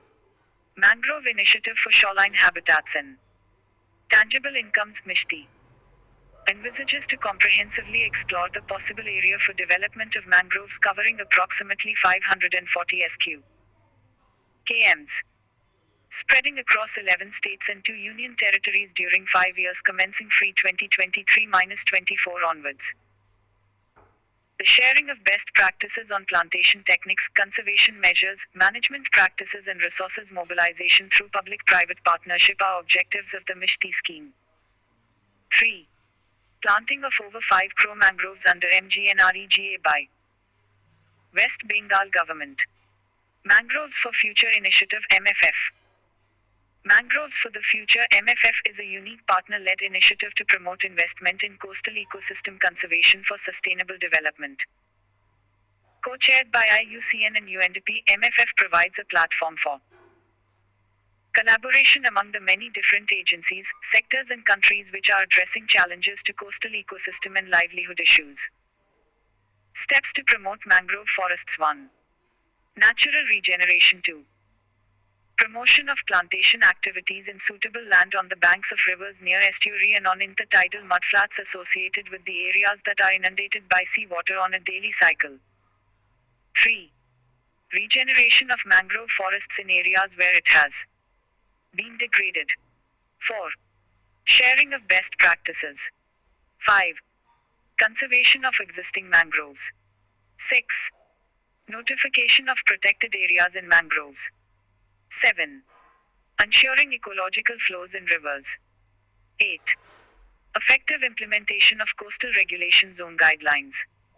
ISRO and IIT Kanpur to probe illegal sand mining #ecosystems. The Directorate of Enforcement (ED) has roped in experts from the ISRO and the IIT Kanpur to assist in its ongoing investigation into allegations of excessive sand mining in Tamil Nadu. Present status led by China and India, the world is mining sand at unsustainable levels exceeding the replenishment rate. Sand and Sustainability, Finding New Solutions for Environmental Governance of Global Sand Resources report has stressed that the global demand for sand and gravel stands at 40-50 billion tons per year, which could increase to 60 billion tons per year by 2030. Consequences: alterations in channel morphology. Excessive sand mining can alter the river bed, force the river to change course, erode banks. Increase in disasters like floods, soil erosion, desertification, landslides, drought etc. Focus December 2023, Rosa AS. 68. Geography, Environment, Biodiversity and Disaster Management. Impacts on ecology and biodiversity, it also destroys the habitat of aquatic animals and microorganisms. Reduction of groundwater recharges. Alterations in sediment load, nutrient deficiency in downstream areas lead to loss of agricultural productivity. Pollution in rivers, coastal areas as well as marine areas.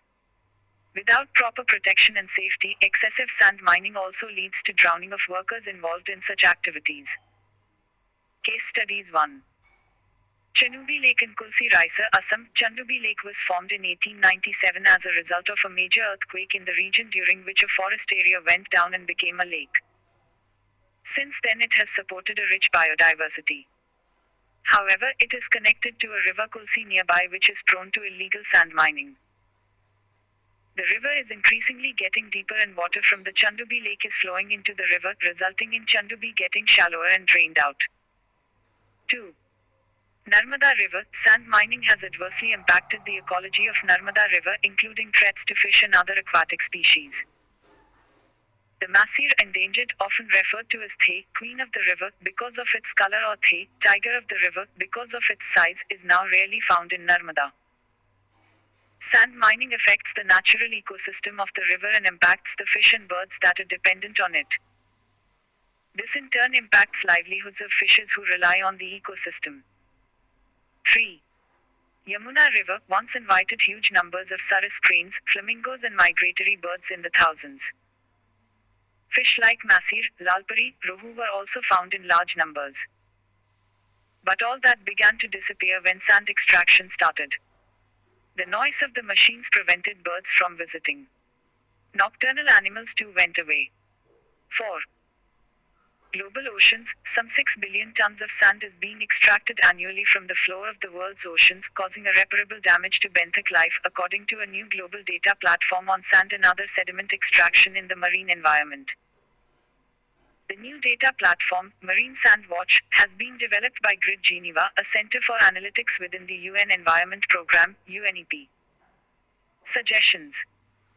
Section 23C of the MMDR Act 1957 empowers state governments to make rules for preventing illegal mining, transportation and storage of minerals and for the purposes connected therewith. Thus, minor minerals are regulated at the level of state government. Section 20A of the MMDR Act 1957, incorporated by 2015 amendment, gives central government the power to issue directions to the state governments for the efficient conservation of mineral resources. Sand should be brought under the category of major minerals and the center should regulate all operations relating to sand mining. The center should frame guidelines that uniformly apply to sand mining in all the states. A few states are exploring options like manufactured sand produced by crushing of rocks and quarry stones to meet the ever-increasing demand of the construction industry. The new sand mining framework suggests the use of geofencing and GPS-enabled transportation to check illegal mining.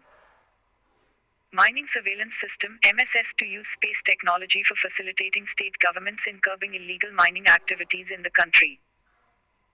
Price control. The involvement of women self-help groups in regular audits of sand reserves have also been recommended.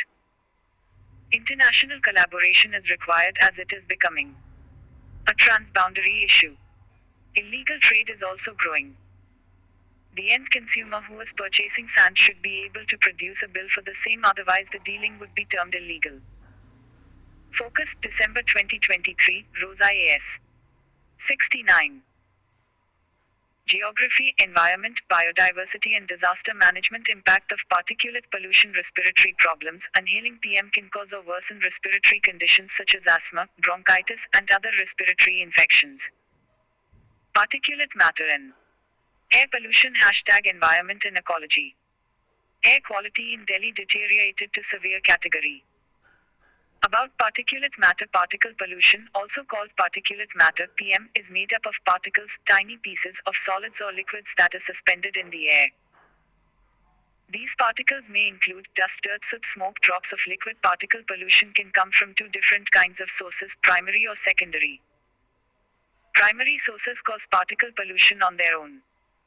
For example, wood stoves and forest fires are primary sources. Secondary sources let off gases that can form particles. Power plants and coal fires are examples of secondary sources. Some other common sources of particle pollution can be either primary or secondary, for example, factories, cars and trucks, and construction sites. Smoke from fires and emissions, releases from power plants, industrial facilities, and cars and trucks. Particle pollution includes PM10, inhalable particles, with diameters that are generally 10 micrometers and smaller. These particles are relatively larger and can be seen as fine dust or smoke. They can come from various sources such as dust stirred up from construction sites, pollen, or emissions from vehicles and industrial processes.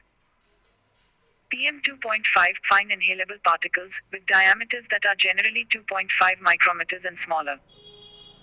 These particles are much tinier and cannot be seen with the naked eye. They are often the result of combustion processes like burning fossil fuels, vehicle emissions, or even cooking. Because of their small size, PM2.5 particles can penetrate deep into our lungs and even enter our bloodstream, causing more severe health issues. Cardiovascular effects. PM pollution has been linked to an increased risk of heart attacks, strokes, and other cardiovascular diseases. Fine particles can enter the bloodstream and contribute to the development of plaque in the arteries. Reduced lung function. Long-term exposure to PM can lead to a decline in lung function, making it more difficult to breathe properly. Allergies and irritation. Particulate matter can trigger allergic reactions and irritate the eyes, nose, and throat, causing symptoms such as coughing, sneezing, and watery eyes. Premature death. Exposure to high levels of PM pollution has been associated with increased mortality rates, particularly among individuals with pre-existing health conditions and the elderly.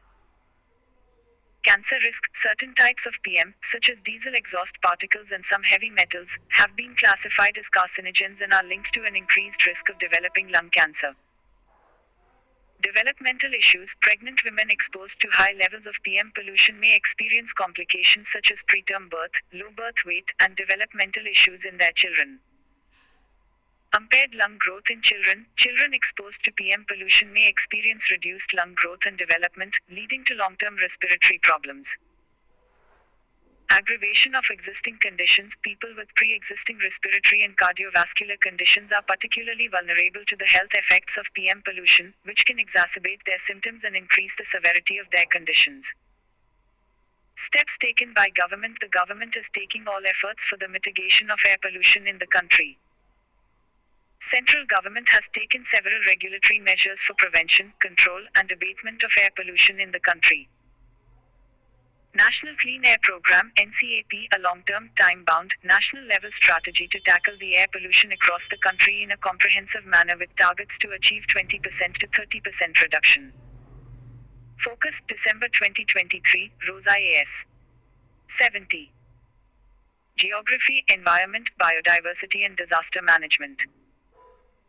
In PM10 and PM2.5 concentrations by 2024, keeping 2017 as the base year for the comparison of concentration. 102 non-attainment cities mostly in Indo-Gangetic plains have been identified based on ambient air quality data for the period 2011-2015 and WHO report 2014-2018. Graded Response Action Plan (GRAP) was notified on January 12, 2017, for prevention, control and abatement of air pollution in Delhi and NCR. National Air Quality Index. It was launched in 2014 as one number, one color, one description for the common man to judge the air quality within his vicinity. 8 pollutants, namely particulate matter PM10, PM2.5, ozone O3, sulfur dioxide SO2, nitrogen dioxide NO2, carbon monoxide CO, lead Pb, and ammonia NH3 act as major parameters in deriving the AQI. Artificial rain OR. Cloud seeding #Environment and Ecology. Delhi is planning to induce artificial rains to tackle the rising air pollution. About cloud formation. Clouds are made up of tiny water droplets or ice crystals that form when water vapor in the atmosphere cools and condenses around a tiny particle of dust or salt floating in the atmosphere. Without these particles, known as condensation or ice nuclei, raindrops or snowflakes cannot form, and precipitation will not occur. About cloud seeding. Cloud seeding is an artificial method used to increase rainfall by introducing certain substances into clouds. During cloud seeding, chemicals like silver iodide, potassium iodide, and dry ice are released into the sky using airplanes and helicopters. These chemicals attract water vapor, leading to the formation of rain clouds. It usually takes about half an hour for this method to make it rain. Techniques of CLOUDSEEDING. Cloud seeding techniques can be divided into two categories. 1. Hygroscopic cloud seeding aims to accelerate the coalescence of droplets in liquid clouds, resulting in the formation of larger droplets that lead to precipitation. The seeding agents used in hygroscopic cloud seeding serve as efficient cloud condensation nuclei, CCN or GCCN, and play a crucial role in strengthening the condensation and collision coalescence process, thereby widening the droplet size distribution, DSD, and increasing the precipitation efficiency. 2. Glaciogenic cloud seeding focuses on inducing ice production in supercooled clouds, leading to precipitation. Glaciogenic cloud seeding involves dispersing efficient ice nuclei, such as silver iodide particles or dry ice, into the cloud, which enhances ice particle production and increases rain. Utility of cloud seeding that serves various purposes, including reducing the impact of droughts, preventing forest fires, increasing precipitation, enhancing air quality. Success story of cloud seeding. A cloud seeding experiment carried out in Solapur city, which falls on the leeward side of the Western Ghats and hence gets low rainfall, was able to achieve 18% relative enhancement in rainfall. Focused December 2023, Rosa AS. 71. Geography, Environment, Biodiversity and Disaster Management. Climate Smart Agriculture #Climate Change. Climate change-induced threat to agricultural system. Ask for resilient smart agricultural practices. About climate smart agriculture. The Food and Agriculture Organization said in 2019, climate smart agriculture is an approach for transforming food and agriculture systems to support sustainable development and safeguard food security under climate change. It aims to tackle three main objectives, three pillars: O. Sustainably increasing agricultural productivity and incomes. O. Adapting and building resilience to climate change. O. Reducing and/or removing greenhouse gas emissions where possible. Dimensions of climate smart practices include: O. Water smart. It draws attention to access to water for production, including increasing the soil's capacity to absorb and store moisture, green water, rainwater harvesting and storage, wastewater reuse, and supplementary small-scale irrigation. O. Weather smart. Growing crops based on agroecological conditions, use science and technology for creating climate-resilient crops and seeds. Examples: drought-resistant crops. O. Energy smart. Integration of renewable energy sources such as solar and wind power to meet the energy needs of farms.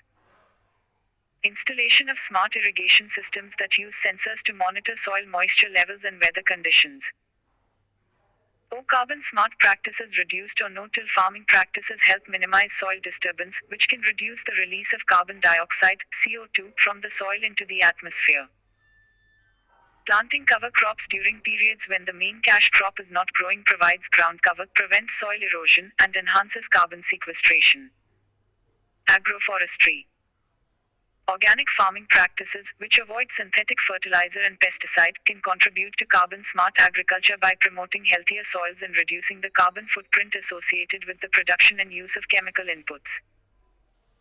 Benefits of climate-smart agriculture. The importance of ISA lies in its ability to increase agricultural output while maintaining ecological stability.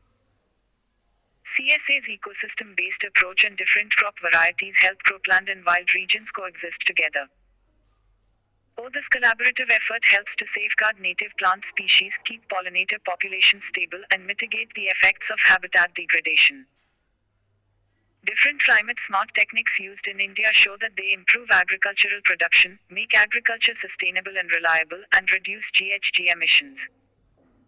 Need of climate-smart agriculture. Ensuring food security. Agriculture production should be increased by 60% to meet the food demand.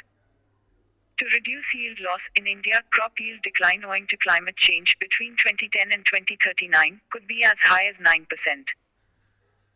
To enhance resource efficiency, ISSE activity like no-tillage is advantageous for fertilizer management and can boost yield, nutrient usage efficiency, and profitability while lowering GHG emissions. To meet SDG, the United Nations Sustainable Development Goals aim to end hunger and enhance environmental management. CSA's foundation is in achieving these goals through sustainable agriculture and rural development. To combat climate change, ISSE promotes crop diversification, increases water efficiency, and integrates drought-resistant crop types, all of which help lessen the disruptive effects of climate change. To meet international obligation, the Paris Agreement goal of limiting global warming by reducing GHG emissions is tied directly to the success of the ISSE. Agroforestry and carbon sequestration are two examples of ISSE measures that could help India meet its international obligations and contribute to the global fight against climate change. Focus, December 2023, Rosa AS. 72. Geography, Environment, Biodiversity and Disaster Management. Measures taken for boosting climate-smart agriculture by India. The National Action Plan on Climate Change. The National Adaptation Fund for Climate Change, National Innovation on Climate Resilient Agriculture, Soil Health Mission. Pradhan Mantri Krishi Sinchai Yojana, Paramparagat Krishi Vikas Yojana, Biotech Kisan. Climate Smart Village, what ought to be done? Promote agroecological practices, encourage the adoption of biodiversity enhancing and soil-friendly agroecological techniques. Develop resilient crop varieties, invest in research and dissemination of climate-resistant crop varieties. Improve water use efficiency, implement water efficient irrigation systems and rainwater harvesting. Optimize livestock management, promote climate-resilient livestock practices and breeding for heat tolerance.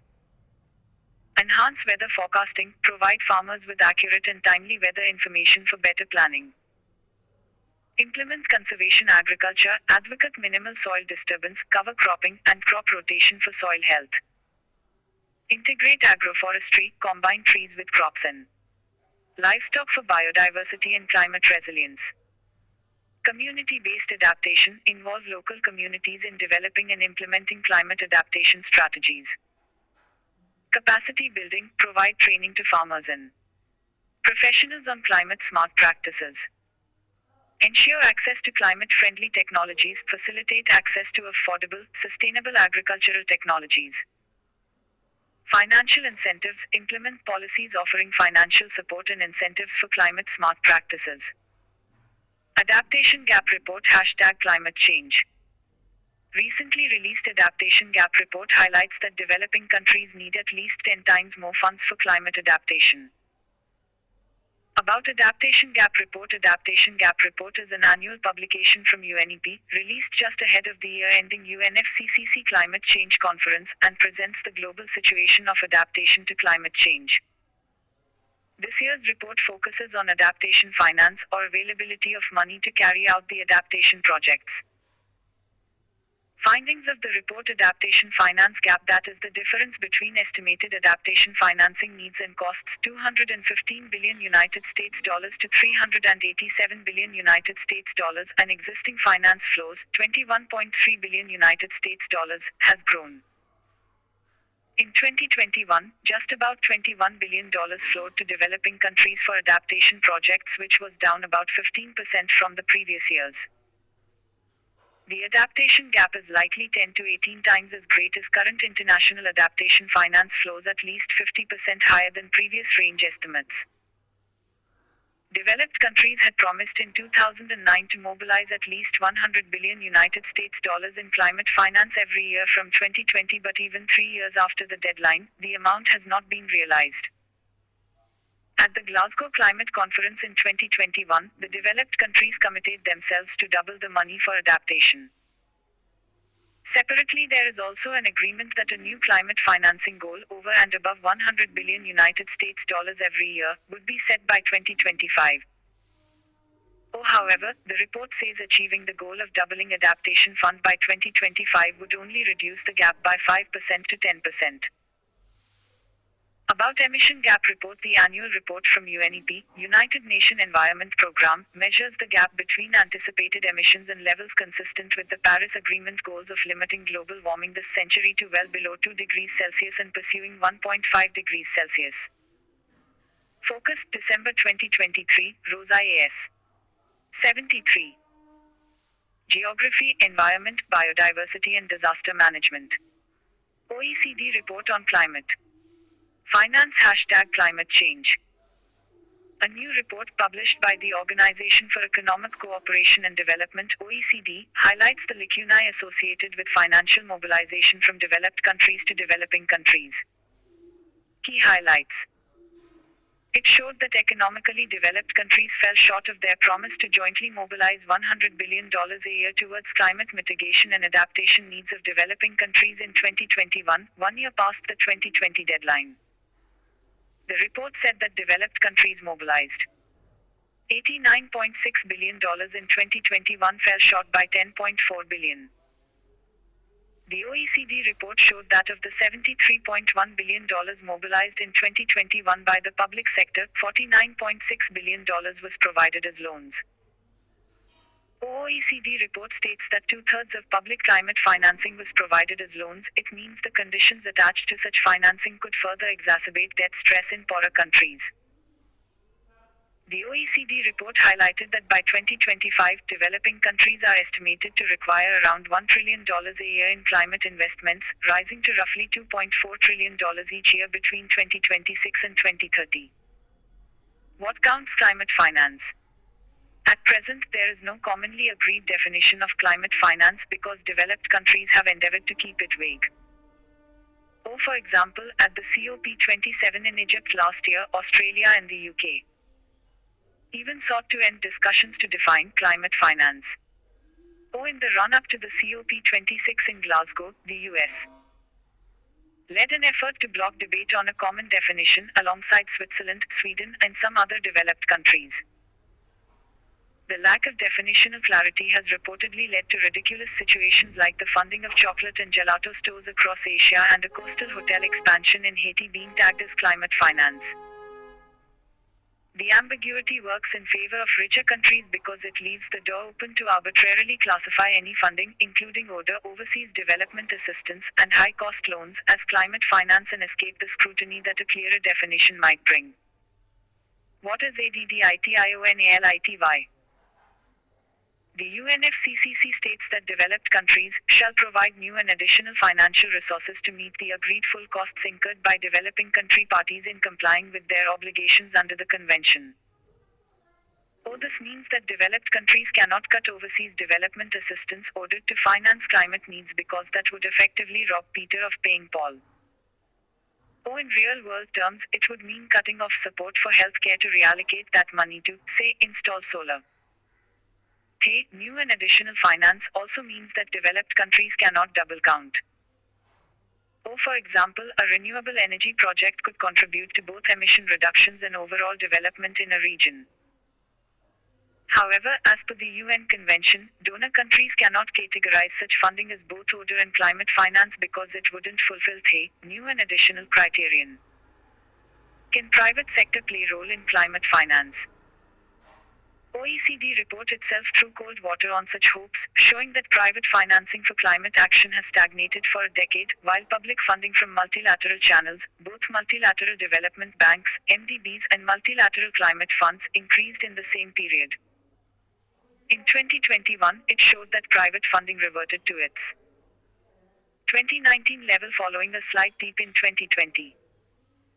The problem is particularly worse for climate adaptation because investment in this sector can't generate the sort of high returns that private investors seek and which the mitigation sector, like a solar or wind farm, could generate. Focus, December 2023, Rosa AS. 74. Geography, Environment, Biodiversity and Disaster Management. OECD recommendation for private participation. The OECD report suggested the risking with government intervention and called on MDBs to integrate private finance mobilization strategies as part of their core objective.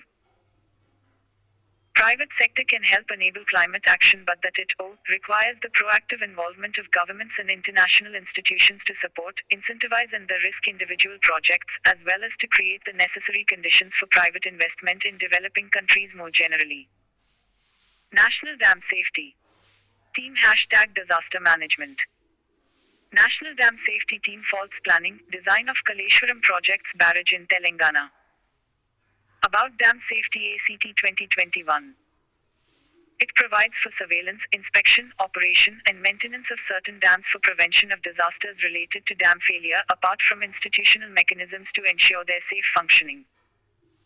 The Act covers those dams having a height of over 15 meters and between 10 meters and 15 meters with certain stipulations. 2 national level institutions created. National Committee on Dam Safety (NCDS) to evolve dam safety policies and recommend necessary regulations. The NCDS will be chaired by the Central Water Commission's chief. National Dam Safety Authority (NDSA) to implement policies and address unresolved issues between the two states. The NDSA will be the regulatory body. The authority shall be headed by an officer not below the rank of Additional Secretary to the Government of India or equivalent, to be appointed by the central government. It deals with problems relating to the dam engineering and dam safety management. 2 state-level institution created, State Dam Safety Organizations. State Committees on Dam Safety. Dam owners will be held responsible for the construction, operation, maintenance, and supervision of dams. KALESHWARAM projects. The Kaleshwaram Lift Irrigation Project or CLIP is a multi-purpose irrigation project on the Godavari River in Kaleshwaram, Telangana, India. Currently the world's largest multi-stage lift irrigation project. Its farthest upstream influences at the confluence of the Pranhita and Godavari rivers. The project aims to produce a total of 240 TMC, 195 from Medigadda Barrage, 20 from Sripada Yelampalli project and 25 from groundwater. The water has been allocated for irrigation, Hyderabad municipal water, miscellaneous industrial uses and drinking water in nearby villages. The project aims at increasing total culturable command by 1,825,000 acre ft 2,251 cubic hectometers across all 13 districts, in addition to stabilizing the existing culturable command area. Areca nuts. #Agriculture. Dried areca nuts, which attract 100% import duty the legal way, have been smuggled in from Myanmar over the past few years. Mizoram's farmers are battling to protect their livelihoods from this threat. Focus, December 2023, Rosa AS. 75. Geography, Environment, Biodiversity and Disaster Management. About areca nuts. Areca nut palm yields the widely recognized chewing nut, commonly referred to as betel nut or supari. It holds significant cultural and religious importance, particularly among the populace of India. Climatic condition. The cultivation of areca nut is mostly confined to 28 north and south of the equator. It grows well within the temperature range of 14 C and 36 C. It is adversely affected by temperatures below 10 Cn. Above 40 C. Altitude should not be more than 1,000 meters. Areca nut requires abundant and well-distributed rainfall. It grows well in tracts where annual showers may go up to or even more than 4,500 millimeters. But it also survives in low rainfall areas having 750 annual precipitation. During prolonged dry spell, palms should be irrigated. Areca nut cultivation was predominant in gravelly laterite soils of red clay type of southern Kerala and coastal Karnataka. Laterite, red loam, and alluvial soils are most suitable. Varieties of betel nut in India. There are 2 varieties of areca nut. 1. White variety. 2. Red variety. The white areca nut is produced by harvesting the fully ripe nuts and then subjecting them to sun drying for about 2 months. In the red variety, the green areca nut is harvested, boiled, and then its exterior husk is removed. Production of areca nuts in India. India is the major producer of arecanut, which accounts for 50% of production and 43% area under arecanut in the world. The last 3 years' average production in India indicated that Karnataka was the major producer with a 79% share in Indian production, followed by Kerala, 7%, and Assam, 4%. Coastal districts such as Dakshina Kannada, Uttara Kannada, and Udupi are the major producers in Karnataka. India's share of export of arecanut in the global market is less than 5%, while the share of Indian arecanut import is around 22%. 2020. Policy intervention. An import duty of 100% is levied on arecanut in India. But the least developed SAARC countries like Bangladesh, Bhutan, Maldives, Nepal, and Afghanistan are exempted from paying this duty. To safeguard the farmers, the Indian government introduced the minimum import price (MIP) import of arecanut, below which is prohibited. The MIP imposition restricts unabated import, prevents entry of inferior quality produce, and helps to stabilize domestic prices. Supreme Court. Judgment on green crackers #environment and ecology. In 2018, the CSIR launched less noxious and less noisy green crackers, whose use is mandated by various statutory bodies. About green crackers. Green crackers are defined by CSIR NERI as firecrackers with a smaller shell, no ash and or additives such as dust suppressants to reduce emissions, especially particulate matter. These crackers do not contain the barium compounds that give them their distinctive green color. Barium is a metal oxide that pollutes the air and causes noise. Burning green crackers produces water vapor, which reduces the amount of dust emitted. It reduces PM emissions by 30% as compared to conventional firecrackers. Green firecrackers produce sounds between 110 and 125 decibels, while conventional firecrackers produce sounds of around 160 decibels, making them almost 30% less noisy than conventional firecrackers. Focus, December 2023, Rosa A.S. 76. Geography, Environment, Biodiversity and Disaster Management. Identification of green cracker. Green crackers can be identified by the distinctive green color logo of CSIR NERI and PESO and a quick response QR code. Types of green cracker. SWAS, safe water releaser, releases water vapor into the atmosphere to reduce dust. It emits 30% less particulate matter and does not contain sulfur or potassium nitrate. Start, safe thermite cracker, contains no potassium nitrate or sulfur, emits less particulate matter, and reduces sound intensity. Sulfur, it has minimal use of aluminum and more magnesium. It produces less noise than traditional firecrackers. Supreme Court judgment. In 2021, the Supreme Court had passed a slew of directions to ensure that banned chemicals are not used in crackers ahead of Diwali. The bench had also clarified that there is no total ban on firecrackers and that only those firecrackers were banned that contained barium salts. Green crackers are permissible following the directions issued by the Supreme Court in 2018. In 2023, the Supreme Court clarified that its firecracker restrictions are applicable not only to Delhi NCR but to all states. It directed state governments to control air and noise pollution, addressing petitions seeking a nationwide ban on firecracker sale and use. Lightning #disaster management. Lightning strikes every year around the world and takes a heavy toll on life and property. Recently, lightning strikes killed 27 people in Gujarat. What is lightning? Lightning is a giant spark of electricity in the atmosphere between clouds, the air, or the ground. The early stages of development, air acts as an insulator between the positive and negative charges in the cloud and between the cloud and the ground. When the opposite charges build up enough, this insulating capacity of the air breaks down and there is a rapid discharge of electricity that we know as lightning. The flash of lightning temporarily equalizes the charged regions in the atmosphere until the opposite charges build up again. Lightning can occur between opposite charges within the thunderstorm cloud, intra-cloud lightning, or between opposite charges in the cloud and on the ground, cloud-to-ground lightning. Lightning is one of the oldest observed natural phenomena on Earth. It can be seen in extremely intense forest fires, surface nuclear detonations, heavy snowstorms, in large hurricanes, and obviously, thunderstorms. Lightning is usually associated with cumulonimbus clouds, thunderclouds, but it also occurs in stratiform clouds, layered clouds with a large horizontal extent, in snowstorms and dust storms, and sometimes in the dust and gases emitted by erupting volcanoes. Focus, December 2023, Rosa A.S. 77.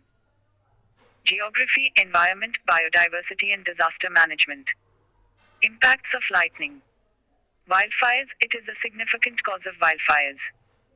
When a lightning strike occurs in a dry area with vegetation, it can ignite a fire. In some cases, these wildfires can spread rapidly, causing extensive damage to ecosystems, wildlife, and human structures.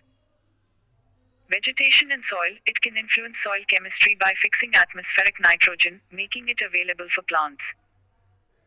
The intense heat generated during a lightning strike can also lead to changes in the structure of soil minerals. Human safety, it poses a direct threat to human safety. People can be struck by lightning, leading to injuries or fatalities. It is crucial to take precautions during thunderstorms, such as seeking shelter indoors and avoiding open fields or high ground. Structural damage, it can cause damage to structures, especially tall ones, due to its powerful electrical discharge. Buildings, trees, and other tall objects are more likely to be struck. Power outages, its strikes can damage power lines, transformers, and other electrical infrastructure, leading to power outages. Agriculture, while lightning can provide nitrogen to plants through atmospheric fixation, the associated wildfires can have negative effects on agriculture by destroying crops and disrupting farming activities.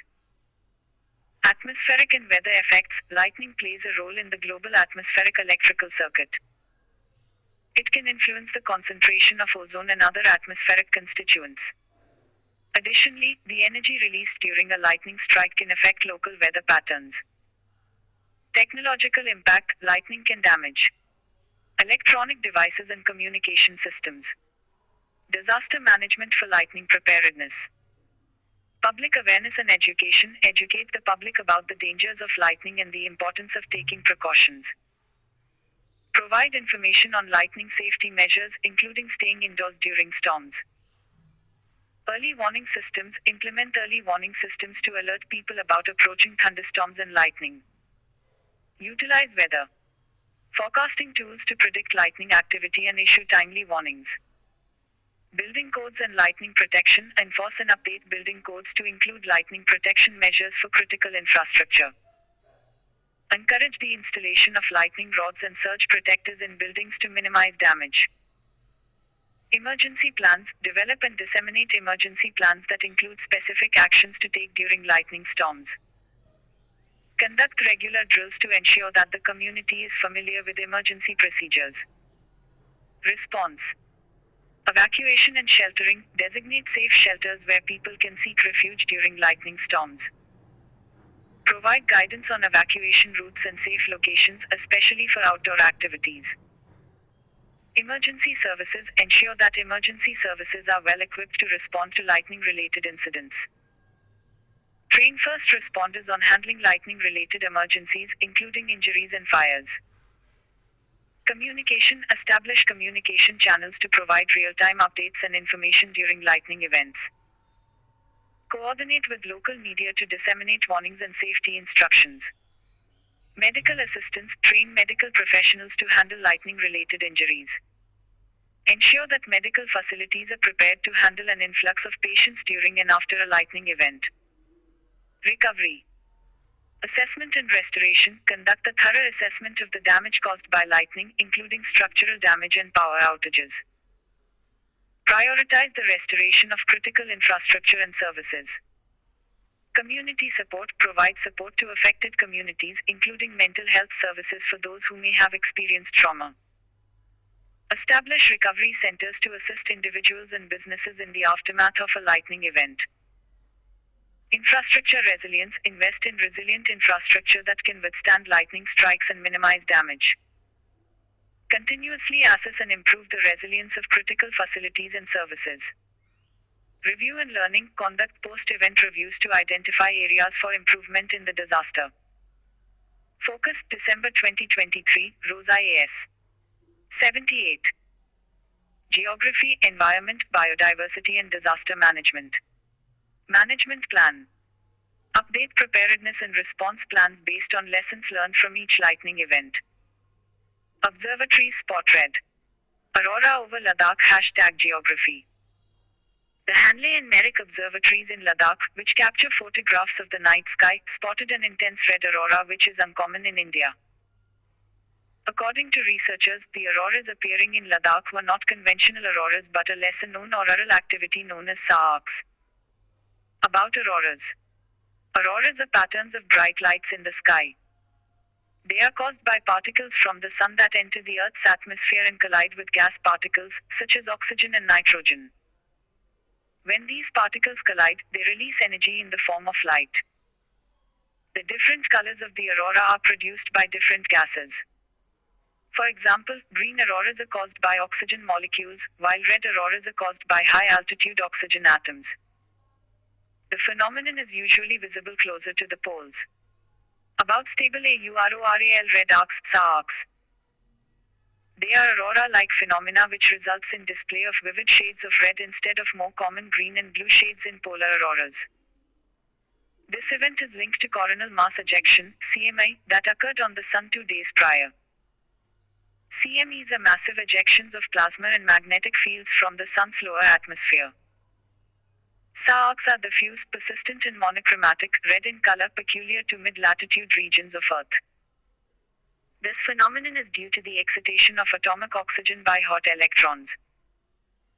SAARCs are linked to Earth's ring current, which consists of millions of amperes of electrical current encircling Earth in space near and within geosynchronous orbit. Earth is the only planet in the inner solar system, Mercury, Venus, Earth and Mars, to have such a geomagnetic field and has played a critical role in ensuring habitability of the planet. About Hanle Observatory. The Indian Astronomical Observatory (IAO) is a high-altitude astronomy station located in Hanle, India and operated by the Indian Institute of Astrophysics. Situated in the western Himalayas at an elevation of 4,500 meters, 14,764 feet, the IAO is one of the world's highest located sites for optical, infrared, and gamma ray telescopes. It is India's first dark sky preserve. OA Dark Sky Preserve (DSP) is an area, usually surrounding a park or observatory, that restricts artificial light pollution. About MERAK Observatory Merrick is situated 176 kilometers east of Leh on the southern banks of Pangong TSO. In 2018, a telescope was installed to study solar chromosphere. Solar mini grids in Global Solar Facility #renewable energy. Solar mini grids can help end energy poverty of rural communities in climate vulnerable regions. Investments in these renewable energy initiatives must be scaled up. About solar mini grids. A mini grid, also sometimes referred to as a microgrid or isolated grid, can be defined as a set of electricity generators and possibly energy storage systems interconnected to a distribution network that supplies electricity to a localized group of customers. Focus December 2023, Rosa AS. 79.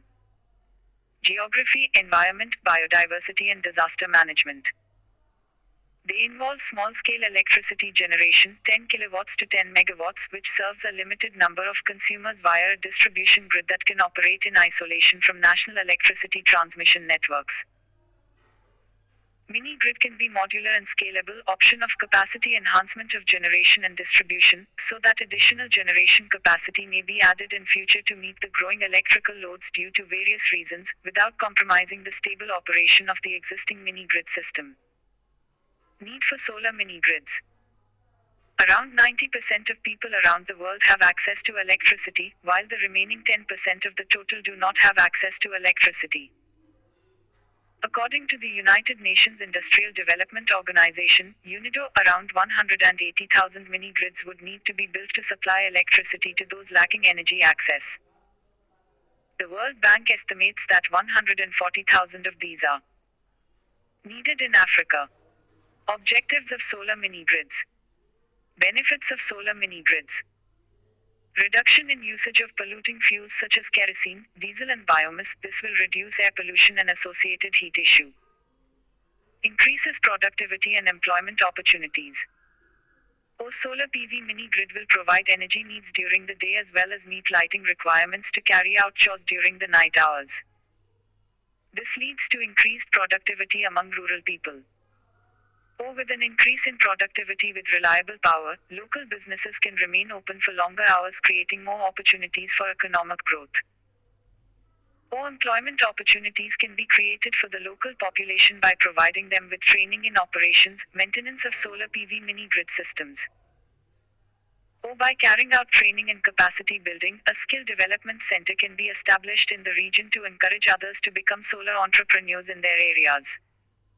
3. Improves quality of life. Access to electricity helps in children's education. Helps in assisting health workers in effectively manage and effectively address critical life-threatening medical conditions in a well-lit facility. It will reduce pollution and thereby reduce associated health problems.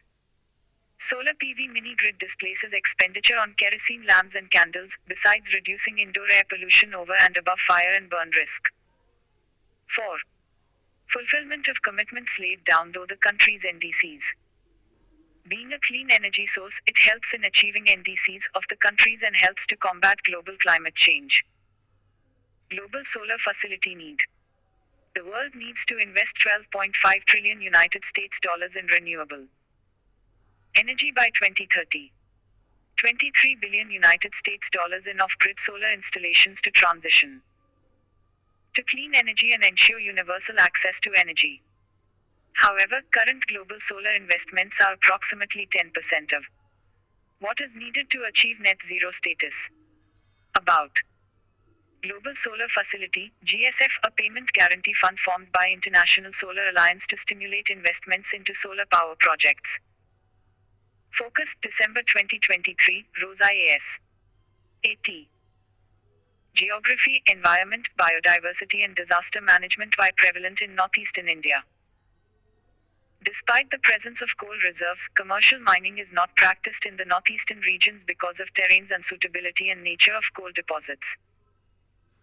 A global solar facility, GSF, is needed for both quality, deepen the reach to low-income countries, and quantity, multiply the global investments of solar investments.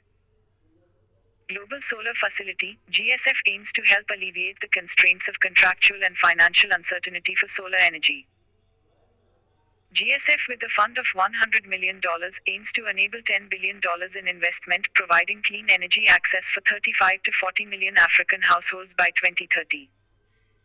The solar facility would be operationalized to crowd in investments from various donors across the globe. The GSF will provide 1. Payment guarantee fund, guarantee mechanisms to ensure payment guarantees. 2. Insurance fund, provide mechanisms to mitigate project risks. And 3. Investment fund, allow technical assistance for addressing gaps in the regulatory framework. Objectives: rat hole mining, environment and disaster management. #prelims nuggets. Efforts to rescue 41 workers trapped in the collapsed Silkyara Barcode tunnel have faced setbacks. Now, having tried several methods, the rescue team is now planning to drill through the remaining few meters using the practice of rat hole mining. Rat hole mining. The term rat hole refers to the narrow pits dug into the ground, typically just large enough for one person to descend and extract coal.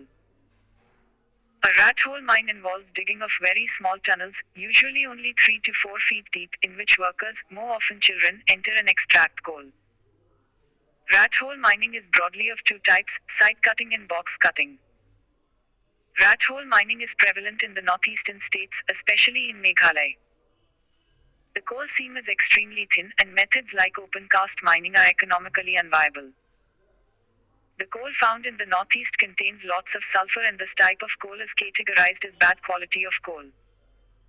Thus, discourages big-ticket private investments.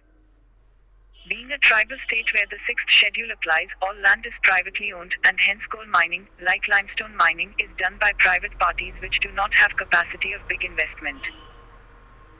Further, these mines are considered as gold chest by the locals, which provides employment and prospect of money for the population of these backward area without much investment. Demerits. Ecology. Piling of coals along roadside have caused severe issues of air and water pollution. Off-road movements in and around mining area has resulted into damaged ecology. A petition to NGT by Assam's All Dimasa Students Union has claimed that rat hole mining in Meghalaya had caused the water in the Kopili River, it flows through Meghalaya and Assam, to turn acidic. Risk to lives. Flooding of mines during rainy season and collapse due to unscientific digging has caused loss of life to individuals. Present status. The National Green Tribunal (NGT) has banned rat hole mining in 2014 and retained the ban in 2015. Focus. December 2023. Rosa AS. 81. Geography, Environment, Biodiversity and Disaster Management. The ban was on grounds of the practice being unscientific and unsafe for workers. The Meghalaya High Court appointed Justice, retired P.P. Kateki Committee to recommend the measures to be taken by the state in compliance with the directions issued by the Supreme Court and National Green Tribunal (NGT).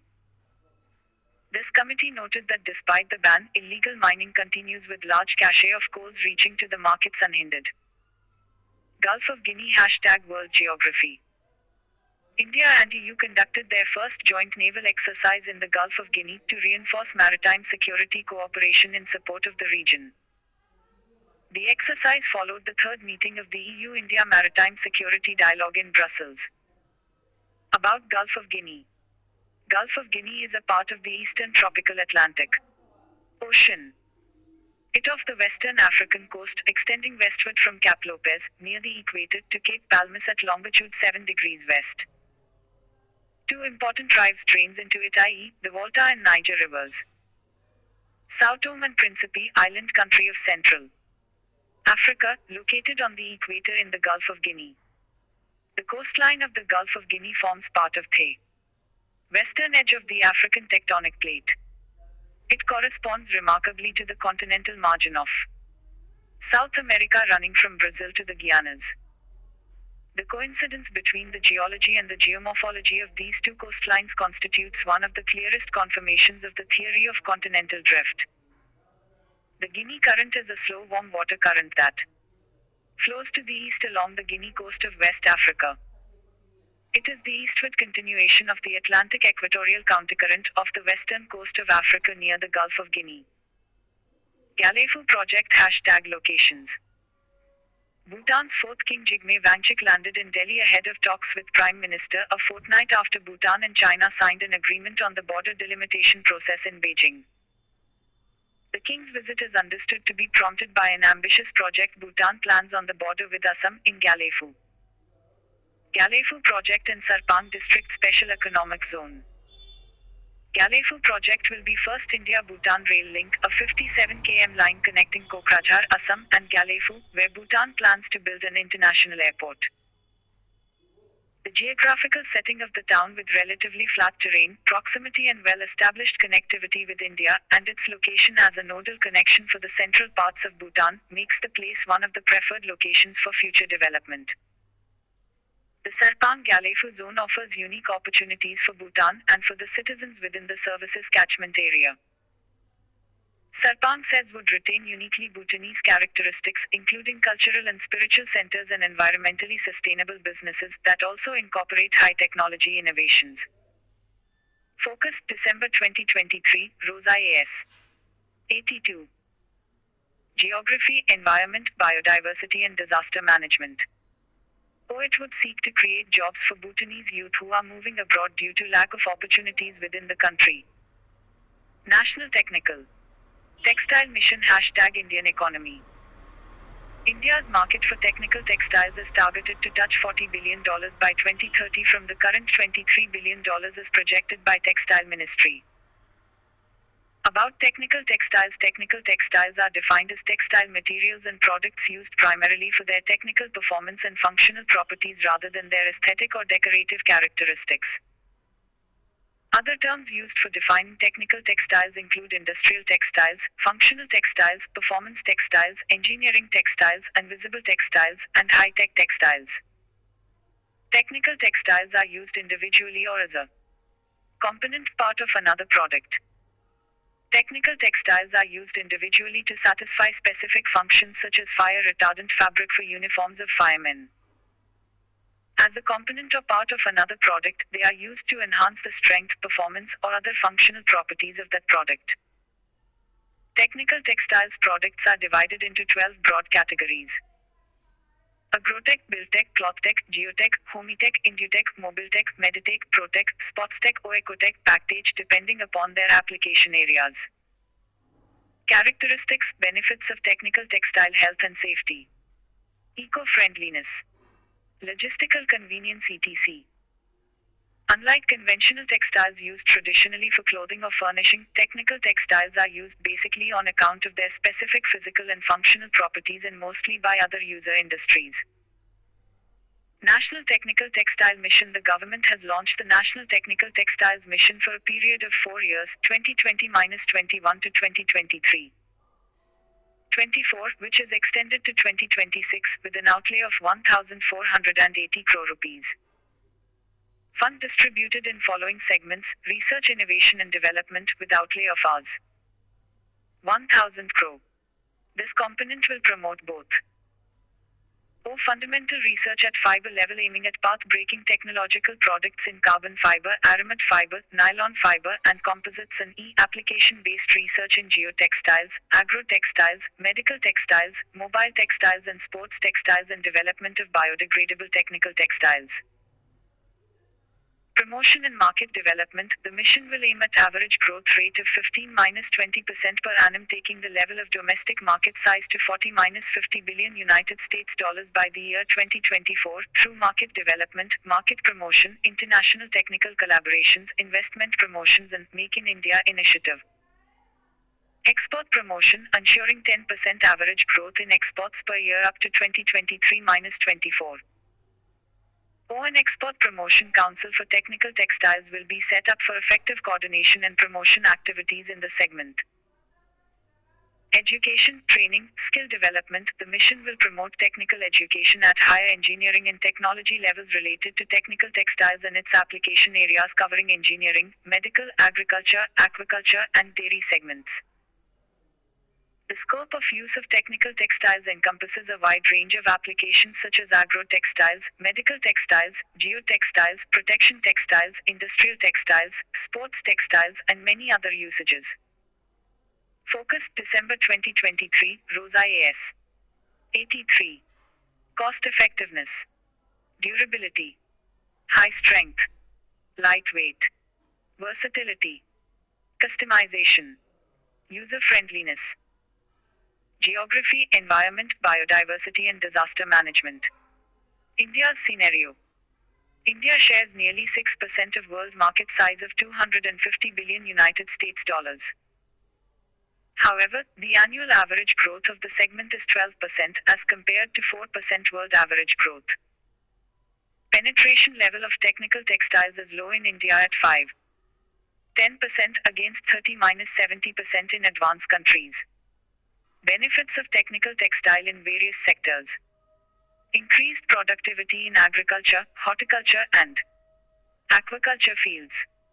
Better protection of military, paramilitary, police, and security forces. Stronger and sturdier transportation infrastructure for highways, railways, ports, and airports. Improving hygiene and health care of general public. ONATTUKARA Sesame # Environment and Ecology. Kerala Agriculture University (KAU) has acquired the geographical indication GEAT tag for the sesame growing in the Onattukara region of central Travancore, Kerala to expand farming of GEAT tagged Onattukara sesame. About ONATTUKARA Sesame. From the 18th century, traditional Ayurvedic doctors from the erstwhile Travancore kingdom utilized Onattukara sesame oil for the treatment of diseases related to rheumatism and to protect the skin. It is found that sesame is high in vitamin A and antioxidants. About sesame. Sesamum indicum is an annual plant of the family Pedalaceae. It has been grown since antiquity for its seeds, which are used as food and flavorings and from which a prized oil is extracted. Widely cultivated, the sesame plant is found in most of the tropical, subtropical, and southern temperate areas of the world. The aroma and taste of sesame seed are mild and nut-like. The chief constituent of the seed is its fixed oil, which usually amounts to about 44 to 60%. Noted for its stability, the oil resists oxidative rancidity. The seeds are also high in protein and are rich in thiamine and vitamin B6. Sesame oil is used as a salad oil or cooking oil, in shortening and margarine, and in the manufacture of soaps, pharmaceuticals, and lubricants. Sesame oil is used as an ingredient in cosmetics. The press cake remaining after the oil is expressed as highly nutritious. The whole seed is used extensively in the cuisines of Thai, Middle East and Asia. Halwa is a confection made of crushed and sweetened sesame seeds. In Europe and North America, the seeds are used to flavor and garnish various foods, particularly breads and other baked goods. World Coal Association. FUTURECOAL, #energy. The World Coal Association has rebranded itself as Future Coal, the Global Alliance for Sustainable Coal, and has sought technological intervention for sustainable usage of coal reserves for reliable and affordable supply of energy to a vast majority of the world's population, about FUTURECOAL. It is a non-profit organization, headquarters in London. It is a global lobby group for major international coal producers and stakeholders, with membership open to companies and not-for-profit organizations with a stake in the future of coal from anywhere in the world. Future Coal is the global alliance for sustainable coal and the world's only coal multilateral and neutral representative organization. Focus, December 2023, Rosa AS. 84. Geography, Environment, Biodiversity and Disaster Management. Pobitora Wildlife Sanctuary. #Protected areas. About Pobitora Wildlife Sanctuary. Pobitora Wildlife Sanctuary, situated in the floodplains of River Brahmaputra in the district of Morigao, Assam. The sanctuary is famous for its one-horned rhinos. It harbors the highest density of rhino in the world and second highest concentration of rhino in Assam after Kaziranga National Park. The sanctuary also runs a successful rhino breeding program called Thai Indian Rhino Vision 2020 within its premises. The program is an ambitious effort to attain a wild population of at least 3,000 greater one-horned rhinos spread over 7 protected areas in the state by 2020. The 5 rhino range nations, India, Bhutan, Nepal, Indonesia, and Malaysia, have signed a declaration, the New Delhi Declaration on Asian Rhinos 2019, for the conservation and protection of the species. Under this program, the Assam Forest Department has partnered with Bodoland Territorial Council, Government of India, the Worldwide Fund for Nature, WWF, and the U.S. Fish and Wildlife Service to address the threats facing Indian rhinos. Besides rhinos, the sanctuary is also home to other animals like the leopard, wild boar, barking deer, and wild buffalo, among others. There are also more than 2,000 migratory birds and various reptiles, and is an important nesting site in the region. About one-horned rhino. The greater one-horned rhino, or Indian rhino, is the largest of the rhino species. The species is solitary, except when adult males or rhinos nearing adulthood gather at wallows or to graze. It is listed as vulnerable on the IUCN Red List. Listed in CITES Appendix I since 1975. Indian rhinoceros is one of the motifs on the Pashupati seal and many terracotta figurines that were excavated at archaeological sites of the Indus Valley Civilization. Animal Welfare Board of India # Environmental Institutions. Various studies found the interlinkage between child abuse and animal cruelty. It highlighted that both human and animal victims of crime are prone to victimization by the same perpetrator. About Animal Welfare Board of India. The Animal Welfare Board of India is a statutory advisory body on animal welfare laws and promotes animal welfare in the country. It was established in 1962 under Section 4 of the Prevention of Cruelty to Animals Act, 1960. The Animal Welfare Board of India was started under the stewardship of late SMT Rukmini Devi Arundale, well-known humanitarian. It is under the Ministry of Fisheries, Animal Husbandry and Dairying, Department of Animal Husbandry and Dairying. Headquarter Ballabgarh, Faridabad, Haryana. It was shifted from Chennai, Tamil Nadu. Functions of AWBI: ensuring that animal welfare laws in the country are diligently followed, to provide grants to animal welfare organizations, advising the Government of India on animal welfare issues. Composition of AWBI: the board consists of 28 members including 6 members of parliament, 2 members of parliament from Rajya Sabha and 4 members of parliament from Lok Sabha. The board consists of 28 members. The term of office of members is for a period of 3 years. Focus: December 2023, Rosa AS. 85. Geography, Environment, Biodiversity and Disaster Management. Bandipur National Park. Hashtag protected areas. Forest officials have started night combing, using elephants and vehicles, in addition to launching a thermal drone, in the hopes of capturing a tiger who had killed women and cattle. About Bandipur National Park.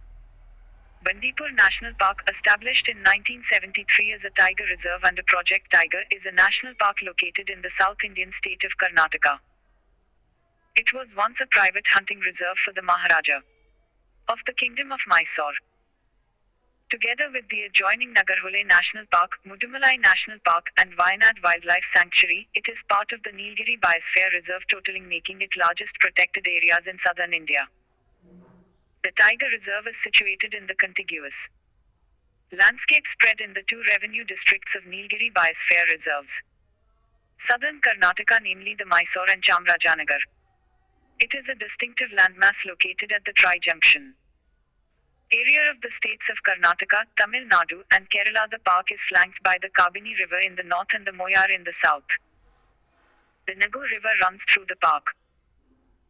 Flora and fauna: natural inhabitants of this lovely forest are tiger, Indian elephant, gaur, a type of bull, sambar, cheetal, mouse deer, four-horned antelope, wild dogs, dole, wild boar, jackal, sloth bear, panther, Malabar squirrel, porcupines, and the black-napped hare. Birds like jungle fowl and green pigeon are also found here. Vegetation: Bandipur National Park is located where the Deccan Plateau meets the Western Ghats, and the altitude of the park ranges from 680 meters to 1,454 meters. As a result, the park has a variety of biomes including dry deciduous forests, moist deciduous forests, and shrublands. The Nilgiri Biosphere Reserve is a biosphere reserve in the Nilgiri Mountains of the Western Ghats in South India. It is one of the largest protected forest areas in India, spreading across Tamil Nadu, Karnataka, and Kerala. Focus: December 2023, Rosa AS. 86. Geography, Environment, Biodiversity and Disaster Management. It includes the protected areas Mudumalai National Park, Mukurti National Park, Satyamangalam Wildlife Sanctuary in Tamil Nadu, Nagarhole National Park, Bandipur National Park, both in Karnataka, Silent Valley National Park, Aralam Wildlife Sanctuary, Wayanad Wildlife Sanctuary, and Karimpura Wildlife Sanctuary in Kerala. It was constituted as Nilgiri's Biosphere Reserve by UNESCO in September 1986 under Man in Biosphere Program. Nilgiri's Biosphere Reserve is India's first and foremost biosphere reserves with a heritage rich in flora and fauna. Tribal groups such as the Badagas, Toda, Kots, Irulla, Kurumba, Paniya, Adiyan, Edinadan, Chetas, Allar, and Malayan is native to the reserve. SUBANSIRI Lower Hydroelectric Project #Hydropower. The long-delayed Subanzeri Lower Hydroelectric Project on the border of Arunachal Pradesh and Assam suffered its latest setback after a large part of the hill collapsed into its reservoir. The deposits blocked the only functional diversion tunnel and stopped the flow of water downstream of the dam into the Subanzeri River, a major tributary of the Brahmaputra.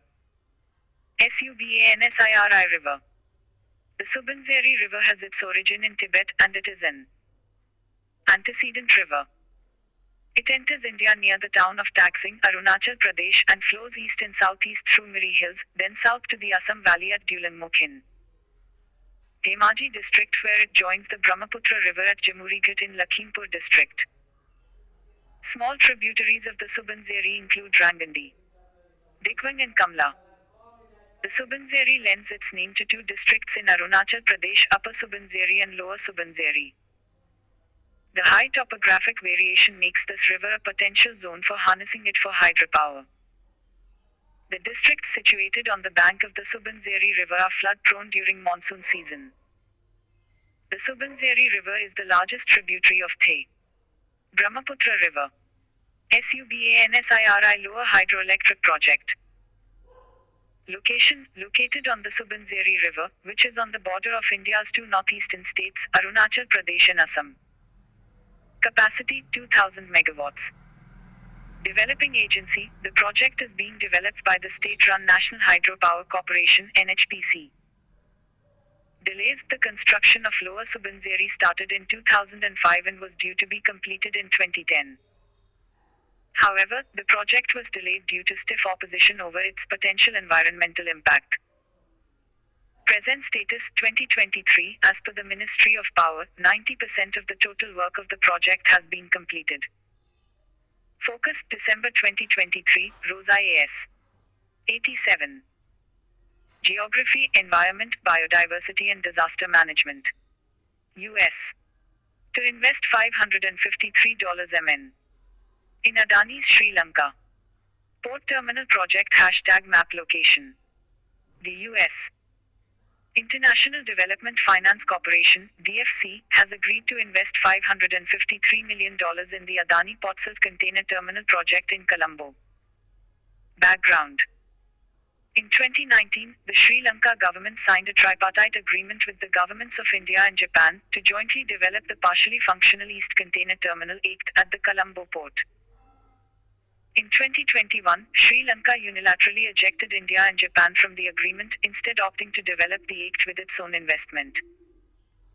Shortly after that, in 2022, a cabinet decision was taken to develop the West Container Terminal (WCT) along with India and Japan at the Colombo port. The deal was pitched as a compromise. Significance: for India, the deal meant a potential advantage both commercially and strategically, especially next to the China-backed Colombo International Container Terminal (CICT). Over 70% of the transshipment business at the Colombo port is linked to India. US investment is being termed as a combined effort to counter the growing presence of China in the Indian Ocean. Focus: December 2023, Rosa AS. 88.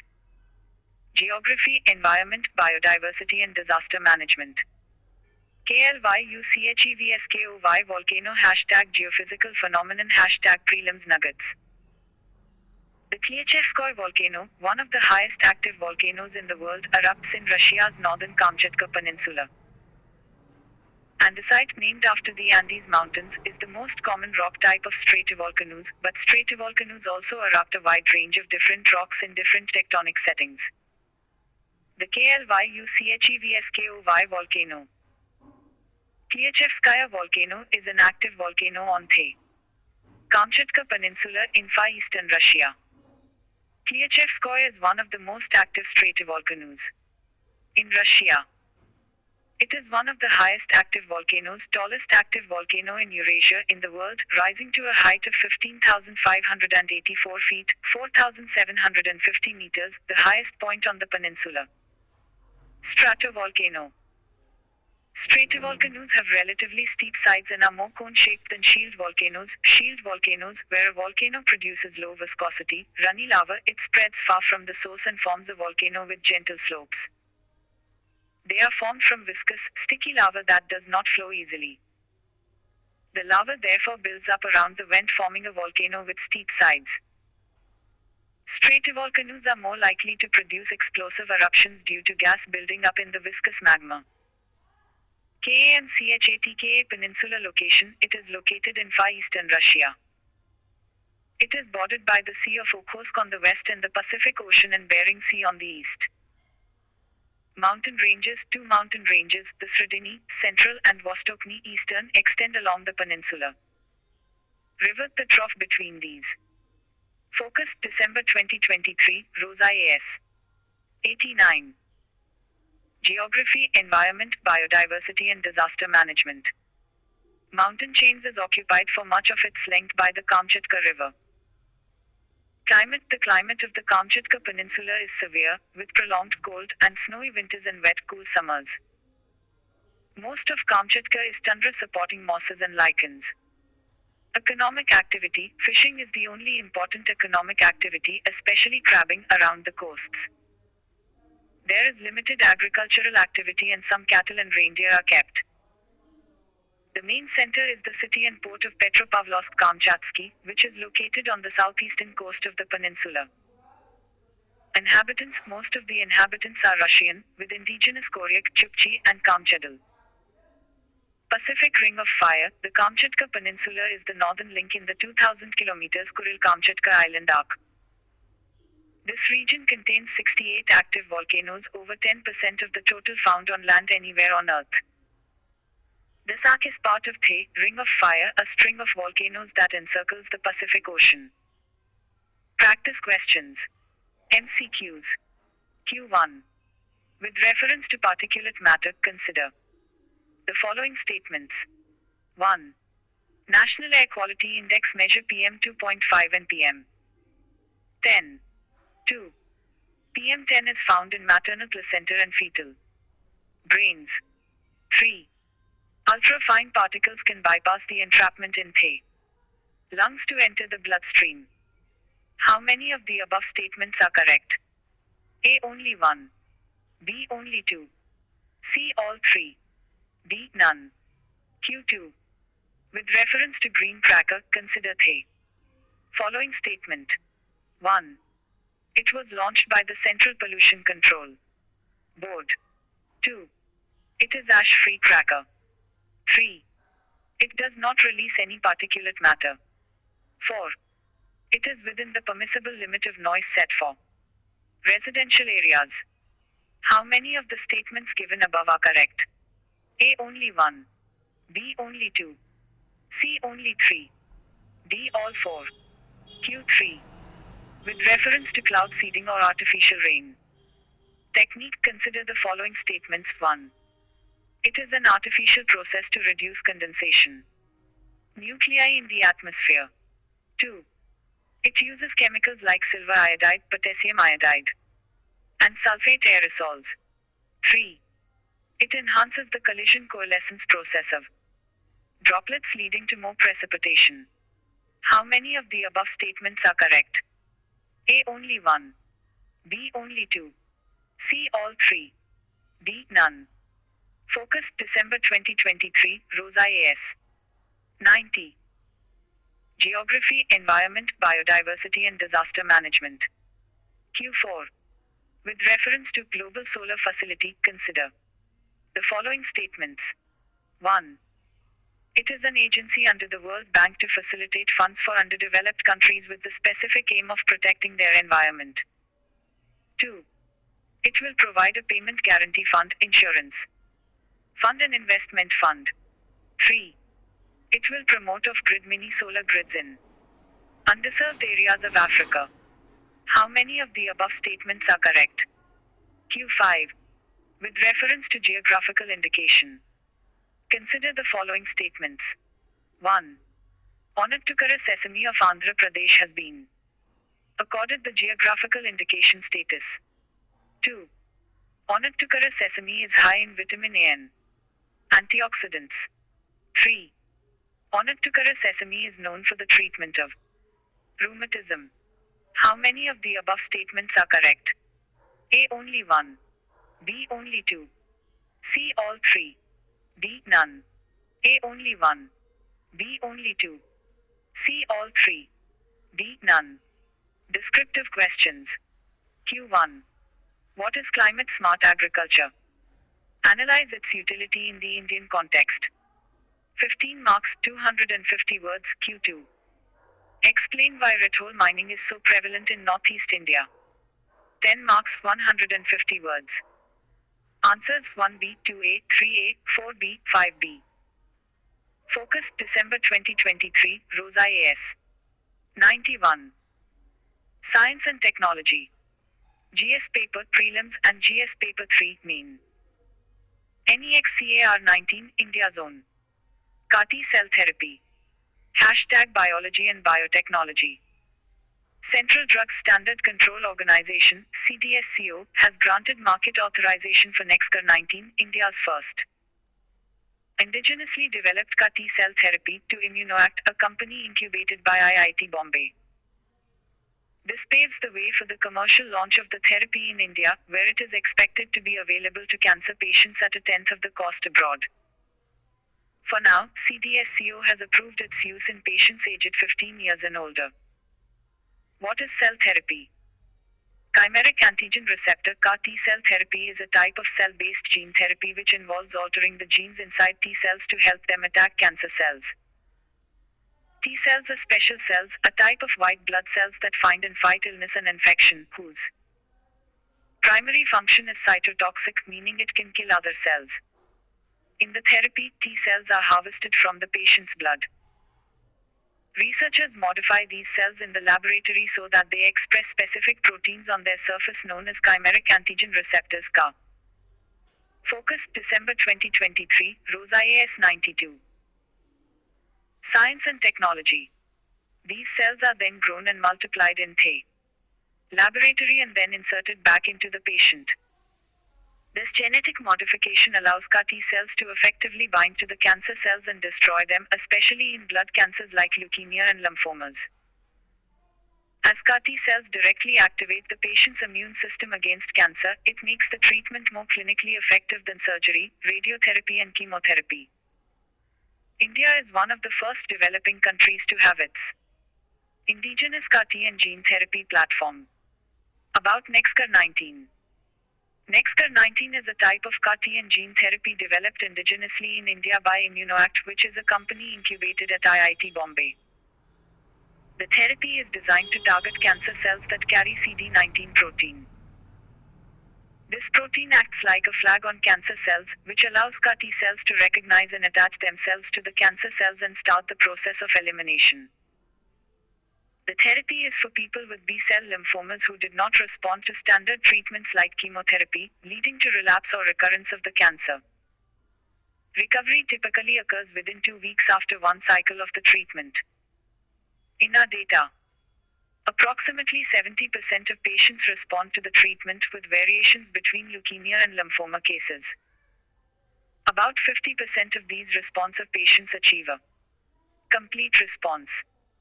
CAR T therapy vs other cancer treatments. 3 major forms of treatment for any cancer are: 1. Surgery, removing cancer. 2. Radiotherapy, delivering ionizing radiation to the tumor. 3. Systemic therapy, administering medicines that act on the tumor, e.g., chemotherapy, immunotherapy. Conventional chemotherapy or immunotherapy comprises molecules that bind to the tumor or block chemical pathways that allow the tumor to grow or multiply, but do not directly affect the immune system. However, when there are abnormalities in the immune system or when the tumor finds a way to evade it, cancer resists these drugs. In CAR T-cell therapy, the immune system is activated when the modified T cells are reintroduced into the body, which allows a gradual and sustained tumor kill as these cells multiply. As these cells are even more specific than targeted agents and directly activate the patient's immune system against cancer, it makes the treatment more clinically effective. Utility. CAR T-cell therapy has been approved for leukemia, cancers arising from the cells that produce white blood cells, and lymphomas arising from the lymphatic system. In certain kinds of leukemia and lymphomas, the ACACY is as high as 90%, whereas, in other types of cancers, it is significantly lower. It is also used among patients with cancers that have returned after initially successful treatment or who have not responded to previous combinations of chemotherapy or immunotherapy. Challenges. Potential side effects are associated with cytokine release syndrome, a widespread activation of the immune system and collateral damage to the body's normal cells, and Focus, December 2023, Rosa AS 93. Science and technology. Neurological symptoms, severe confusion, seizures, and speech impairment. Complexity of preparing CAR T cells has been a major barrier to their use. Also, the therapy involves considerable cost and skilled technical and human resources for its administration. Cancer. Cancer is a condition characterized by the uncontrolled growth and dissemination of certain cells within the body. It has the potential to originate in virtually any part of the human body, a complex organism composed of trillions of cells. Under normal circumstances, human cells undergo growth and replication through a regulated mechanism known as cell division, generating new cells to meet the body's requirements. As cells age or incur damage, they undergo a natural process of death, with new cells assuming their role. However, there are instances where this orderly progression is disrupted, leading to the abnormal proliferation of damaged cells beyond the normal limits. Causes of cancer. 1. Genetic factors. Inherited mutations. Inherited mutations from parents can be present in genes involved in cell growth, DNA repair, and tumor suppression, which increases susceptibility to certain types of cancer. 2. Environmental exposures. Carcinogens. Carcinogens can be found in various environments and include chemicals, pollutants, and radiation, e.g., asbestos, benzene, formaldehyde, radon, and certain industrial chemicals. 3. Lifestyle choices. Tobacco use. Smoking, use of smokeless tobacco contribute to various cancers, especially lung, mouth, throat, and pancreatic cancer. Dietary habits. Diets high in processed foods, red and processed meats, and low in fibers increase risk of certain cancers, such as colorectal cancer. Alcohol consumption. Excessive alcohol consumption causes elevated risk of liver, breast, esophageal, and other cancers. Lack of regular physical activity is associated with an increased risk of several types of cancer, including breast and colon cancer. 4. Infections. Some viral infections are linked to an increased risk of cancer, e.g., human papillomavirus, HPV, and cervical cancer, hepatitis B and C viruses and liver cancer, and certain lymphomas. 5. Radiation exposure. Exposure to ionizing radiation, whether from medical sources, e.g., X-rays, or environmental sources, can increase the risk of cancer. Disease burden in India. According to the 2020 WHO ranking on cancer burden, India ranks at the third position after China and the US respectively, in terms of new yearly cancer incidents being reported. Important cutting-edge technologies for cancer care. No. Technology details. IGRT is a form of radiation therapy that uses imaging techniques to precisely locate and treat cancerous tissue. This allows for a higher dose of radiation to be delivered to the tumor while minimizing exposure to surrounding healthy tissue. 1. Image-guided radiation therapy (IGRT). 2. Proton therapy. Proton therapy is another type of radiation therapy that uses high-energy proton beams to destroy cancerous cells. This technology is particularly useful in treating. Focus, December 2023, Rosa A.S. 94.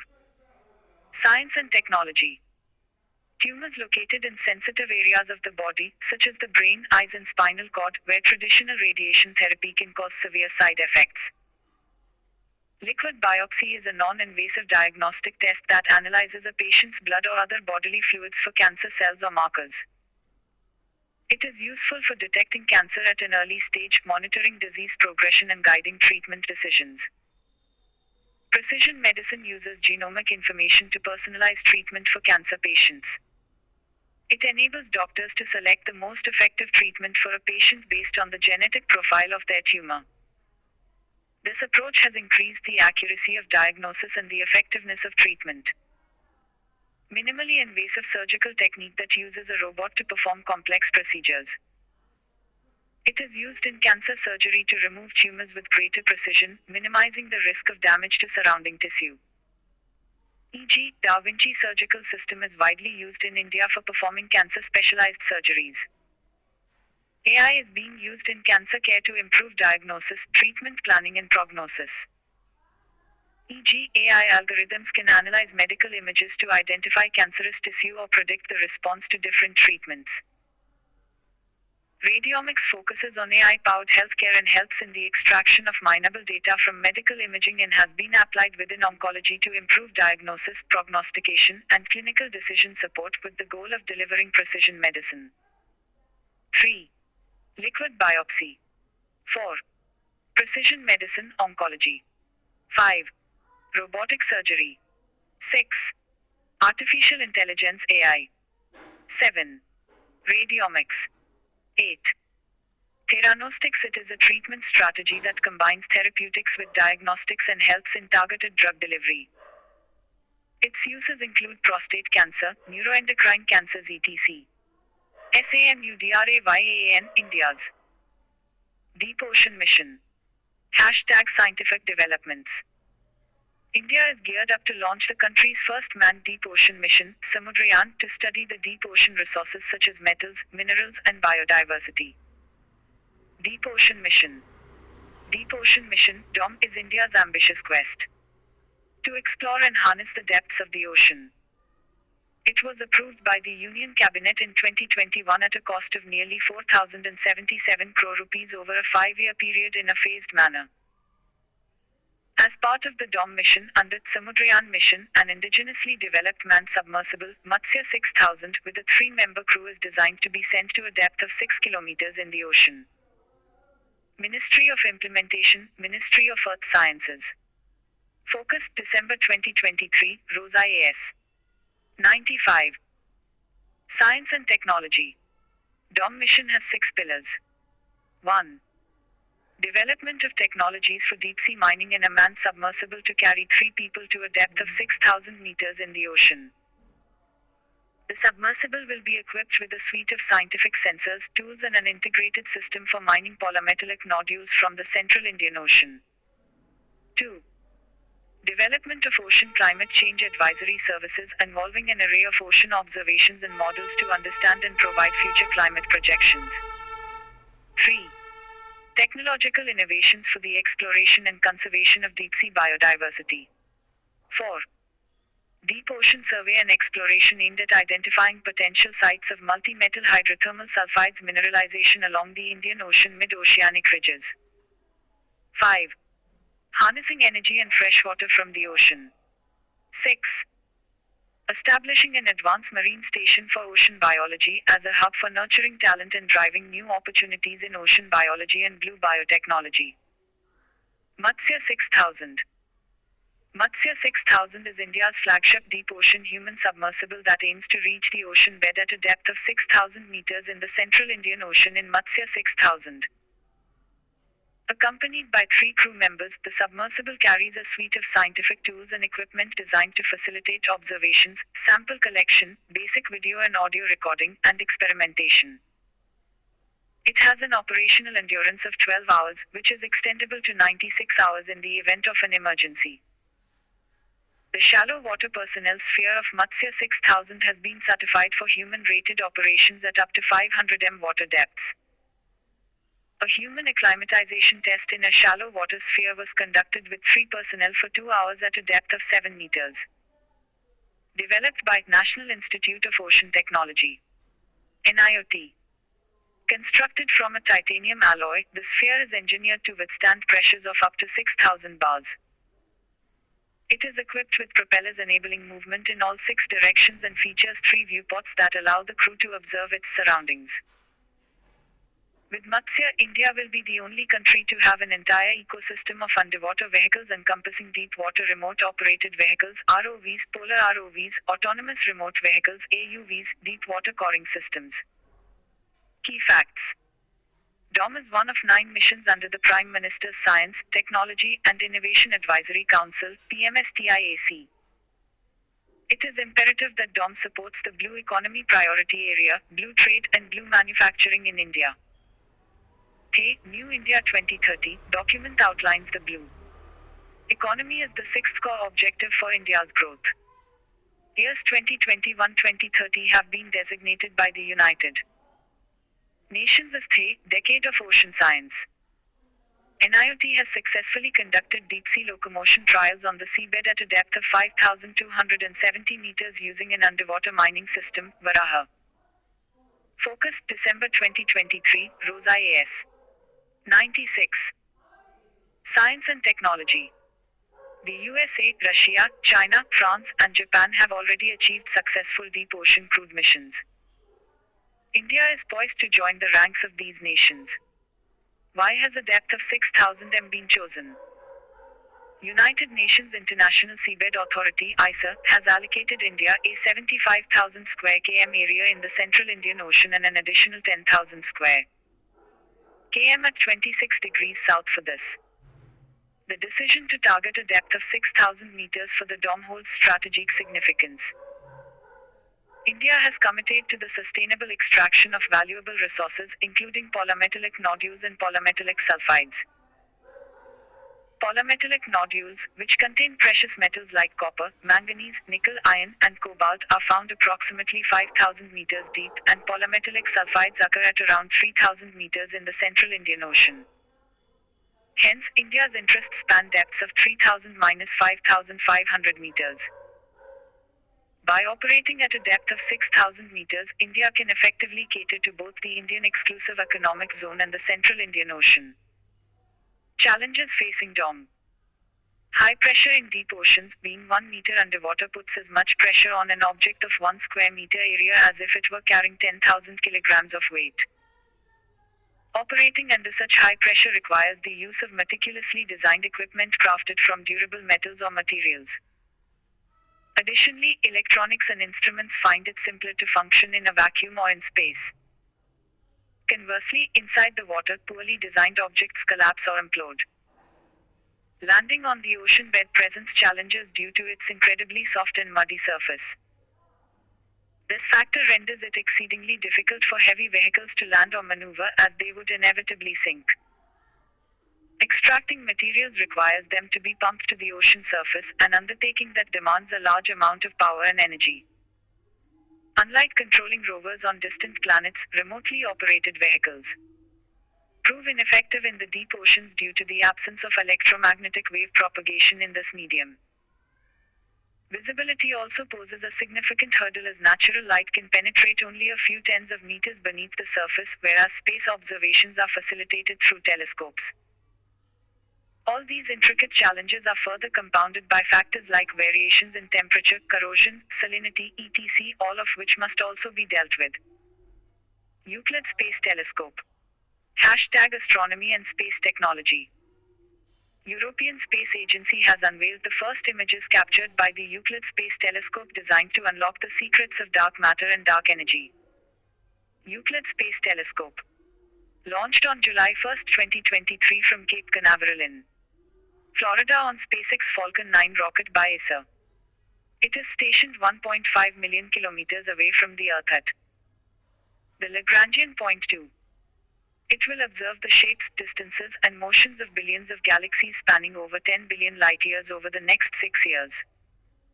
Objective: to create the largest cosmic 3D map of the universe to better understand the distribution of dark matter and reveal the influence of dark energy in the early universe.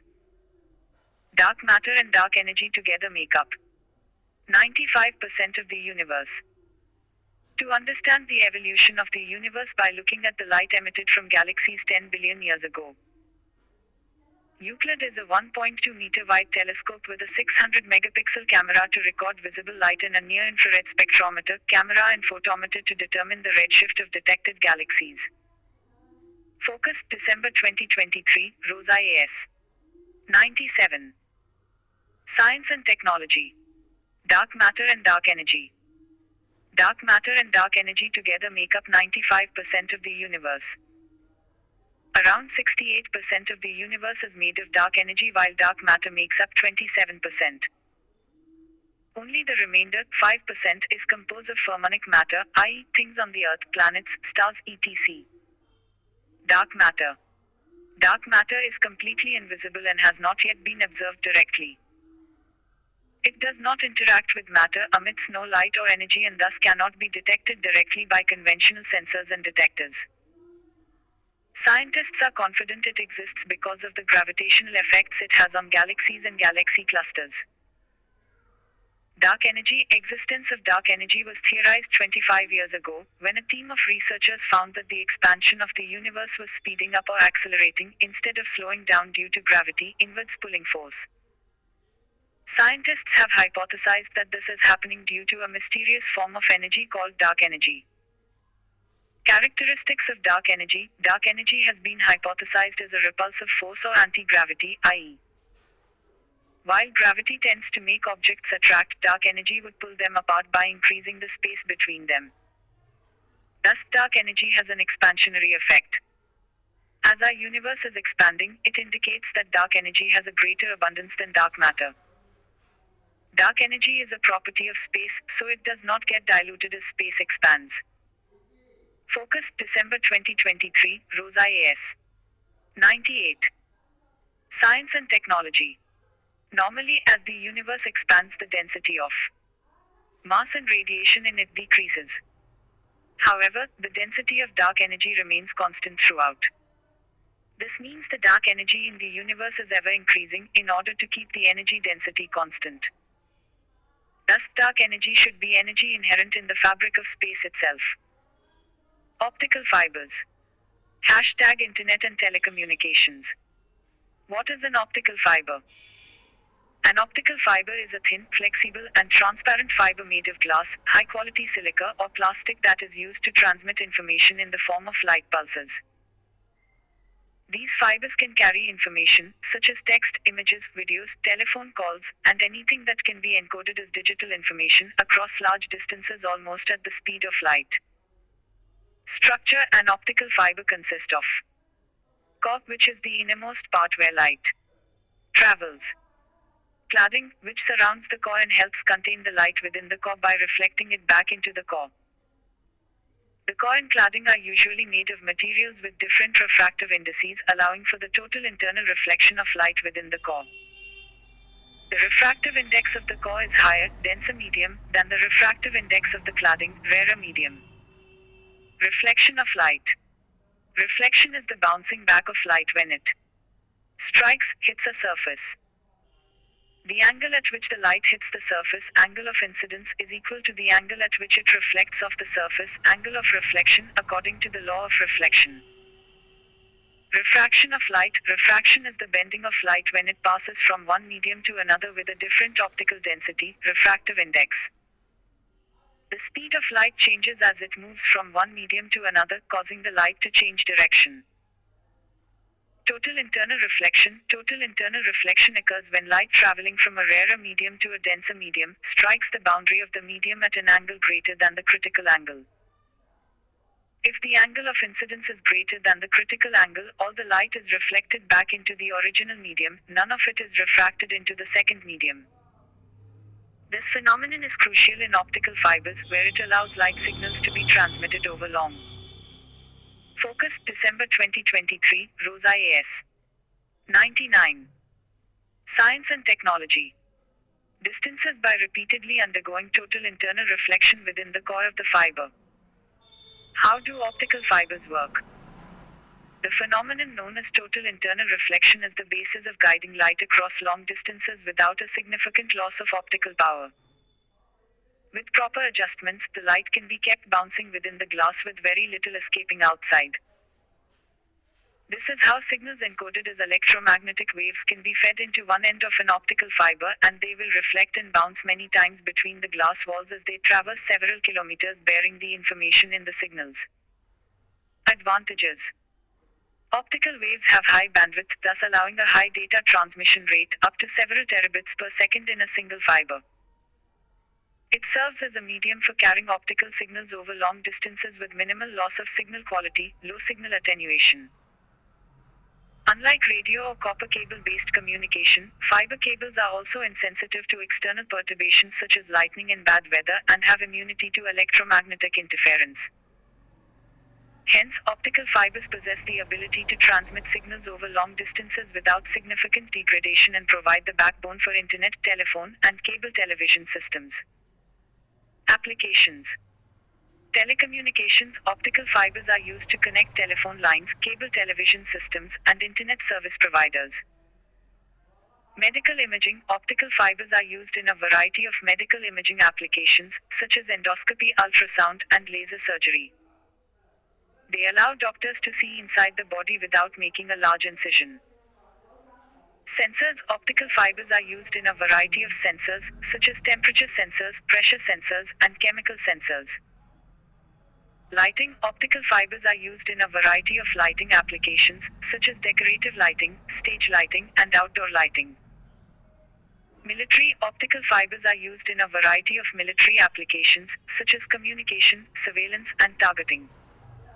Tantalum discovered. in Sutlej. Hashtag miscellaneous. Researchers from Indian Institute of Technology Ropar have detected the presence of tantalum in the Sutlej River sand in Punjab. Although its source in Sutlej is not clear yet, it could be due to movement of tectonic plates in the Himalayan region that is likely to contain the rare metal. Tantalum. Chemical element with symbol Ta and atomic number 73. It is a rare, hard, blue-gray, lustrous transition metal which is solid at room temperature. Annual report of the Union Ministry of Mines for 2020-21 identified it as one of the 12 critical and strategic minerals. Properties. It is typically not found in pure form but is a combination with other elements due to its high reactivity. It has an extremely high melting point, exceeded only by tungsten and rhenium. It possesses high corrosion resistance because when exposed to air, it forms an oxide layer that is extremely difficult to remove even when it interacts with strong and hot acid environments. It is almost immune to chemical attack at temperatures below 150 degrees Celsius. When pure, it is ductile, i.e., it can be stretched, pulled, or drawn into a thin wire or thread without breaking. Focus, December 2023, Rosa AS. 100. Science and technology. Applications. Electronic components. E.g., tantalum capacitors are capable of storing more electricity in smaller sizes without much leakage. Production of high-performance superalloys used in jet engines, gas turbines, missiles and other high-temperature applications. Medical implants, such as bone implants, artificial joints and surgical instruments due to its biocompatibility, non-reactivity with bodily fluids and resistance to corrosion. Used in nuclear reactors and in the production of nuclear weapons due to its ability to withstand high temperatures and corrosive environments. Genetic CHIMERAS. Hashtag biology and biotechnology. Scientists, for the first time, have succeeded in producing a live infant chimeric monkey. Genetic chimera. A genetic chimera is a single organism composed of cells of more than one distinct genotype or genetic makeup. E.g., in animals, half-sider bajaraga, a common parakeet, has different colors on either side of its body due to chimerism. Marine sponges are known to have up to 4 distinct genotypes in a single organism. Natural CHIMERAS among humans. It can occur when the genetic material in one cell changes and gives rise to a clonal population of cells different from all the other cells. Fusion of two fertilized zygotes early in the embryonic stage can also lead to a condition in which two genetic makeups coexist in a single individual. It also results from twin or multiple pregnancies evolving into a single fetus or a twin fetus being absorbed into a singleton. Individuals living with two blood types have been documented. Pregnant women have been known to harbor genetic material of her fetus in the bloodstream during pregnancy. Such fetal DNA can be used to screen for genetic defects and congenital abnormalities using non-invasive prenatal testing. Microchimerism exists in which traces of the fetus's genetic material are observed in mother's tissues many years after childbirth, resulting in two different genetic materials in a single person. Solid organ transplants in humans are bound to produce individuals with two unique genetic makeups as well. The makeup of the donor's organs is significantly different from that of the recipient's other tissues, resulting in chimerism. Bone marrow transplants result in chimeric individuals. Individuals undergoing treatments like bone marrow transplants usually have their bone marrow destroyed and replaced by that from a suitable donor. The stem cells from the donor's bone marrow will produce blood cells that will subsequently repopulate the recipient's blood cells. Eventually, the recipient's blood cells will be different from his genetic makeup of other tissues, resulting in a chimeric individual. CHIMERAS in non-human primates. Previously, chimeras have been induced in laboratory settings of rat mouse, human pig, and human cow in order to generate human organs. While rat mouse chimerics had a near normal lifespan, human pig chimeras had to be terminated in 3 to 4 weeks. Focus, December 2023, Rosa AS. 101. Science and technology. Such studies are limited by the fact that rats, mice, pigs, and cows are evolutionarily distant from humans and will pose biological and technical challenges when being used to grow human organs. In a recent landmark study, scientists reported successful generation of a live chimera in non-human primates, species that are actually evolutionarily close to humans. This is the first time scientists have succeeded in producing a live infant chimeric monkey. The study opens new doors for scientists to use non-human primates to create chimeras that could become models for basic and translational biomedical applications in the near future. Applications. Human pig chimeras have been induced in laboratory settings to develop model systems that could produce human organs of a suitable size, anatomy, and physiology. Successful application of animal insulin and the use of animal heart valves in human surgeries have saved human lives. Researchers have made attempts to grow full human organs inside the bodies of animals using advancements in induced pluripotent stem cells, iPSCs technology. Pluripotent stem cells. Pluripotent stem cells hold promise in the field of regenerative medicine. Because they can propagate indefinitely and give rise to every other cell type in the body, such as neurons, heart, pancreatic, and liver cells. The most well-known type of pluripotent stem cell is embryonic stem cell. However, since the generation of embryonic stem cells involves destruction, or at least manipulation, of the pre-implantation stage embryo, there has been much controversy, ethical concerns surrounding their use. Induced pluripotent stem cells, iPSCs, induced pluripotent stem cells, IPS cells or iPSCs, are a type of pluripotent stem cell that can be generated directly from a somatic cell. iPSC technology was pioneered by Shinya Yamanaka and Kazutoshi Takahashi in Kyoto, Japan, who showed in 2006 that the introduction of 4 specific genes, collectively known as Yamanaka factors, could convert somatic cells into pluripotent stem cells. Yamanaka was awarded the 2012 Nobel Prize along with Sir John Gurdon for the discovery that mature cells can be reprogrammed to become pluripotent. iPSCs can be differentiated into various cell types, such as neurons, heart cells, and liver cells, allowing researchers to study diseases at the cellular level and develop potential treatments. Focus, December 2023, Rosa AS. 102. Science and technology. Advantage: since iPSCs can be derived directly from a patient's own cells, it eliminates the need for embryonic cells and avoids issues related to immune rejection. Utility: while iPSC technology has not yet advanced to a stage where therapeutic transplants have been deemed safe, iPSCs are readily being used in personalized drug discovery efforts and understand the patient-specific basis of disease. WOLBACHIA method. #Biology and biotechnology. A continuous surge in the cases of dengue disease is a worldwide concern. Scientists claim that the Wolbachia method can help curb the spread of dengue by 77%. WOLBACHIA method. Wolbachia is a type of bacteria that is commonly found in many arthropods, including insects. It has evolved to naturally infect these insects and manipulate their reproductive biology. Wolbachia method does not involve genetic modification of the target insect species itself. It is considered a form of biological control rather than genetic engineering. In this method, naturally occurring Wolbachia bacteria can be introduced into male population by infecting insects in a laboratory setting and then releasing them into the wild. When these Wolbachia infected insects male mate with females that are not infected with the same strain of Wolbachia, these bacteria are passed on to their offspring through the normal reproductive process and their offspring are less likely to survive or reproduce.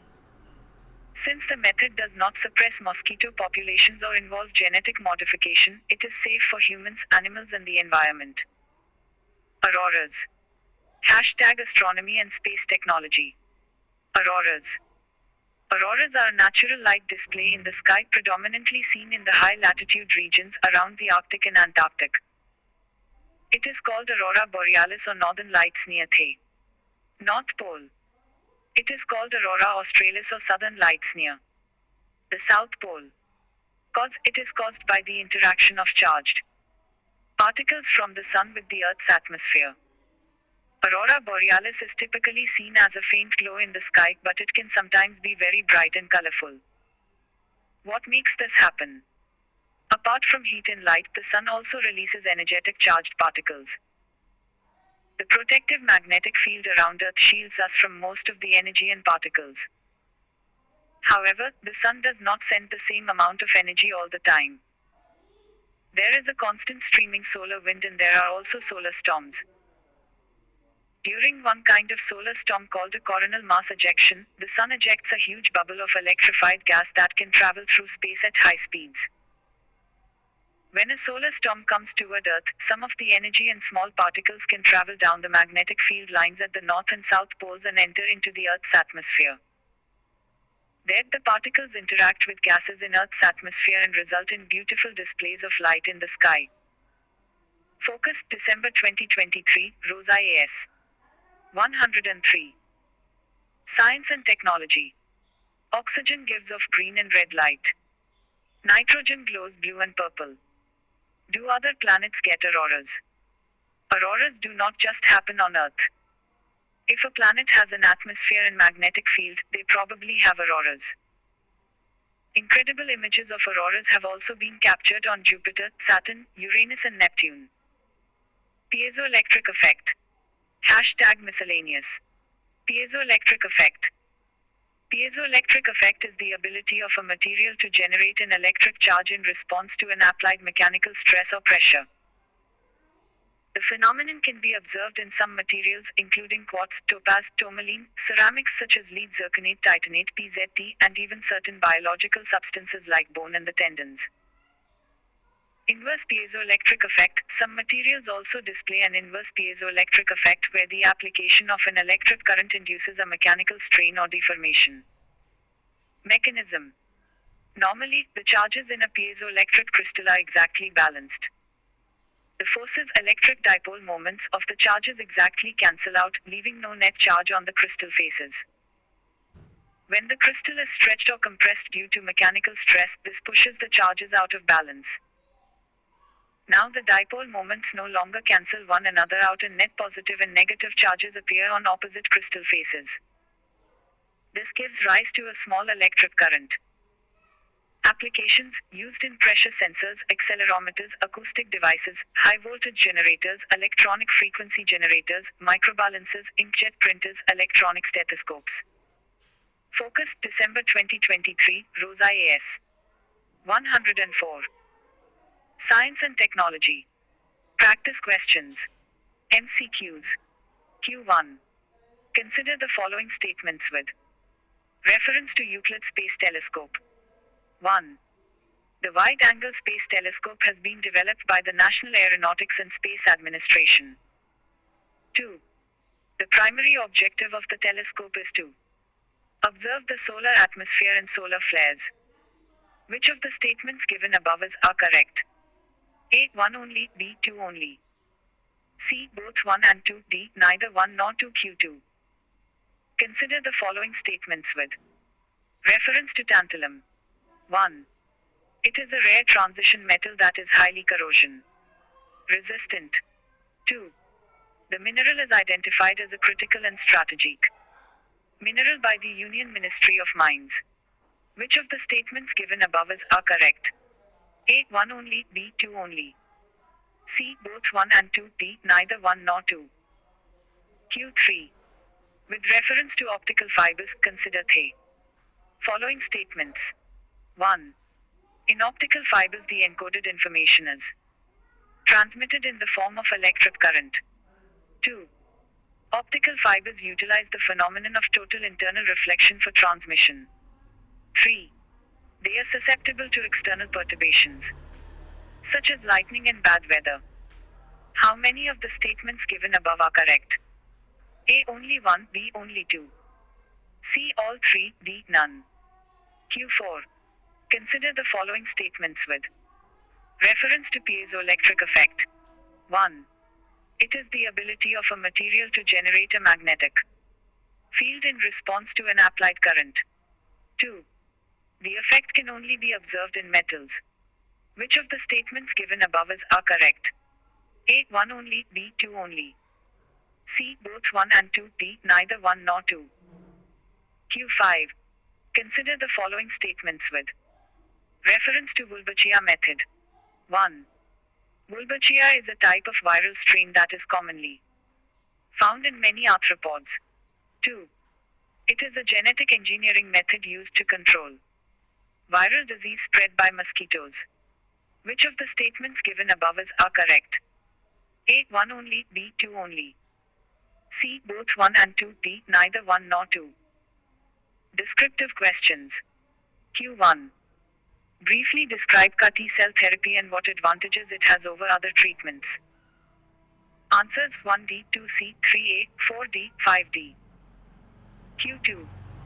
Discuss the key objectives of the Deep Ocean mission and examine the challenges faced by the mission. Focus, December 2023, Rosa AS. 105. History, Heritage and Culture. GS Paper Prelims and GS Paper I mean. Historian B.N. Goswami's work on Indian miniature painting tradition #art and culture #personalities. Renowned Indian art historian and critic Brijinder Nath Goswami, celebrated for his extensive research on the Indian miniature painting tradition, has recently passed away. More from the news article. Government of India acknowledged Goswami's contributions with the prestigious Padma Shri in 1998 and later honored him with Padma Bhushan in 2008. In his article Pahari Painting, the family is the basis of style, Goswami delved into the intricate family lineages of renowned artists. His expertise in Pahari painting, a traditional miniature art form originating in Punjab region's hills, was exemplary through detailed studies of artists like Pandit S.E.U., Nansukh and Manaku. The landmark work Painters at the Sikh Court delved into the wealth and patronage of Sikh courts. Utilizing historical documents, he provided a comprehensive narrative of Punjab's post-British occupation art scene, shedding light on the lives of painters during that period. About miniature paintings. One distinctive aspect of miniature paintings lies in their diminutive size, crafted with intricate brushwork that contributes to their unique identity. Natural sources such as vegetables, indigo, precious stones, gold, and silver provide the vibrant colors. Indian miniature paintings often center around ragas, musical notes, patterns, religious narratives, and mythological stories. This delicate tradition traces its origins back to Buddhist Pala dynasty which ruled Bengal and Bihar from the 8th to 11th century. These intricate artworks emerged as a response to the religious teachings of Buddha. Initially manifesting as illustrations of religious texts on Buddhism and Jainism, these early paintings graced palm leaves until the advent of paper in the 11th to 13th centuries. Around 960 AD, miniature paintings made their way to western regions of India, introduced by the rulers of the Chalukya dynasty. However, true flourishing of miniature painting tradition began during Mughal Empire in the early 1500s. Humayun and his descendants played a pivotal role in elevating court painting. Schools of miniature paintings. 1. Pala School, 8th century AD. These paintings drew inspiration from Buddhist tantric rituals. This style radiated across Southeast Asia, reaching Sri Lanka, Nepal, Burma, and Tibet. 2. Jain School, 11th century AD. Portrayed religious texts like Kalp Sutra and Kalkacharya Katha through miniature paintings. Focus, December 2023, Rosa AS 106. History, Heritage and Culture. Originating on palm leaves and transitioning to paper in 12th century, these paintings featured vibrant colors, enlarged eyes, and intricate depictions of Tirthankara goddesses. This school witnessed a decline in late 16th century. 3.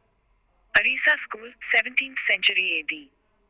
It maintained its tradition by using palm leaves despite widespread paper usage. This school predominantly depicted the love stories of Radha and Krishna, Krishna Leela, and Gita Govinda. 4. Mughal School, 16th-18th centuries. An amalgamation of Indian and Persian styles. Flourished under Akbar's reign.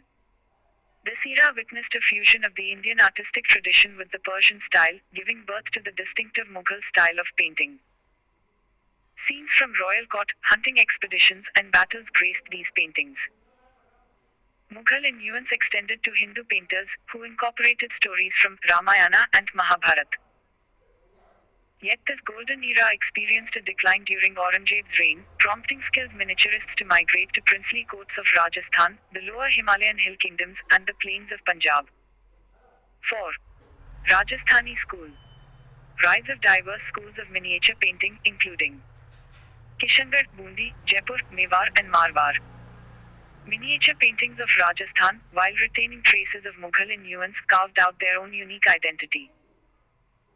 These artworks often delved into the royal lifestyle, narrating tales of bravery and weaving mythological stories around revered gods like Lord Krishna and Radha. 5. Pahari School, 17th-19th centuries AD. In regions like Himachal Pradesh, Jammu, Tehri, Garhwal, a fresh artistic expression emerged. Pahari paintings depicted both religious and secular themes, featuring detailed renditions of epics such as Mahabharata, Ramayana, Puranas, and Gita. Schools like Guler, Basili, Garhwal, Chamba, and Kangra thrived. Influenced by both Mughal and Rajasthani styles, these paintings featured bold colors and ornate frames. 6. Deccan School, 16th-19th centuries AD, born after dissolution of Bahmani Sultanate in 1520, initially developed independently of Mughal influences. Thrived in Ahmednagar, Golconda, Tanjore, Hyderabad, and Bijapur, and drew from the rich traditions of the Deccan and influences from Turkey, Persia, and Iran. Unlike its Mughal counterpart, it showcased intense colors, sensuous female gods, geometrically accurate buildings, and multi-dimensional aesthetics. Bhakti movement #culture #religion #personalities. Sant Mirabai Janmotsav, an event dedicated to celebrating the 525th birth anniversary of Sant Mirabai, took place in Mathura, Uttar Pradesh. Mirabai, 1498. 1546. Mirabai, Mira, was born into Rathore Rajput royal family in Kutki, located in the present-day Pali district of Rajasthan. She spent her formative years in Mirta and was the great-granddaughter of Rana Jodhaji, founder of Jodhpur. In 1516, she was unwillingly married to Bhojraj, Crown Prince of Mewar, and faced various challenges in her marital life. Mirabai's life took a transformative turn when she became a devoted follower of Lord Krishna. Her unwavering devotion led her to abandon the royal palace and embark on a spiritual journey. After the death of her husband, she left Kingdom of Mewar and embarked on pilgrimages. Focus, December 2023, Rosa A.S. 107. History, Heritage and Culture. In her later years, she is said to have lived in Dwarka or Vrindavan. Mirabai advocated for the inclusion of all, irrespective of factors like birth, poverty, age, and sex, in receiving divine grace. Mirabai's contribution to the Bhakti movement is manifested in her devotional songs and lyrics, constituting a rich cultural heritage, and her bhajans continue to be sung across India. Mirabai's legacy endures through the continued singing of her compositions, especially the popular Payoji Maine Naam Ratan Dhan Payo Bhakti movement in India. It originated in Tamil region during 6th and 7th centuries AD and gained prominence through the poetic expressions of Alvas and Nayanas, representing Vaishnavite and Shaivite perspectives, respectively. In 12th century, Baswanna initiated a significant phase of Bhakti movement in Kannada region. Despite posing a threat to caste hierarchy and societal fabric, Baswanna, a minister of King Bijjala from Kalachuri dynasty, and his disciples, including Akka Mahadevi, Alama Prabhu, and Devara Dasimaya, produced a rich literary tradition known as Vachana Sahitya. These vachanas conveyed profound observations on spiritual and social aspects. In Maharashtra, Bhakti movement gained momentum in late 13th century, led by Varkaris. Influential figures like Jananadev, Namdev, and Tukaram played a pivotal role, leaving behind verses that encapsulated the essence of Bhakti. Tukaram, a Shudra by caste, rebelled against societal norms by becoming a merchant and defying Brahminical injunctions against writing on religious matters. Writing in Marathi rather than Sanskrit, Tukaram faced opposition from the orthodoxy. Expansion of Bhakti movement to the north. As the Bhakti movement gained traction in South India, Vaishnava scholars and saints played a pivotal role in elucidating its philosophical teachings. Ramanuja, for instance, introduced the doctrine of Vishishtadvaita, also known as qualified monism, which stood in contrast to the absolute monism advocated by Adi Sankara. Bhakti movement originating in Kerala and Tamil Nadu, subsequently spread to Karnataka, Maharashtra, and eventually reached North India in the 15th century. It reached its pinnacle during the 15th and 17th centuries. Causes for the origin of Bhakti movement: social evils and dissatisfaction, the rigid caste system, irrelevant rituals, blind faiths, and economic disparities due to casteism created discontent among common people. Monopolization of religion by Brahmins further fueled dissatisfaction. Challenge from Islam: unlike Buddhism and Jainism, which lost vitality over time due to tolerant outlook of Hinduism, Islam presented a formidable challenge. With Muslims becoming rulers by 13th century AD, their religion, characterized by universal brotherhood, equality, absence of caste system, and monotheism, attracted Hindus, especially oppressed Sudras. Influence of Sufism: prominent Sufi saints like Hazrat Khwaja Moinuddin Chishti and Hazrat Khwaja Nizamuddin Auliya fostered a spirit of reconciliation between Hindus and Muslims.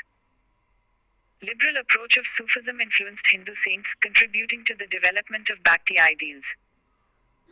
Appeal of simple devotion: complexity of Vedic and Upanishadic philosophy led common people to seek a simpler form of worship and religious practices. Paths of Jnana Marga and Karma Marga were perceived as difficult, making Bhakti Marga, a simple way of devotion, an appealing alternative for salvation from worldly life. Role of religious reformers: medieval period witnessed various revivalist movements in Hinduism under different sages and saints, all rooted in the Bhakti philosophy. Salient features of Bhakti movement: principle of monotheism, advocated the belief in the oneness of God.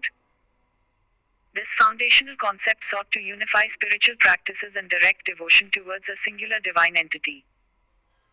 Bhakti movement called for self-surrender as a means to attain divine bliss and grace. Devotees were focused. December 2023, Rosa A.S. 108. History, heritage and culture. Encouraged to submit themselves entirely to the will of God in their spiritual journey. Recognizing the need for guidance, Bhakti reformers acknowledged the role of gurus as mentors and preceptors. These spiritual leaders played a crucial part in guiding individuals on their path to salvation. A key principle of the Bhakti movement was promotion of universal brotherhood. Bhakti leaders rejected societal divisions based on birth, emphasizing the idea that all living beings, including humans, were children of God. Bhakti reformers were vocal critics of idol worship, challenging prevalent practice of revering physical representations of deities. They argued for a more direct and personal connection with the divine. Bhakti movement stressed on singing hymns with profound devotion. Devotees expressed their love and devotion to God through the composition and recitation of devotional songs. Bhakti leaders vehemently condemned caste system, emphasizing that all individuals, regardless of their birth, were considered as God's children. This stance aimed at breaking down social barriers and fostering equality. Bhakti movement rejected the significance of ritualistic practices, pilgrimages, and fasting as a means of achieving spiritual growth. Instead, emphasis was placed on the purity of heart and devotion. Bhakti movement disregarded the sanctity of any particular language. Bhakti leaders composed poems and hymns in the language of the common people, making spirituality accessible to a wider audience. Some of the important proponents of the Bhakti movement: Kabir. He was a disciple of Ramananda. Kabir's poetry emphasized on the universality of God. A religious radical, Kabir denounced narrowness of both Hindu and Islamic sectarianism. His message resonated strongly with lower classes of Hindu society. Denunciated polytheism, idolatry and caste divisions, seeking to break barriers between Hindus and Muslims. Ravidas. Ravidas, a poet saint of 15th to 16th century Bhakti movement, is worshipped as a guru in regions like Punjab, Rajasthan, Maharashtra and Madhya Pradesh. Spoke against caste and gender divisions. Guru Nanak. Guru Nanak, born in 1469, founded Sikhism, emphasizing monotheism and strict morality. Over 2 centuries, Sikhism expanded under the Leadership of its 10 gurus. Sikh teachings fostered a strong sense of community among adherents. Guru Govind Singh was the last guru after whom Granth Sahib became the religious authority. Chaitanya Mahaprabhu 1485-1533.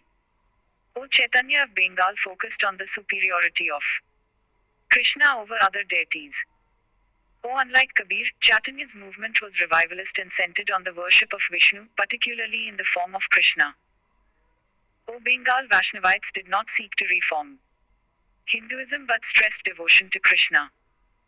Significance of Bhakti movement. Bhakti movement played a pivotal role in redefining the accessibility of salvation. Previously confined to the first three social orders, salvation became inclusive. Women and individuals from lower strata of society found an all-encompassing route to salvation through the Bhakti movement. Impact on medieval Indian society. Social impact of Bhakti movement or rejection of caste distinctions by followers of Bhakti movement. They mingled based on equality, sharing meals from a common kitchen, and aimed to loosen the bonds of caste. Practice of sati faced resistance, and the Bhakti saints emerged as social reformers. Religious impact. Awakened Hindus and Muslims to the futility of ritualism and superstitions. Focus December 2023, Rosa AS 109. History, heritage and culture. Encouraged religious toleration, exemplified by inclusion of messages from different sects in Guru Granth Sahib, the holy book of the Sikhs. Promotion of regional languages. Communicated teachings through local languages, making spirituality accessible to the common people.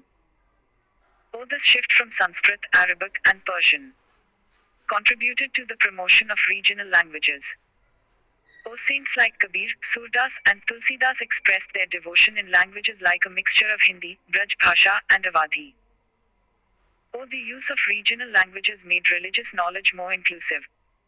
BALBAN 1216-1287. Hashtag Delhi Sultanate. Hashtag Medieval History. Hashtag Personalities. The Lieutenant Governor of Delhi unveiled 6 renovations in Mehraulli's archaeological park, with one of the monuments being the restoration of the 13th century tomb of Balban. About Ghiyasuddin Balban. Introduction. Ghiyasuddin Balban, the 9th Sultan of Mamluk dynasty, slave dynasty of Delhi and an Ilbari Turk, reigned from 1266 AD to 1287 AD. He was initially sold as a slave to the then ruler Iltutmish in 1232 CE, only to be later freed by him. Early life. Initially, he served as the Sultan's personal attendant or khasta and swiftly became one of the most distinguished members of Chalisa, a group of 40 Turkic nobles in Delhi. Also known as Dal Chalisa or Turkan-i Chahalgani. During Razia Sultan's reign, he held the significant position of Amir-i-Shikar, responsible for both military and political duties. Balban played a pivotal role in overthrowing Alauddin Masood and installation of Nasiruddin Mahmud as Sultan, subsequently serving as Wazir from 1246 to 1265. During Nasiruddin Mahmud's reign, he was granted titles of Amiri Hajib and Nayab-i Mamlakat, signifying his significant role in the administration. Military campaigns. Balban relied on Turkish nobility for support but also raised a massive army encompassing individuals from various castes. He identified 4 main problem areas: vicinity of Delhi, Ganga Yamuna Doab, trade routes, especially the one to Awadh, and rebellions in Rohilkhand. Military feats. Successfully lifted Mongol siege of Ochanda. Masood Shah in 1246. When the governor of Bengal, Taral Khan, challenged Delhi's authority in 1275, Balban had to personally lead a third army, ultimately reclaiming the region and eliminating Taral and his followers. Balban's military campaign against Meo people of Mewat stands out as a significant endeavor. These raiders had been terrorizing the residents of Delhi, even in broad daylight. To quell this threat, Balban implemented his blood and iron strategy. The forests were cleared to eliminate their hiding spots, leading to a substantial reduction in their numbers. To further secure the region, Balban oversaw construction of forts in the affected areas and granted control to iqtidar holders. Reign as Sultan. The governance was marked by establishment of an unwavering fear of the governing power, which he considered the fundamental basis for effective rule. He implemented an efficient espionage system, modeled after Umayyad Barid. This included use of spies or barids to monitor his officials, who were focused. December 2023, Rosa AS 110. History, Heritage and Culture. Placed under independent authority and answered solely to the Sultan. Imposed severe punishments for any mishaps, even towards his nobles, and did not spare their own slaves. For instance, Malik Bakbak, the governor of Badayu, was disciplined for ordering a slave to be beaten to death while intoxicated. He addressed the threat of Mongols by reorganizing the military and restructuring revenues of Iqtidar holders, discontinuing them for older Muqtas who could not serve as military commanders. He referred himself as representative of God on earth and adopted the title Zilala or Shadow of God. His theory of kingship was based on the notion that a king's power emanated solely from God, making his actions beyond public scrutiny. Balban maintained a notable distance from the common masses, foregoing public drinking and never appearing in court without his full regalia. He introduced Persian festival of Nowruz and enforced customs like Sijda and Pabos in his court to instill a sense of wonder among ordinary people. He broke up the Chahalgani, a group of the 40 most influential nobles in the court. He promoted junior Turkish officers to positions of equality with the members of the Shalisa Dal. After his death, his elder son, Prince Muhammad Khan, lost his life in a battle against the Mongols. Balban selected his grandson, Kakasrao, son of Prince Muhammad, as his designated heir. However, after Balban's passing, his nobles instead nominated Kakubad as the new sultan. Kakubad's reign lasted from 1287 to 1290, during which Bara Khan asserted his independence in Bengal. After Kakubad's death, leadership was passed to his 3-year-old son, Shamsuddin Kayumar. However, Shamsuddin Kayumaz was later deposed by his guardian, Jalaluddin Firoz Khalji, in 1290, marking the end of the slave dynasty. Tomb of Balban. Balban's tomb was originally constructed by Sultan himself, known as Dar-ul-Aman or Haven of Safety. It represents earliest example of Indo-Islamic architectural style in India, although its existence was only unearthed in the mid-20th century. Prior to its discovery, Alai Darwaza in Qutub Minar complex was considered to be the first monument of this style, constructed in the year 1311 AD. Balban's tomb was noteworthy for being the first structure in India to feature true arches, constructed using a circular arrangement of stones. The tomb was built using rubble masonry, and it also demonstrates a fusion of Hindu and Islamic art in its construction. Guru Nanak Parab #Religions in India #Culture #Personalities. Sacred Festival of Guru Parab was observed on November 27th. Every year, Guru Nanak Jayanti is held on the full moon date of Kartik month, also known as Kartik Purnima. About Guru Nanak. Guru Nanak, born in 1469, in the village of Talwandi, present-day Nankana Sahib, in Lahore province of Delhi Sultanate, is renowned as the founder of Sikhism and stands as the first among the 10 Sikh Gurus. In the late 15th century, he established the Sikh faith in the Punjab region of northern part of Indian subcontinent. Focus, December 2023, Rosa AS 111. History, Heritage and Culture. He began his missionary work with the inclusive message, "There is no Hindu, there is no Muslim," emphasizing a secular approach. Executing 4 significant journeys, known as Odysseus, spanning extensive distances in various directions, Guru Nanak preached the message of God. Influenced by teachings of Kabir, he believed that married life and secular pursuits did not hinder spiritual progress. Central to his philosophy was oneness of God, truth, fraternity of humanity, righteous living, dignity of labor, and charity. He stressed on purity of deeds, asserting that salvation came through one's actions, regardless of sectarian identity.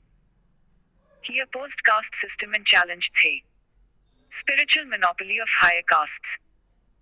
His teachings, delivered in language of the people, gained popularity during his lifetime, attracting followers from both Hindu and Muslim communities. His followers were known as Kartaris, residents of Kartarpur. Guru Nanak appointed Bhai Lana as his successor and renamed him Guru Angad. About Bhai Mardana, 1459-1534, despite his Muslim heritage, Bhai Mardana accompanied Guru Nanak on his travels and embraced the newly established Sikh religion. He skillfully played rabab while Guru Nanak recited Gurbani. Swami Haridas, teacher of Tansen, was a disciple of Bhai Mardana and learned classical music from him. In Janam Sakhist, Mardana represented worldly concerns such as hunger and desires, contrasting with Guru Nanak's otherworldly manifestation of truth. Throughout their spiritual journeys across India and beyond, Bhai Mardana embodied qualities of a Gurmukh, one oriented towards the Guru. He holds the distinction of being first Sikh, first Kirtaniya, musician, and first Rababi, rabab player, within the Sikh community. About Kali Bean. Kali Bean is a stream that joins the confluence of Beas and Satluj rivers in Kapurthala, Punjab. Guru Nanak is believed to have attained enlightenment after immersing himself in the waters of the Kali Bean. Despite this historical association with Sikhism, the rivulet is not considered sacred by Sikhs in Punjab, as Sikhism reserves sanctity primarily for Sikh Sarovars pools within Gurdwaras. However, along its banks in Sultanpur Lodhi stands Gurudwara Bear Sahib, where Guru Nanak Dev Ji used to meditate. History of Sikhism is associated with Punjab's past and socio-political landscape of northwestern part of Indian subcontinent during 17th century. Prominent figures such as Guru Arjan Dev and Guru Tegh Bahadur were executed during this period, prompting Sikhism to undergo militarization in resistance to Mughal dominance. Sikh Gurus are the spiritual leaders of Sikhism. They played a crucial role in shaping and establishing the Sikh religion during a span of approximately 2.5 centuries. Guru Angad, in 1538, Guru Nanak's chosen successor, Lana, renamed as Angad, became the second Guru. Guru Angad introduced the Gurmukhi script. Guru Angad played a pivotal role in collecting facts about Guru Nanak's life, writing the first biography, and composing 63 saloks included in the Guru Granth Sahib. He expanded the institution of Guru Ka Langa initiated by Guru Nanak. Guru Amar Das, he was the third Sikh Guru and constructed Bauli at Gondwal Sahib, making it a Sikh pilgrimage center. Advocated for equality for women, opposed the practice of sati, and expanded the Langa. Systematically propagated Sikhism, dividing the Sikh Sangat area into 22 preaching centers. Faced resistance from Orthodox Hindus, particularly regarding status of women and practices like sati. Focus, December 2023, Rosa AS. 112. History, Heritage and Culture. Guru Ram Das. Becoming the fourth Guru in 1574, Guru Ram Das organized the structure of Sikh society and authored Lavat, the hymns of marriage rites. Guru Arjan Dev. In 1581, Guru Arjan Dev, the fifth Guru, took responsibility for building Golden Temple and compiled the sacred text. He faced persecution by Jahangir for refusing to convert to Islam and is therefore known as Shaheed the Saraj or Crown of Martyrs. Guru Hargobind. Becoming sixth Guru, Guru Hargobind introduced a dual concept of two swords, marking militarization of Sikhs. He established Ekal Sena and fixed two Nishan Sahibs at Ekal Banga to symbolize coexistence of spiritual and temporal, worldly power. Guru Har Rai. As seventh Guru from 1644, Guru Har Rai, though a man of peace, maintained armed Sikh warriors, saint soldiers. He refrained from direct political and armed controversies but assisted Dara Shikoh in escaping Aurangzeb's forces during the War of Succession. Guru Har Kishan. Becoming the eighth Guru in 1661, Guru Har Krishan provided a cure for a smallpox epidemic at Bangla Sahib. Gurdwara Bangla Sahib in Delhi and Gurdwara Bala Sahib were constructed in his memory. Guru Tegh Bahadur, as the ninth Guru, Guru Tegh Bahadur sacrificed himself to protect Hindus from forced conversion by Aurangzeb. Refusing to convert to Islam, he was executed in front of Red Fort in Delhi, commemorated by Gurdwara Sisganj. Guru Gobind Singh, the 10th and last personal Sikh Guru, 1675-1708, is chiefly known for creating the Khalsa in 1699. The Guruship underwent a significant transition when Guru Gobind Singh passed it on to the sacred Sikh scripture, Guru Granth Sahib. About Guru Granth Sahib. Holds a central and revered position as the primary religious scripture in Sikhism. Sikhs view it as the ultimate, sovereign, and eternal Guru, succeeding the lineage of the 10 human Gurus in Sikh faith. The initial version, known as Adi Granth, was compiled by 5th Guru, Guru Arjan, and it was first enshrined inside Golden Temple in Amritsar in 1604. No hymns were added by subsequent Gurus. Hargobind, Har Rai, and Har Krishan. Guru Gobind Singh incorporated hymns from Guru Tegh Bahadur into Adi Granth. This revised version came to be known as the Guru Granth Sahib. In 1708, Guru Gobind Singh bestowed the title of Guru of the Sikhs upon the Adi Granth, a historic event documented in a Bhatwahi, Bard scroll by eyewitness Nabad Singh, associated with the Rajput rulers' court and the Gurus. Guru Granth Sahib is written in Gurmukhi script and encompasses various languages including Punjabi, Landa, regional Prakrits, Apabharamsa, Sanskrit, Hindi languages, Braj Bhasha, Bangru, Awadhi, Old Hindi, Bhojpuri, Sindhi, Marathi, Marwari, Bengali, Persian, and Arabic. It also incorporates the teachings of Hindu Bhakti movement saints such as Ramananda, Kabir, Namdev, and one Muslim Sufi saint, Sheikh Farid. Core principles of Sikhism. Foundational belief centers around a formless and singular God. This perspective asserts that God is genderless, infinite, and beyond definition. Sikhism places significant emphasis on the role of a spiritual mentor, referred to as Guru. Unlike a deity to be worshipped, the Guru is to be consulted and respected. Sikhs are enjoined to uphold the 5 kiloseconds, comprising kesh, uncut hair, kara, steel bracelet, kangha, wooden comb, kirpan, small sword, and kachera, soldier shots. These articles of faith contribute to a Focus, December 2023, Rosa AS. 113. History, Heritage and Culture. Collective Sikh identity, distinguishing followers and reinforcing their commitment to the faith.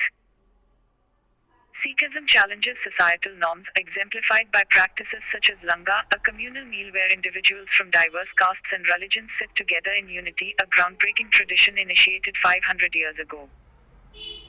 The term Sangat underscores the significance of associating with like-minded individuals to foster spiritual development. Sikhs gather in Sangats to engage in communal activities such as singing hymns, meditation, etc. The principle of seva, meaning service, teaches that God is present within every individual, emphasizing that serving humanity equates to serving God. 3 fundamental exhortations: Kirat Karo, work honestly, 1 Chatkong, share with others, and Naam Japo, meditate on God's name, guide Sikhs in their pursuit of spiritual fulfillment. UNESCO Creative Cities Network #Art and Culture #Classical Music. Gwalior in Madhya Pradesh and Kozhikode in Kerala have recently been added in the list of UNESCO's Creative Cities Network in The City of Music and City of Literature categories, respectively. More about the news: this recent inclusion adds to India's pride, bringing the total count to 7 cities listed on UNESCO Creative Cities Network (UCCN) in India. Existing Indian cities on the UCCN roster comprise Srinagar, recognized for crafts and folk arts in 2021, Mumbai for film in 2019, Hyderabad for gastronomy in 2019, Chennai for music in 2017, Jaipur for crafts and folk arts in 2015, and Varanasi for music in 2015. These cities contribute diverse creative expressions, enhancing India's cultural representation on the global stage. About UNESCO Creative Cities Network. Creative Cities Network, UCCN, established in 2004, serves as a collaborative platform for cities that recognize creativity as a pivotal element in achieving sustainable urban development. Cities within this network unite with shared goal of placing creativity and cultural industries at the forefront of their local development plans. It is aligned with Sustainable Development Goal 11, which targets sustainable cities and communities. How cities are selected. UNESCO Creative Cities Network (UCCN) invites cities from UNESCO's member states and associate members to participate in the designation process. Efforts are made to encourage applications from underrepresented regions, with a particular focus on Africa and Arab states. This initiative aims to enhance the geographical diversity of the network. Cities that have submitted applications in 2 consecutive calls without receiving designation are required to observe a moratorium of 4 years before presenting a new application. This ensures a fair and dynamic selection process. 7 creative fields are acknowledging traditional craftsmanship and preserving indigenous artistic heritage, advocating for design innovation, contributing to urban planning, and fostering sustainable development. Commemorating cinematic excellence, embracing cultural diversity, and storytelling through the medium of film.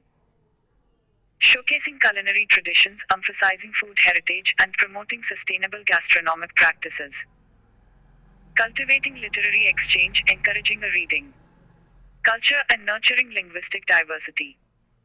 Embracing digital creativity, fostering multimedia innovation, and advancing technological aspects in the arts. Celebrating musical diversity, preserving cultural heritage, and advocating for music education and performance. A. Evolution of Gwalior as a city of music. Gwalior Gharana is distinguished by its simplicity, favoring well-known ragas and emphasizing sapat dance. Bandish holds the key, providing the focus. December 2023, Rosa A.S. 114. History, heritage and culture. Melody, Wild Ball Band, and Palawa showcase the unique nuances of the Gwalior style. It emerged as the first proper musical ideology under Mughal rule. Om Mia Tansen, born in Gwalior, trained under Swami Haridas and later became a court musician for King Ramchandra Singh of Rewa. His musical brilliance caught the attention of Akbar, leading to his invitation to the Mughal court. During the 15th century, under Raja Man Singh Tomar's patronage, the Gwalior Gharana flourished. Man Singh, inheriting his great-grandfather Dangarendra Singh Tomar's musical legacy, not only revived Indian classical music but also popularized Dhrupad style of singing. Sufi saints, consulted by the king, further enriched his musical endeavors. He authored a book named as Mankotuhal.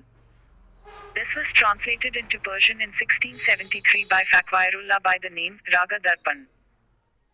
He composed some new ragas like Gurjari Todi, Mal Gujari and Gurjari. To make Indian music more accessible, Man Singh replaced Sanskrit songs with those in simple Hindi, fostering a broader understanding of high art. Khayal singing, a prominent feature today, evolved from Dhrupad under the Gwalior Gharana, blending elements of Qawwali. Bangash Gharana continued Gwalior's musical legacy, with Ustad Hafiz Ali Khan being a prominent figure. His influence extended to Ustad Amjad Ali Khan and P.T. Bhimsen Joshi. Krishnarao Shankar Pandit, a pivotal figure, established the Shankar Gandharva Mahavidyalaya in Gwalior. His contributions, spanning Khayal, Tippa, and Tirana singing, earned him accolades and recognition, including the Padma Bhushan. About Tansen. His original name was Ramtanu and he is considered to be the one of the most influential personalities of the North Indian Hindustani school of music. He later became the court poet of Raja Man Singh of Gwalior. Raja Man Singh renamed Ramtanu as Tansen. Akbar conferred the title of Mia to Tansen. Tansen was one of the 9 Navratnas of court of Akbar. Tansen is remembered for his mastery in Dhrupad style of musical composition and creating several new ragas. Books authored by Tansen, Sri Ganesh Stotra and Sangeeta Sara. About city of Gwalior. The earliest historical record of Gwalior is from Han ruler Mihirakula's inscription, highlighting his father Toramana as a ruler. The Gurjara Pratihara dynasty, in the 9th century, constructed the Telika Mandir temple. The Kachapagata dynasty, from the 10th to the 12th century, left architectural marvels like the Sasbahu temple. Under Muslim rule in the 13th century, Gwalior faced attacks but stood resilient. Raja Veer Singh established Tomar rule in 1375, marking a golden period. The city came under the Mughal Empire, followed by the Marathas in 1754. In the 18th century, the Scindia dynasty of the Maratha Empire assumed control.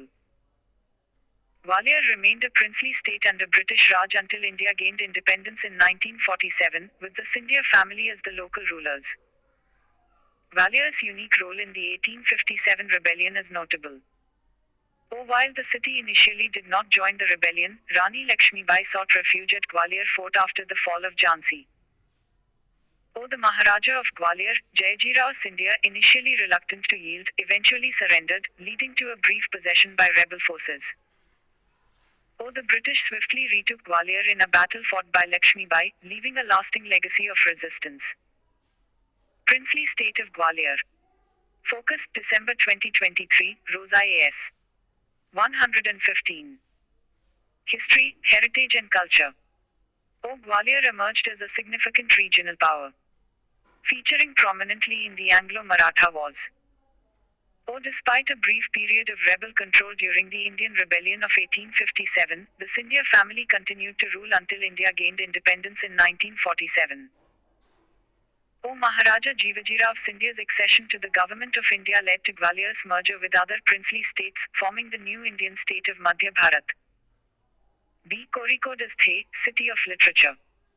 Kozhikode became India's first city of literature. The presence of numerous libraries, publishing houses, and events like the Kerala Literature Festival (KLF) played pivotal roles. Kozhikode holds the distinction of being the birthplace of the first Malayalam novel, Kundalata, penned by Appu Nedungadi in 1887. The KLF, since its inception in 2016, has become a grand celebration of creativity and literature. Kerala's literary legacy.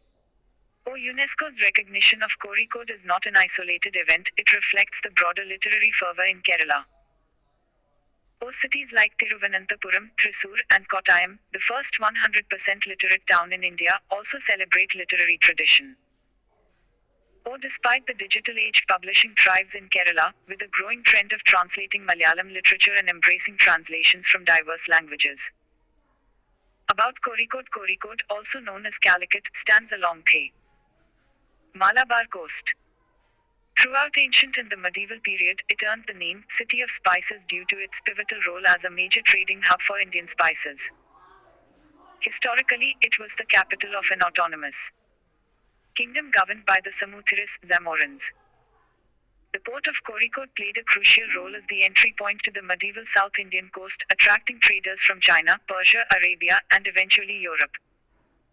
Under Zamorans, Kozhikode was initially part of the Polanad kingdom, a vassal state to the Kolatunadu of North Malabar ruled by the Politeri. The Aradis of Neruppu at Kodati in Erin sought a trade outlet to the sea, leading to the conquest of the area around Panyankara. Following this, Kozhikode emerged as a prominent city in the 13th century CE, with the Aradis relocating their headquarters to Kozhikode. The title, Zamorin, is derived from the European interpretation of Swami Nambiyathiri Thirumalpad or Samuri. During the zenith of their reign, the Zamorans ruled a region stretching from Kollam to Pantalaini Kollam. The discovery of the sea route from Europe to Kozhikode in 1498 marked a turning point, leading to Portuguese territorial expansion and control of the seas between Ormuz and the Malabar coast. Portuguese conflicts. First Battle of Caninoa in 1502 initiated Portuguese conflicts in the Indian Ocean, culminating in their dominance of the spice trade. Continuous wars with the Zamoran navy, led by Kunjali Maritkars, reduced Kozhikode's significance as a trade center. Dutch intervention in the early 17th century, the Zamoran expelled the Portuguese with the assistance of the Dutch East India Company. The Dutch presence in Kozhikode commenced in 1604, marked by a treaty that facilitated trade and mutual cooperation against the Portuguese. Advent of British influence. The British presence in Kerala traces its origins to 1615, marked by the arrival of a group led by Captain William Keeling at Kozhikode. Among them was Sir Thomas Roe, a British envoy who visited Jahangir, the fourth Mughal emperor. In 1755, Travancore established dominance in Kerala by defeating the Zamorin of Kozhikode in the Battle of Purakkad. Focus, December 2023, Rosa A.S. 116. History, Heritage and Culture. Subsequently, Kozhikode fell under British rule following the Mysorean conquest of Malabar in the late 18th century CE. Kozhikode served as the capital city of the Malabar district, one of the two districts along the western coast, Malabar coast, of the Madras Presidency.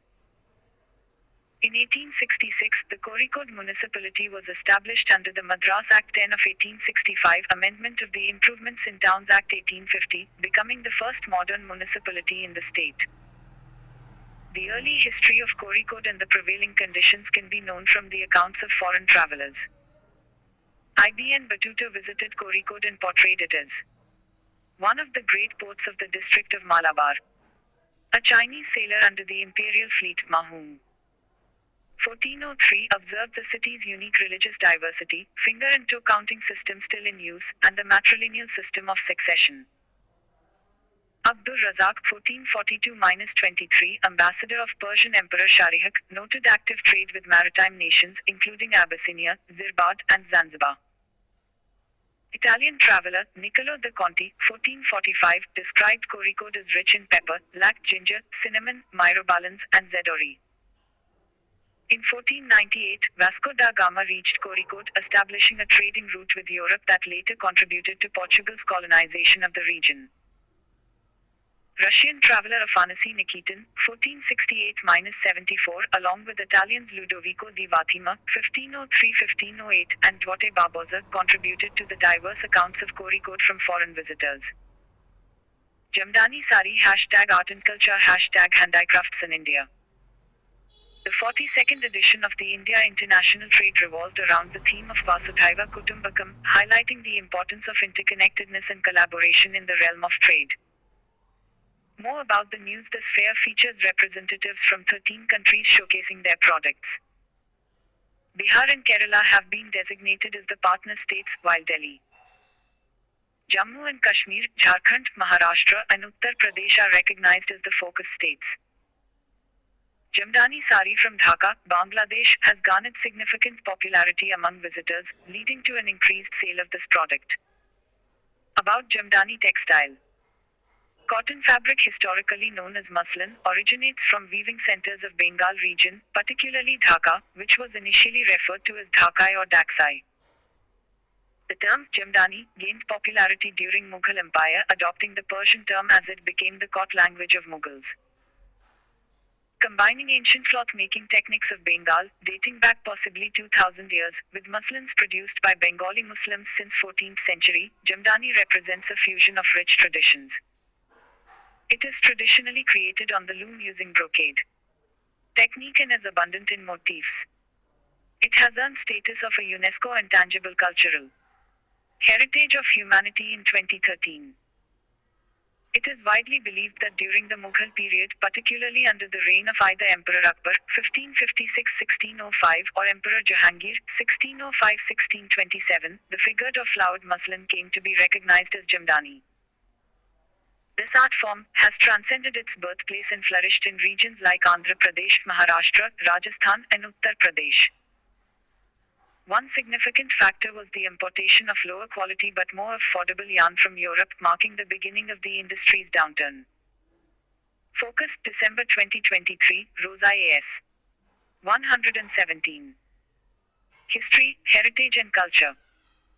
Waning power of Mughal Empire in India further exacerbated the situation, as it deprived Jamdani producers of their influential patrons. Traditional regional saris of India. Name state mainly associated with Pochampalli, Andhra Pradesh, Patola Patan, Gujarat Mekhela Chador, Brahmaputra Valley, Assam Baluchari, Murshidabad, West Bengal Tanchoi brigades, Varanasi Chanderi, Madhya Pradesh, Noveri, Maharashtra, Bonkai, Odisha, Conrad, Tamil Nadu, Kosa, Chhattisgarh, Kalamkari, Andhra Pradesh, Kasavu, Kerala. Dabu, Chittorgarh, Rajasthan. Jehovah's Witnesses. Christian group with no war stand #history #culture. Tragedy unfolded during a prayer assembly of Jehovah's Witnesses community near Kochi, Kerala, leading to the unfortunate loss of 2 lives and several injuries. Who are Jehovah's Witnesses? The origins of the Jehovah's Witnesses can be traced back to a Bible student movement that began in the 1870s, which challenged various traditional Christian doctrines, including beliefs about soul immortality and the Trinity. Jehovah's Witnesses, a Christian denomination, hold distinctive theological beliefs that set them apart from mainstream Christianity. They do not adhere to Holy Trinity doctrine, which teaches that God exists as 3 equal persons, Father, Son, Jesus Christ, and Holy Spirit. They worship Jehovah as the one true and almighty God, the Creator, identifying him as the God of Abraham, Moses, and Jesus. Their doctrinal foundation is solely based on Bible, which they regard as literal word of God. Jehovah's Witnesses abstain from celebrating Christmas and Easter, viewing these holidays as rooted in pagan traditions. Jehovah's Witnesses in India. Jehovah's Witnesses have had a presence in India since 1905. They established an OCE in Bombay, now Mumbai, in 1926 and secured legal registration in 1978. A significant legal case involving this religious group in India was the Bijo Emmanuel and others vs. Kerala, where the Supreme Court of India granted protection to 3 children who belonged to the Jehovah's Witnesses and had chosen not to participate in the singing of the national anthem. The court determined that compelling them to sing the anthem infringed upon their fundamental right to religious freedom, as enshrined in Article 25 of Constitution. The Supreme Court further emphasized that Article 25, which guarantees freedom of conscience and free profession, practice, and propagation of religion, was included in acknowledgement of the principle that a genuine democracy's strength lies in its ability to ensure the identity and rights of even a minority. Christianity in India. Thomas is believed to have arrived on the shores of Kerala around 52 AD, where he established 7 churches in the region. The widespread expansion of Christianity across India took place with the arrival of European missionaries in the early 16th century. Portuguese were the initial group, followed by Dutch, French, British, and other European and American missionaries. Major sects and divisions. 1. Protestants. During the 16th century, a significant religious movement known as Protestantism emerged as a focus. December 2023, Rosa A.S. 118. History, heritage and culture. Response to what its followers perceived as a crisis within the church and society. The adherents of this movement, called Protestants, sought reforms in light of this situation and notably rejected the authority of the Pope. Within India, main branches of Protestantism include Calvinists, Anglicans, and Anabaptists. 2. Catholics. In contrast, Catholics held the view that there was no crisis. Within Catholicism, Pope is regarded as the central authority. In India, major Catholic denominations include Syrian Church, Latin Church, and Malankara. Kumbhala. General Studies #Indian Heritage and Culture. Recently, Bangalore held Kumbhala race with 159 pairs of buffaloes and their jockeys racing through the specially made slush tracks. About Kumbhala. Kumbhala, an annual buffalo race, is a celebrated tradition in the Karnataka. Historically, this event has been financially supported by local Tuluva landlords in Dakshina Kannada and Udupi in Karnataka, and Kasaragod in Kerala, collectively known as Tulunadu. Origins of Kumbhala can be traced back to the influence of Nata Pantha in earlier times. The festivities kick off with a traditional dance performed by members of Koraga communities, primarily by men. Before Kumbhala Day, Koragas engage in a ceremony called Panikkuluni, involving sitting under the dew. Categories in Kumbhala. Onegalu plow, featuring the use of lightweight plows. Haga rope, involves jockeys racing buffaloes with only a rope connecting the pair. Ada halaj, jockeys stand atop a horizontal plank, dragged by the racing buffaloes. Cane halaj, a wooden plank is tied to the buffaloes for the race. KOLKALI art. General Studies #Heritage and Culture #Folk Dances. The Mothers grouping of Thrissur Archdiocese performed Kolkali, a folk art, on the Lower Day Metropolitan Cathedral premises in remembrance of St. Thomas' arrival in India. About KOLKALI art. Having a historical lineage of approximately 2 centuries, Kolkali emerged as a folk art performed in North Malabar region of Kerala, with influences drawn from Kalaripayattu, a martial art tradition prevalent in both Kerala and Tamil Nadu. In the realm of Kolkali, each participant holds a stick, executing circular movements. Typically, a group of 12 to 24 dancers move rhythmically in a circle around a ceremonial lamp named Nilavilakkua. On occasions, this dance unfolds on a specially constructed wooden stage, thus it is also called Thattan Melkaliya. The songs interwoven into Kolkali performance narrate devotional stories depicting regional deities. The dance is enhanced by musical instruments such as Chenda, Elathalam, Matalam, and Chengala. Traditionally an annual post-harvest celebration. Kolkali united villages across caste and creed. The influence of Kolkali extends beyond Kerala's borders, influencing folk dance forms in Bengal. Focus, December 2023, Rosa AS. 119. History, Heritage and Culture. Gujarat, Punjab, and Maharashtra. In Tamil Nadu, it is recognized as Kolattam, while in Andhra Pradesh, it goes by the name Kolamu. Currently, Kolkali enjoys widespread popularity and has become a prominent feature in the Kerala School Youth Festival, lauded as one of the largest cultural events in Asia. Arrival of St. Thomas in India. During his initial mission, St. Thomas arrived at the capital of Parthian king Gondophares, c. 19c. 46, who governed the regions of Afghanistan and Punjab, with Takshashila as capital. Accompanying him was the trader Abans. On his subsequent mission, St. Thomas journeyed to a kingdom in South India, ruled by a dynasty from 1st century. According to tradition, St. Thomas preached in this region before crossing over to the Coromandel coast in southeast India.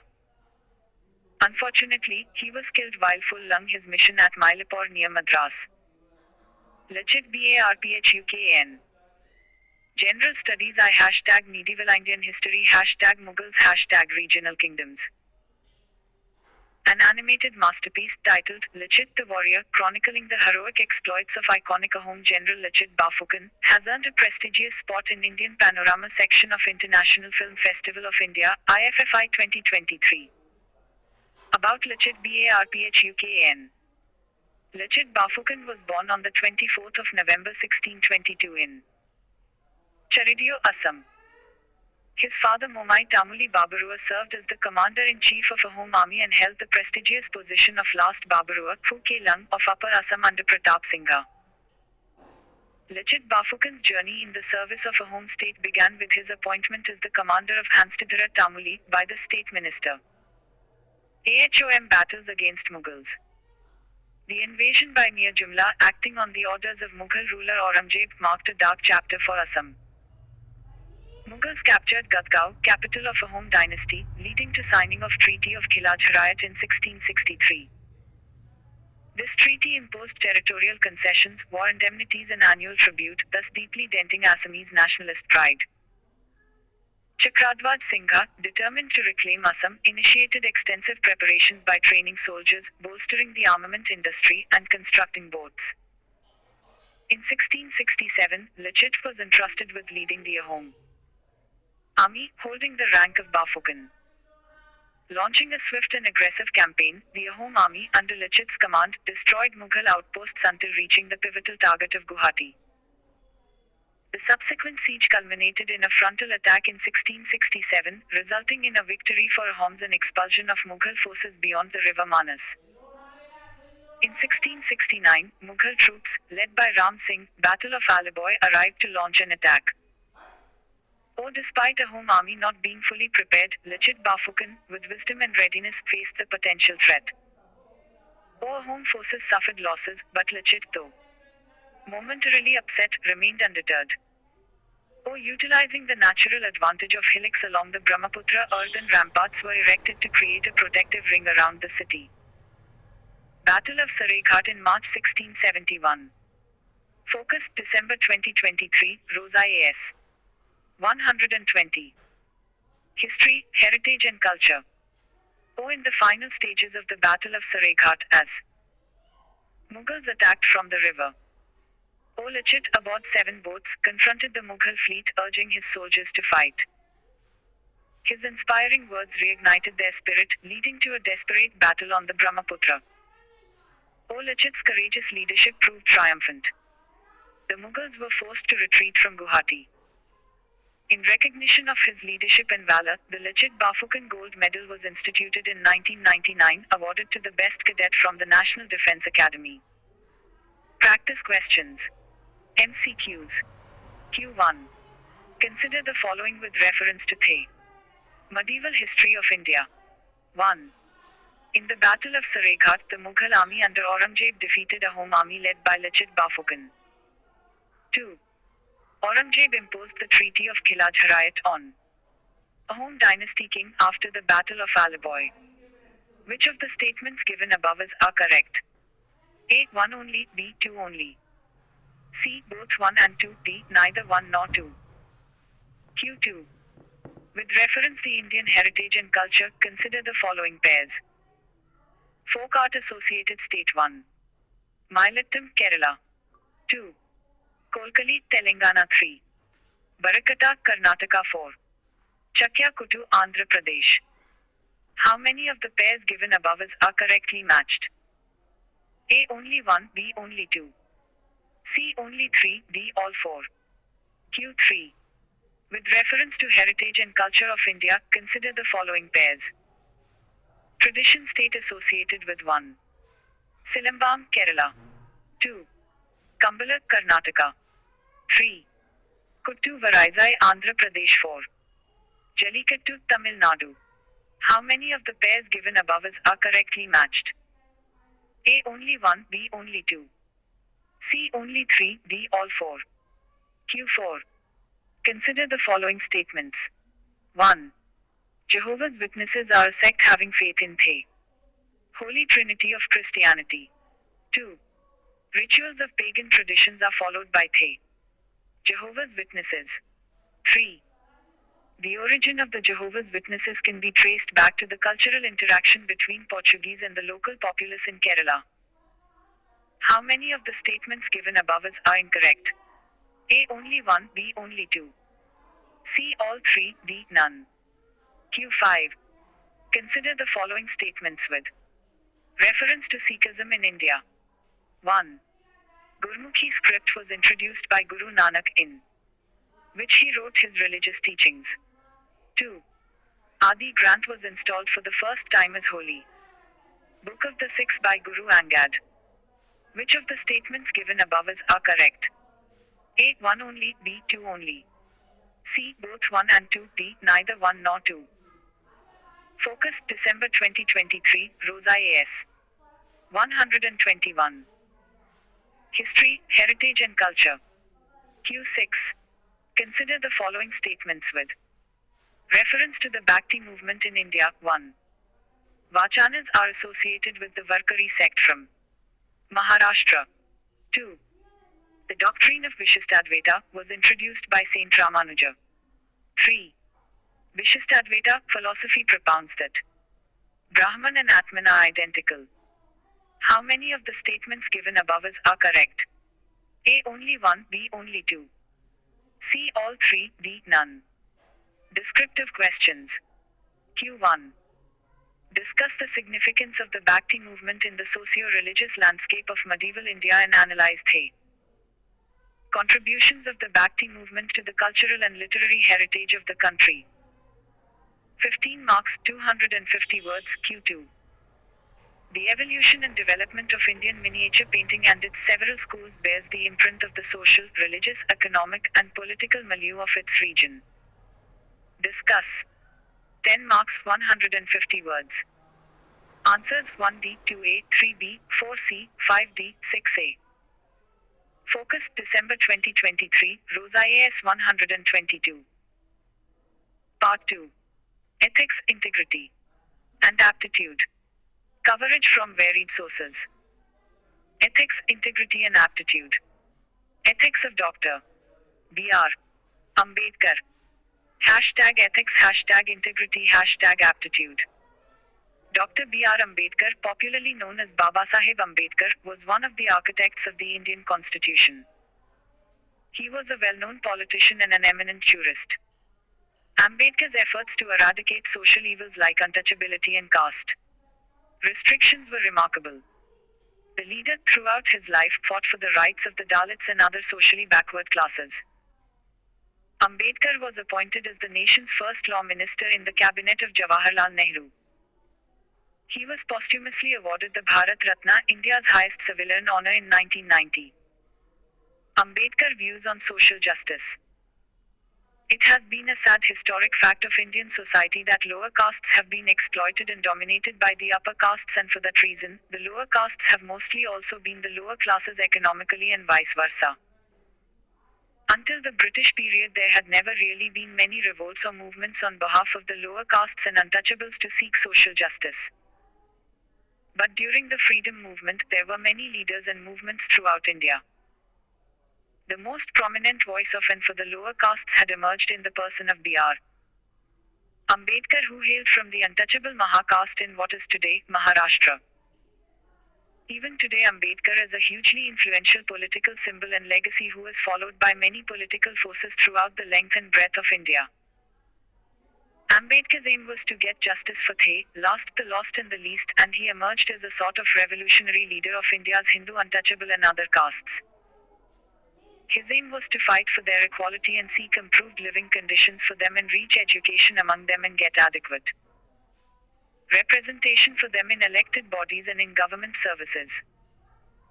During the freedom struggle, Ambedkar's emphasis on issues related to social justice forced the leaders of the national movement to take these up as part of the agenda associated with the main demand for unshackling the country from the chains of colonialism.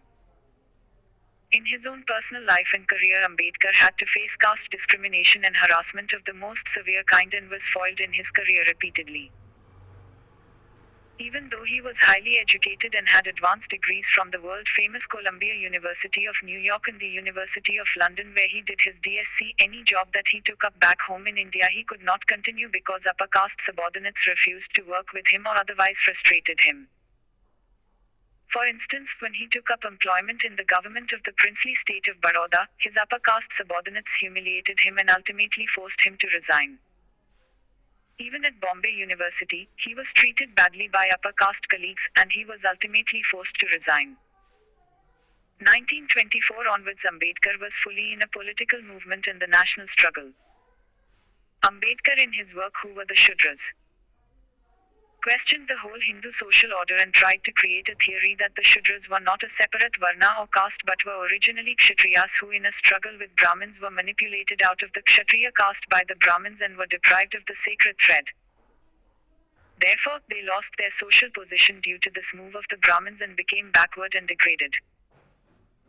Similarly, he attacked the Hindu theory on untouchables and used anthropometric and ethnographic evidence to try to prove that there had been no racial, ethnic or occupational basis for the origin of untouchables. Focus, December 2023, Rosa A.S. 124. Ethics, Integrity and Aptitude. He proposed a hypothesis that the untouchables were originally disciples of Buddha and were Buddhists, but the Hindus led by the Brahmins to try to undermine Buddhist influence and stop its spread put the untouchables in a corner and started branding them untouchables. He believed the root of the lack of social justice in India was the caste system that created the environment for the exploitation of man by man, of the Shudras and untouchables by the Brahmins and other upper castes. He believed no democracy is possible in India without first establishing social justice by annihilation of caste.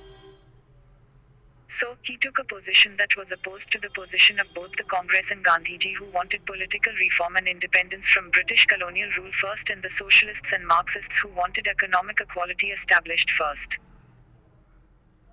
He believed lack of social justice because of the caste system would never be dismantled by the upper castes because it served their interests, and also by any system of Western-style democracy because all institutions from the parliament to the judiciary would be dominated by the upper castes who would manipulate and control the system to make sure Shudras and untouchables don't come up. He also felt the economic exploitative basis of the caste system was so solidly to the benefit of upper castes they would never be willing to change the situation. That is the reason he wanted constitutional safeguards and direct representation from the lower castes and Dalits in all democratic institutions from the parliament to the judiciary. His views on social justice are to be found in his books and speeches. His most important works are Annihilation of Caste, 1936, Who Were the Shudras? 1946, and The Untouchables, 1948. Also his writings like What Congress and Gandhi Have Done to the Untouchables. He put forward brilliant, well-researched attacks on the exploitative Hindu caste system, particularly with respect to how untouchables were treated, and fought all his life to secure legal and constitutional safeguards for their rights.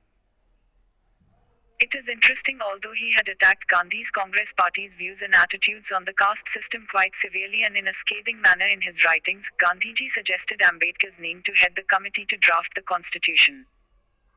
Focus, December 2023, Rosa A.S. 125. Ethics, Integrity and Aptitude. Case Studies for Practice. Means GS Paper IV. Case Study 1. You are appointed as an officer in the Environment Ministry of a state with the responsibility to ensure compliance with the environmental laws and their follow-up. Immediately after the appointment, you gathered the data on the clearance granted under the relevant environmental laws in the state in the last year. You found that a large number of small and medium industries have been granted clearance. So, you decided to inspect this category first. During your inspection, you discover that the majority of these industries are violating environmental laws. Most of the industrial units have got environmental clearance certificates in their possession. But, in practice, most of these units remain to be polluting units in several ways, like air, water and soil pollution. The local resources, like ponds, lakes and rivers, are getting polluted. Various reports have highlighted huge biodiversity loss. The local people encountered persistent health problems. However, it is also true that these industries employ a huge number of workers, including migrant workers. In fact, the local economy of the area is based on these small and medium industries. You took action against some heavily polluting industries. You also issued notices to all the industrial units to apply for a fresh environmental clearance certificate from the competent authority. You gave a strict warning that failure to comply with the laws will result in the closure of the industry. The issuance of notices resulted in a hostile response from a section of the industrial units, other vested interest persons and a section of the local politicians. The workers also became anxious, as they felt that your action would lead to the closure of these industrial units and result in loss of employment. The labor union sent you a representation requesting against the closure of the units.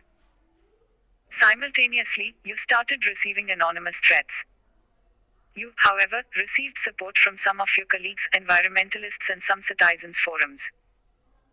They urged you to act strictly against the violators to protect the environment. 250 words. A. What are the ethical dilemmas that you faced in exercising your option? B. What are the different attitudes shown by various stakeholders in the case? C. What are the options available to you under the given situation? D. Critically examine the options listed by you. A. What type of mechanism would you suggest to ensure environmental compliance? Ans. A. Ethical dilemmas faced include objectivity vs empathy. An implementing officer must shut down polluting industries which violate law. But it is human nature to be empathetic towards suffering of workers. Economic growth vs environmental protection. Growth comes at a cost, but here the cost is overbearing. Integrity, courage vs fear of hostile threats.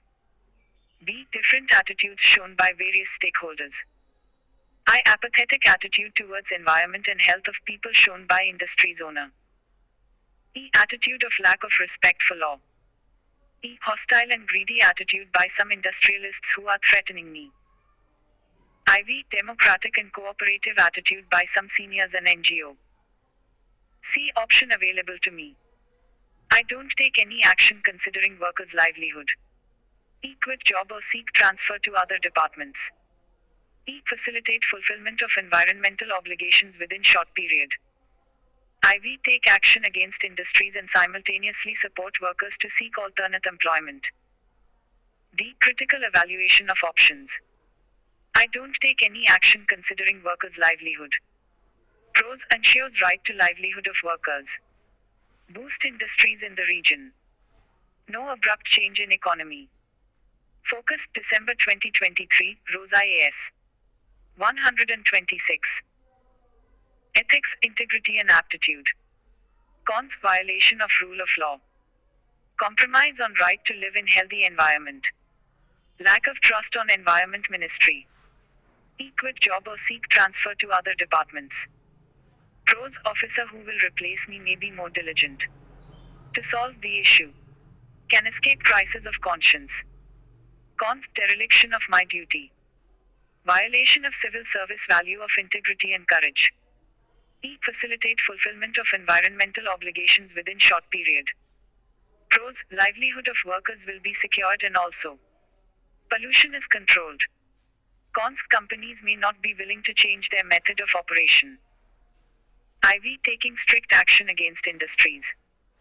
Pros: enforces rule of law, objectivity, environmental ethics, ethical governance. Cons: setback to MSME industry, migrant workers may lose jobs. Shortage of products would affect consumers. Increase in hostility towards me by the industries. Mechanism to ensure environmental compliance, inner control. Integrity pact, trusting conscience of people.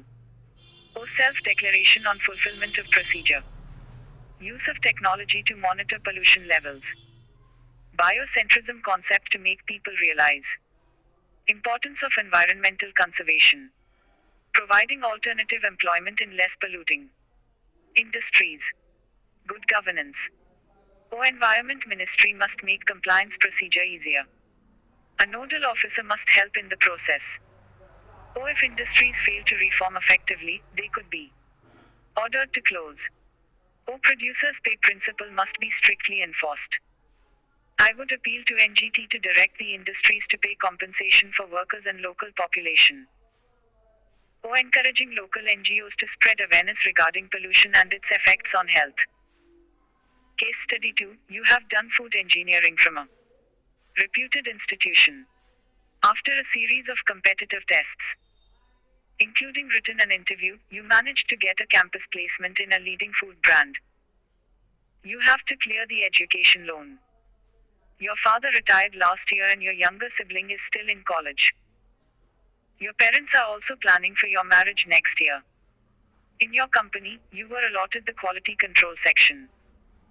Presently, you are looking after the production and quality check of an organic jam, made out of extracts from organically grown fruits.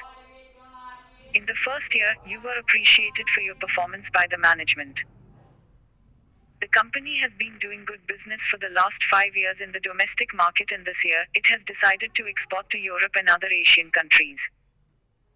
However, one large consignment to Europe was rejected by their inspecting team owing to its poor quality and was sent back. The top management ordered that the consignment be cleared for the domestic market.